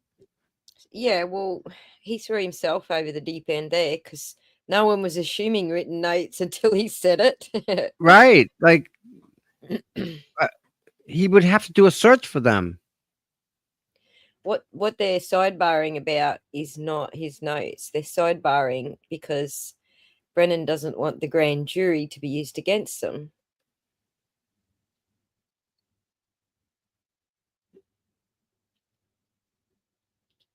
I don't know how he's going to get Bev to agree to it because trial 1, grand jury, both are transcripts and both are admissible. People are asking if it's in the report. He's Like his AJ's report, his run report. AJ's Every time he runs, he got to do a report, right? right, but AJ's not asking him about his report. AJ's asking him about his grand jury testimony. I guess he'll get to, is it in a report after that, after he's finished impeaching him on his grand jury testimony. May I continue, Your Honor? Yes. Thank you. When you were recounting the conversation that Ms. Reed indicated that she was upset about, you also indicated, in addition to using the phrase, her last words to him, you also said that it was earlier in the night, correct? They had an argument earlier in the night. I don't recall.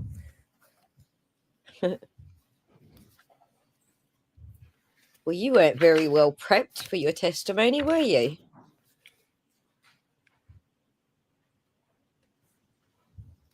Now, just a moment, Your Honor. Yes.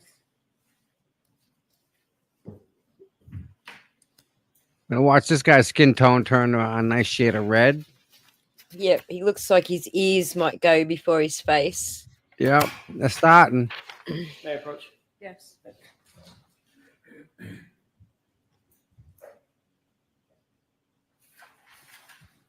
you. If you don't mind, take a look at the top paragraph, very, very small print. Let me know when Yes, you Anne. refresh your recollection. Here comes Yes. the amnesia. May I approach? Yes. When you wrote your report, you had indicated that when she was describing the argument that you testified to on direct, it was about an argument that was, quote, earlier in the night. Earlier in the night, correct? Okay. And then you recounted that statement, that same statement in the grand jury later on as at least including, quote, her last words. Is that right? Her last words.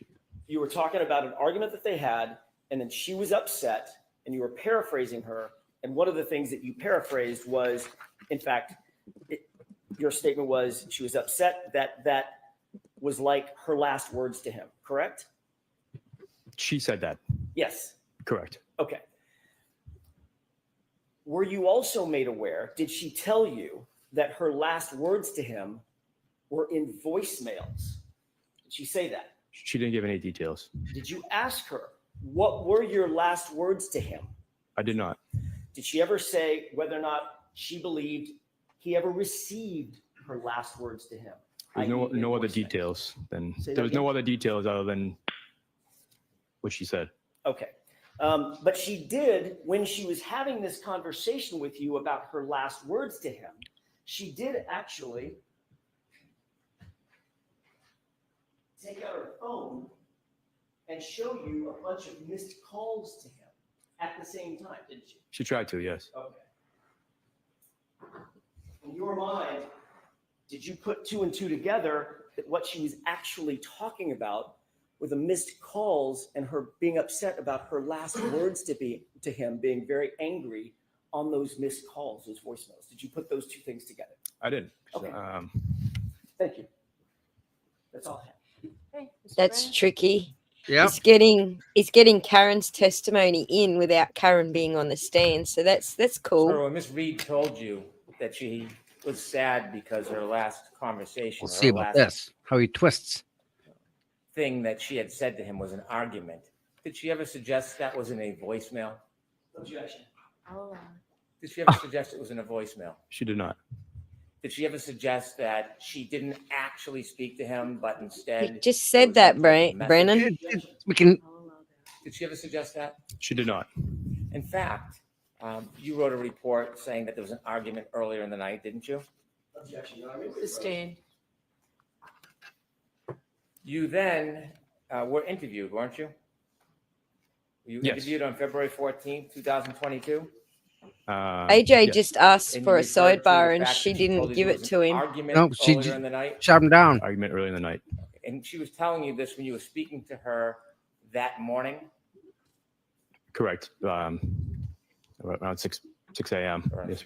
And earlier in the night, do you know if she was referring to 12:30 I did not know. or 12:15 No, or midnight? I didn't know the time. So his answer is he doesn't know. You testified in the grand jury, and Attorney Jackson just asked you some questions about part of the statement you made to the grand jury when he said, like her last words. Would you like to put that in context of the whole statement you made? Do you remember Her last words? Do you remember the entire statement that you made? No, he's not following you, Brennan. I'd have to. May I approach? Yes. Good idea, Shelby. This is page 81, lines 1 through 4. Please read. Only if you need to hear a lot of big Yes. words, Mary Jo, that mean nothing.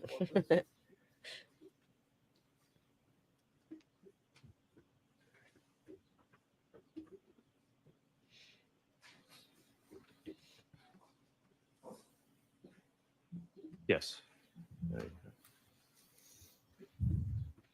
That's his answer. Yes. Now, when you made that statement you were asked about in the grand jury, you didn't just say, like her last words, did you? No. You explained your memory to the grand jury? Objection. Ask him what he told you. Okay. The grand jury, do you know it was on April 21st, 2022? Yes. Okay. And did you tell the grand jury?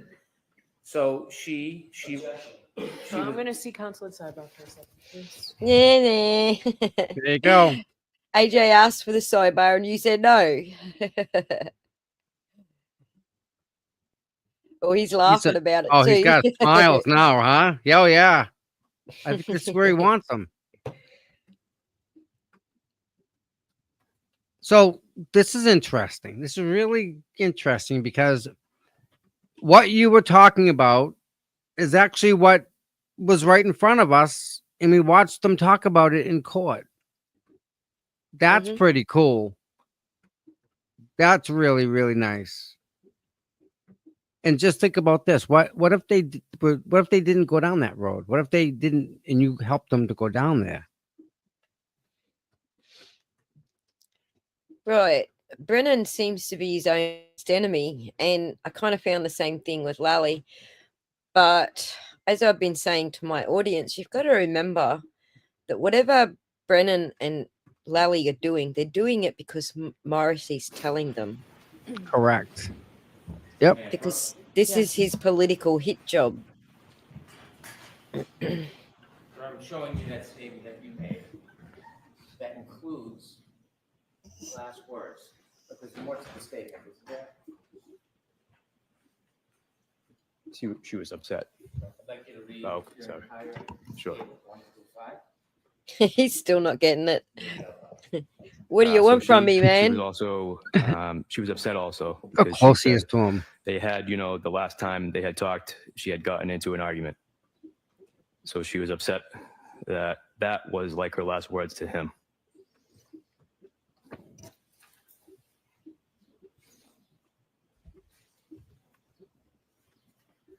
And so when you were speaking about her last words to him, were you referring to the argument? Correct. You testified again regarding this issue, didn't you, in May 3rd, 2024? Correct. And at that point, did you think or believe that the conversation she was relating to you was about a voicemail? Objection. I'm going Oh to my sustain God. the objection. Did you use the word again on May 3rd, 2024, argument? Objection. Really? You're trying to rehabilitate nothing. I used argument. May I approach, Your Honor?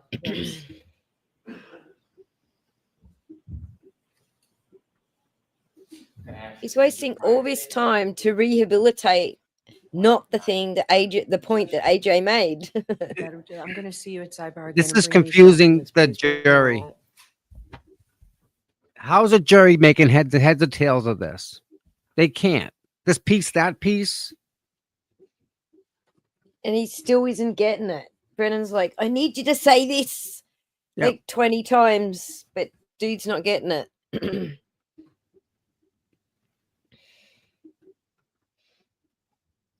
Poor jury.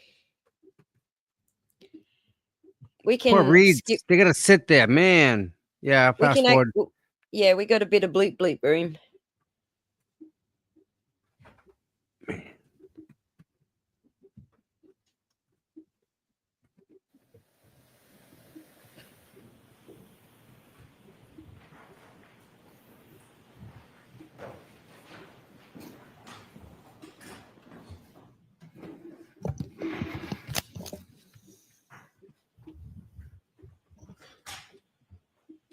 May I? Yes. Thank you. Sir, when you wrote the report of your notes to put in your report, do you remember the word argument? I did. Do you remember her actually saying the word argument? I did. Do you Oh, remember so her he ever does have saying any notes. word about voice messages? I did not. You said that there was somebody in the front seat of the car with the defendant, It was. and you later learned from the defendant it was a person by the name of Kerry Roberts. Correct. Can you share with us the context? How did you learn that? The defendant and my partner, firefighter Whitley, had a conversation. Objection. I'm going to allow it. Wow. They just had a sidebar over The this. defendant brought up how if her husband had died at the time, she didn't know how she was going to take care of his kids. Objection.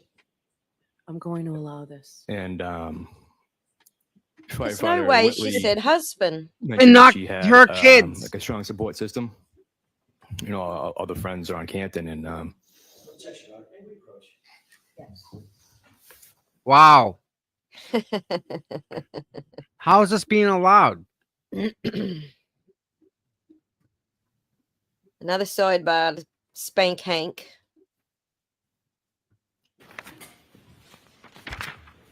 Get it right now, buddy.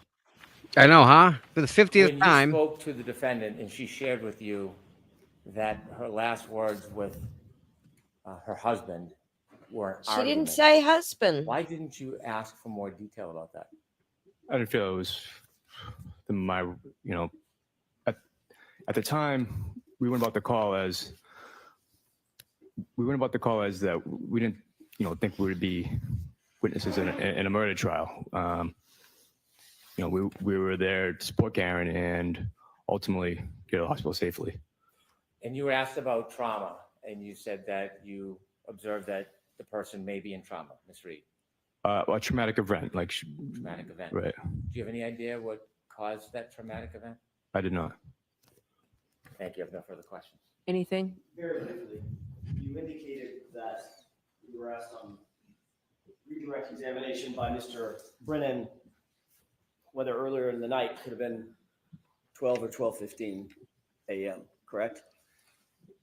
That's what he asked. Yes. And earlier in the night could have been 6 o'clock p.m.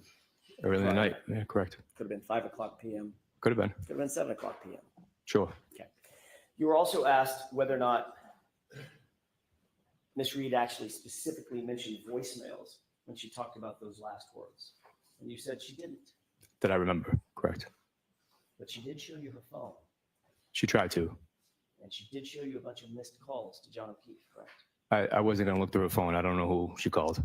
Thank you. That's all. When she said about the argument. she Oh, said those Hank, were the shut the last fuck up. words, The argument, right? That's correct. Sustained. All right. Jurors disregard that last statement. All right, you are all set. All right. Thank you. Thank you guys. Is this a good place to stop for the day?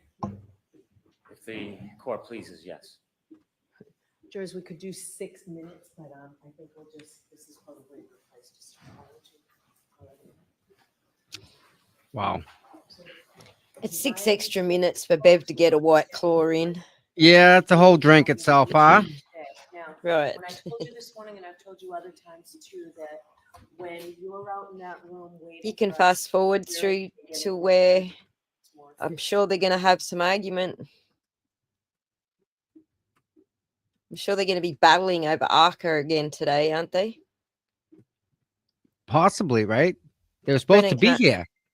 No, She that's wanted Monday. them But here. Yeah, but she wanted them here today.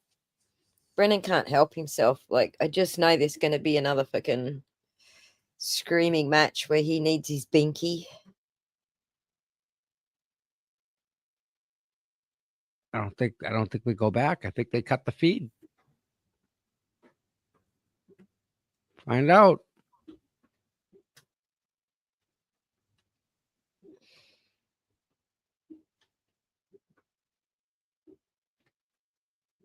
Nobody else is leaving, so there must be something else going on.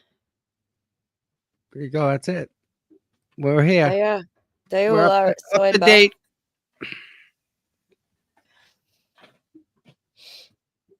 So Half a this day week- Monday. We have half a day Monday still, right? half a day Monday, correct. So 3 half days. A half day yesterday, a half day today, and a half day Monday. And we got to have an outrage day. One of them, like maybe she'll have an outrage Thursday. She'll be outraged and have a day off there or half a day. She'll do her outrage straight after the ARCA guys testify on Monday, I bet. Yep. Done for the week.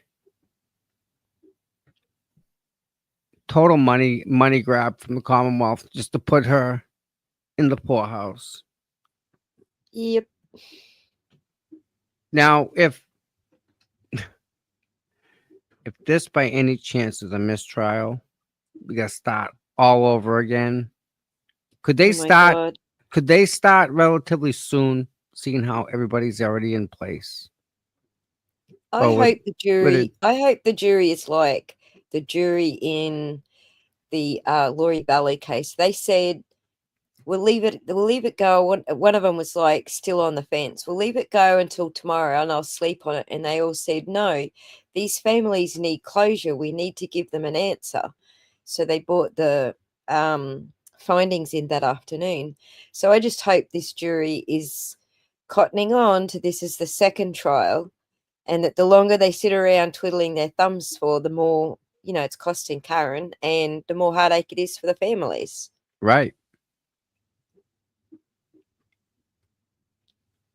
You reckon ARCA will take longer than half a day?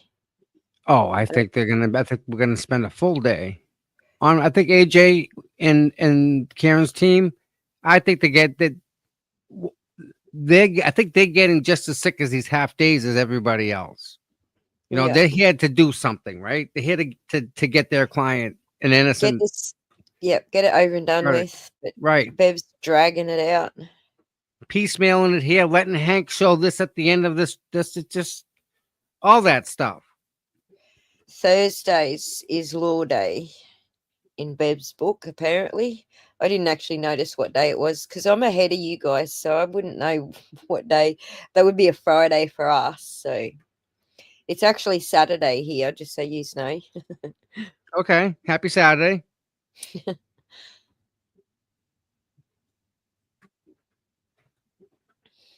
Man, what are they talking about? I mean, what? Brennan will be bloody waving his binky about something.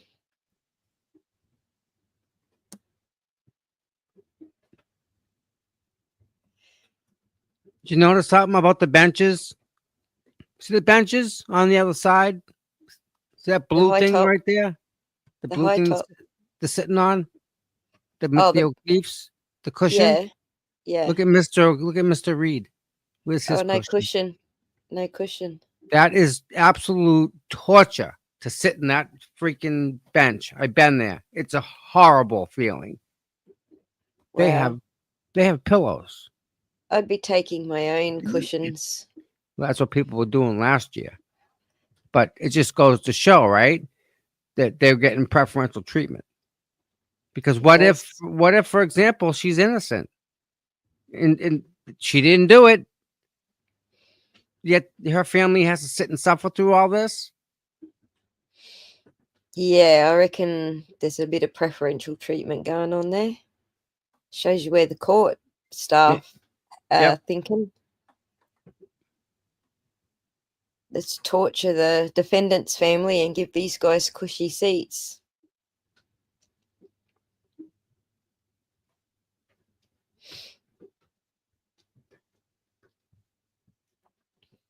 So AV guy in the middle here, who's filling in for the other AV guy, he's just started packing his stuff up. So Yeah. Yep. they 'Cause must be at the end. It's arguments between them now, right? At sidebar. And Bev's still going at 1 o'clock. Bag of me, eh? Everyone looks packed up, ready to go. Karen Reed's shut her laptop. The other All right, we'll guys see have you shut their Monday. folders. Yep. Yep, we're done. All right. So Tori.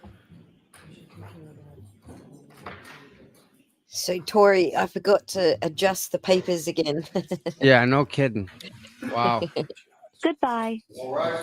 Margaret, thank you.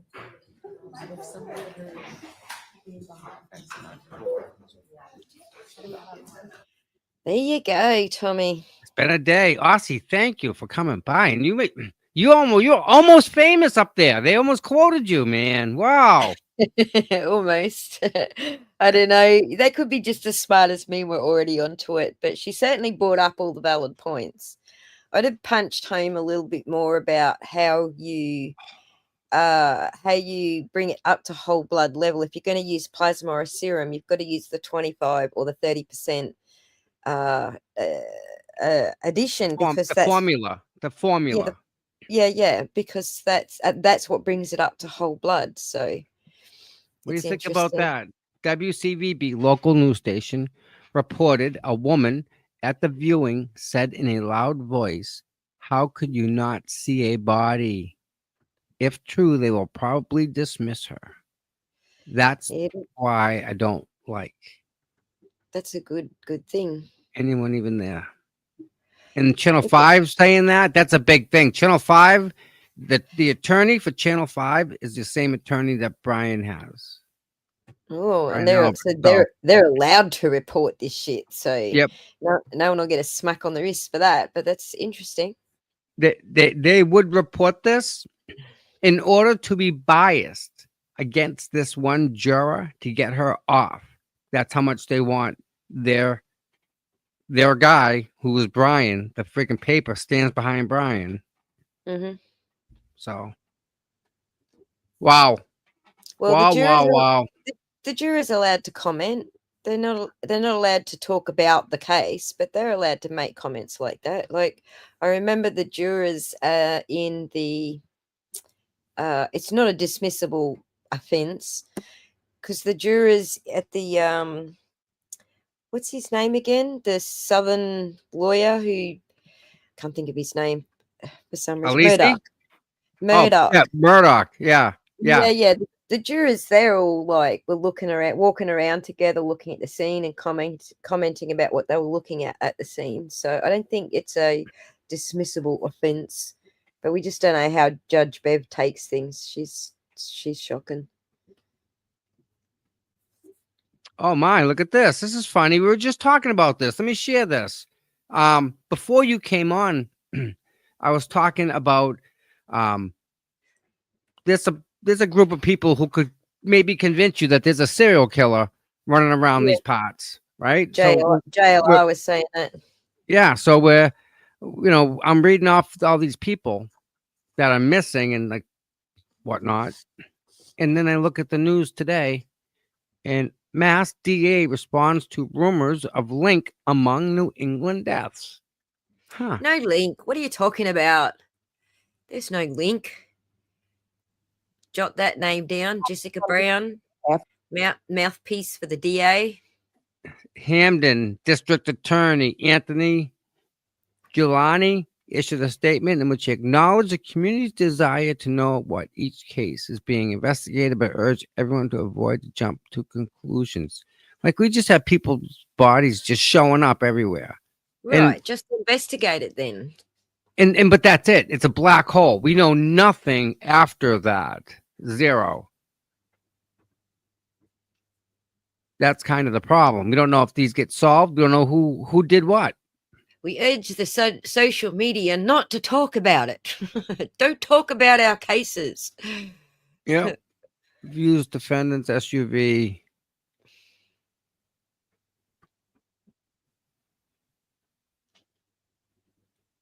That's odd. Oh, they have all the notes here. Okay. That's something to look at. And this is the video we saw. Did you see this? This is the Channel 5 reporter. Yeah, I was watching that when I first come on with you. On the magic bingo board. Sharon Reed's Lexus is now being back onto a tow truck to take it away. It was parked here in front of the house at 34 Fairview Road just a short time ago, where jurors Who's this were able guy? to see it. Who's this dude? This time, compared to the first trial last year, it was at a different location. Last year, it was parked up closer to the end of the driveway. This time, the Lexus was parked near here, the flagpole, where John O'Keefe's body was found. Who's that dude right there? That's guy's just. No Okay. idea, Tommy. You're the local dude. Yeah, I wish I had an answer. There was a cop in Auburn, Massachusetts, just got arrested in a sting operation regarding sex trafficking. Wow. In Auburn? Auburn. I think who lives out that way? That's Weston, Mass. We don't know anybody out there. Yeah. Interesting. There's certainly a lot of cops getting into a lot of trouble at the moment. I don't know. It seems to be all over YouTube. A lot of cops from a lot of different areas getting up to a lot of shit. So some cops got like fired from their job because they found this homeless guy. They couldn't get the murder squad, whoever that's supposed to be, I forget what you call them there, to come out to the body because they just like, nope, we're not going. So they got one of the young guys. So the ME turns up to pick up the body. Mm-hmm. And they trick one of the young cadets into poking the body and letting all the gas out, which is like desecration of a corpse, basically. Yep. They did it to make fun of him because it's a horrible smell and it's a horrible thing. And no, it's a bad thing. It's horrible, but they all got fired. Like 4 of them all got fired. So yeah, there's just a lot of stuff going on with cops doing stupid shit, thinking that they're funny. I'm sure that's what they were doing here. I'm sure Proctor thought he was fucking hilarious. Yeah, she got no naked pictures of this girl, but I'm looking. Jesus, get out of town with that. That's just bad decorum. I mean, let alone you're a cop and you're above everything, but when you do it and then you flaunt it, that's a whole nother level. You got to be sick to look. You got to be even sicker to talk about it that way. Oof. Right. Oof. Yep. So Good there's luck with that one. There's some sick stuff going on with the cops. We also got the one that the LV cops were covering. So I think it was 11 cops beat that guy out till he died, basically. That one was, I think they're all charged now, aren't they? I forget where it's at right now, to be honest, but I'm pretty sure that most of them got charged. Wow. Over that one. Then there's there's just so much, Tommy. So like we have a police cadet that was in the academy 3 days before graduation. Yeah. Murdered in the academy in front of 42 of his classmates and then another 42 classmates. So it was 82 people in the whole class, I think, or 84 people.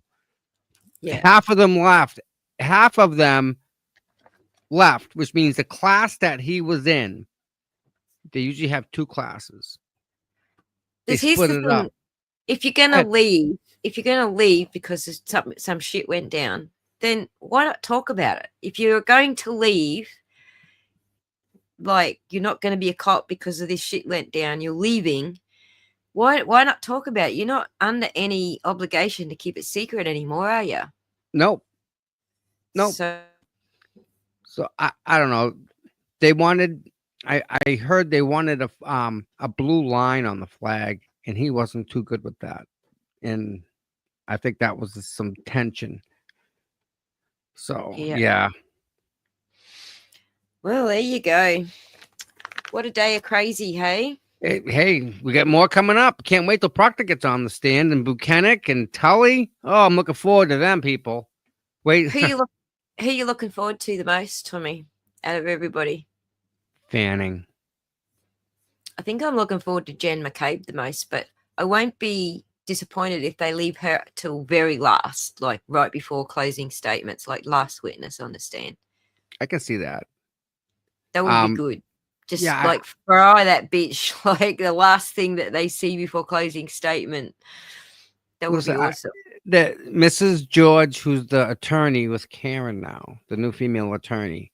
Oh, do I pray that she is the one to talk to him about the babysitting that he, I guess, wasn't doing, but that was his job to babysit the jury, but he wasn't doing it. He wasn't involved in it. He wasn't even there. Just like Proctor. Proctor See, never I went don't to the think crime they scene. can bring that up. I don't think they can bring that up. What he did in the last trial, Fanning, you're talking about. Yeah, Fanning. It's not going to come up in this trial, what he did with the jury. They're not going to come up at all? Nope, not at all. No, because the judge is already freaking the F out about the whole jury thing anyway. She's written in her motion to dismiss a complete and total takedown of any suggestion he had anything to do with the jury, blah, blah, blah, blah, blah. No, it's not coming in. She won't let it. That's what she's on. That's what her ass is on the line for, the hardest out of everything that she's done. The one where she'd likely lose her job is letting Fanning tell her that one of the jurors was up to mischief and then she dismissed him. That's the one she's on the line for the hardest. Basically. Out of hierarchy of how bad it is, that one's at the top. So yeah, she's not going to let them talk about it in the trial because it has nothing to do with whether or not Karen Read murdered John O'Keefe. Secondly, because that's the one that she's up. I just can't even I can't stress hard enough how hard her ass is on the line for that one. That's why she did 3 pages of it in her rejection of the dismissal motion. She did like 3 pages on it just to be absolutely clear that she did all the right things. But I don't know. She's definitely if she skates for that, I'll be very, very surprised. Really? I don't think she's going to skate for that. I think she knows she screwed up. She knows. But was it screwed up intentional? Because I mean, we all make mistakes, you know? Of course it was. She was intentionally put Fanning in charge of court security. That's her job as administrator, and her judge role is completely separate to her job as administrator. If she effed up as administrator, she's not covered by she's not covered. Yeah, judicial whatever they call it, not judicial prudence. Immunity. Immunity. She doesn't get immunity for that. So yeah, that's why she did, like, out of the whole dismissal motion, she put at least 3 full pages towards that one thing because she knows she screwed up. Nice. She knows that she's screwed. I mean, I hope someday we see all that play out, but I don't have hope. Who's going to prosecute a judge? Another judge? Well, if it comes down to that specific issue, and she loses her judicial immunity, then Karen can sue her for it. It'd be Karen suing her, and then a civil judge. Would the Commonwealth back Bev, or is she on her own? She's just hanging out the wind. Well, in a civil case, she's supposed to be on her own now. The Commonwealth's not supposed to be representing Bev in anything now. She's already supposed to be on her own. But even with the SCOTUS stuff, she originally had Schillinger, ADA Schillinger, as a representative, and then some other guy stepped up at the last second. So I guess they realized SCOTUS isn't going to buy it, that, you know, she's being represented by the same DA office that's Right. that this case is about. So some other dude quickly stepped, and he's not connected to the DA's office, but he did say he's representing the people in the DA office as well. So I don't know how that works at SCOTUS level, honest. I just knew how it worked at SJC level and habeas court level, but now we're at SCOTUS, you know, it's a different ball game. I don't know how that shit works. Barely get my head around just, you know, the formalities of it. And there's so much to it. Again, the Karen Reed case is not the typical case. Nothing in this is typical. Nothing. No. Nope. Wow. It's all off the show, cray. Anyway, Tommy, I'm going to leave you with your audience. Yeah, listen, congratulations again. And I'm happy that somebody's work matters, right? That's something that we all have been doing, even just little something that, you know, maybe it helped. Maybe you helped them a little bit. That made their job a little bit easier. And a bunch of them little ones equal big things, and fingers crossed, right? From little things, big things grow. You know that. That's a song here by I can't think of his name, but anyway, it's an Australian song. Cool. But yes. And again, I thank you so much. I really appreciate you spending the morning with us all. How long are you doing the trial for without Mikey? He just went to Vegas just for the weekend. Just the weekend. I think he'll be back maybe Tuesday, maybe Monday. Radio. Well, I'll keep in touch on X. Yeah, definitely. If you want to sidekick for another day, I'll come along. Absolutely. 100%. All right. Bye, Awesome. chat. Thanks for having me. It's our pleasure. So thank you. You have a wonderful weekend. And thank you for all your time you put into this. This is just. You too, Tommy. Good. I hope you're feeling better soon. Yep. Thank you, my dear. Bye. Bye, dear. Wow. That was an absolutely wonderful surprise, huh? See? God just loves us more. I don't see the other side having this type of group or community in anywhere. There's nothing the other side has that comes close to the talent or the dedication or just the time that these people put in that are on our side, or at least on the side of this is what happened. This is what didn't happen. This is right. This is wrong. So we're all blessed to have, you know, all these creators with the talent that they have. Some just the artist people who do the drawings just blows me away.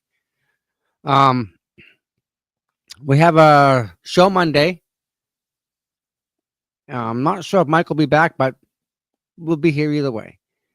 All right. I hope everybody has a good weekend. But before you go, can you hit that thumbs up button and the like and the subscribe? We were 50 something people away from having 7,000. I was hoping to get 7,000 before Mike got back. Yeah. 6,946. So just make sure that you subbed out on the way out, and we'll catch you Monday. Everybody have a great day. Thank the mods for all the great work that they've been doing. And we will see you all Monday. Have a good weekend. And if you need anything in the meantime, you can send me an email, cputom@gmail.com, and we go from there. Thank you, everybody. Bye-bye.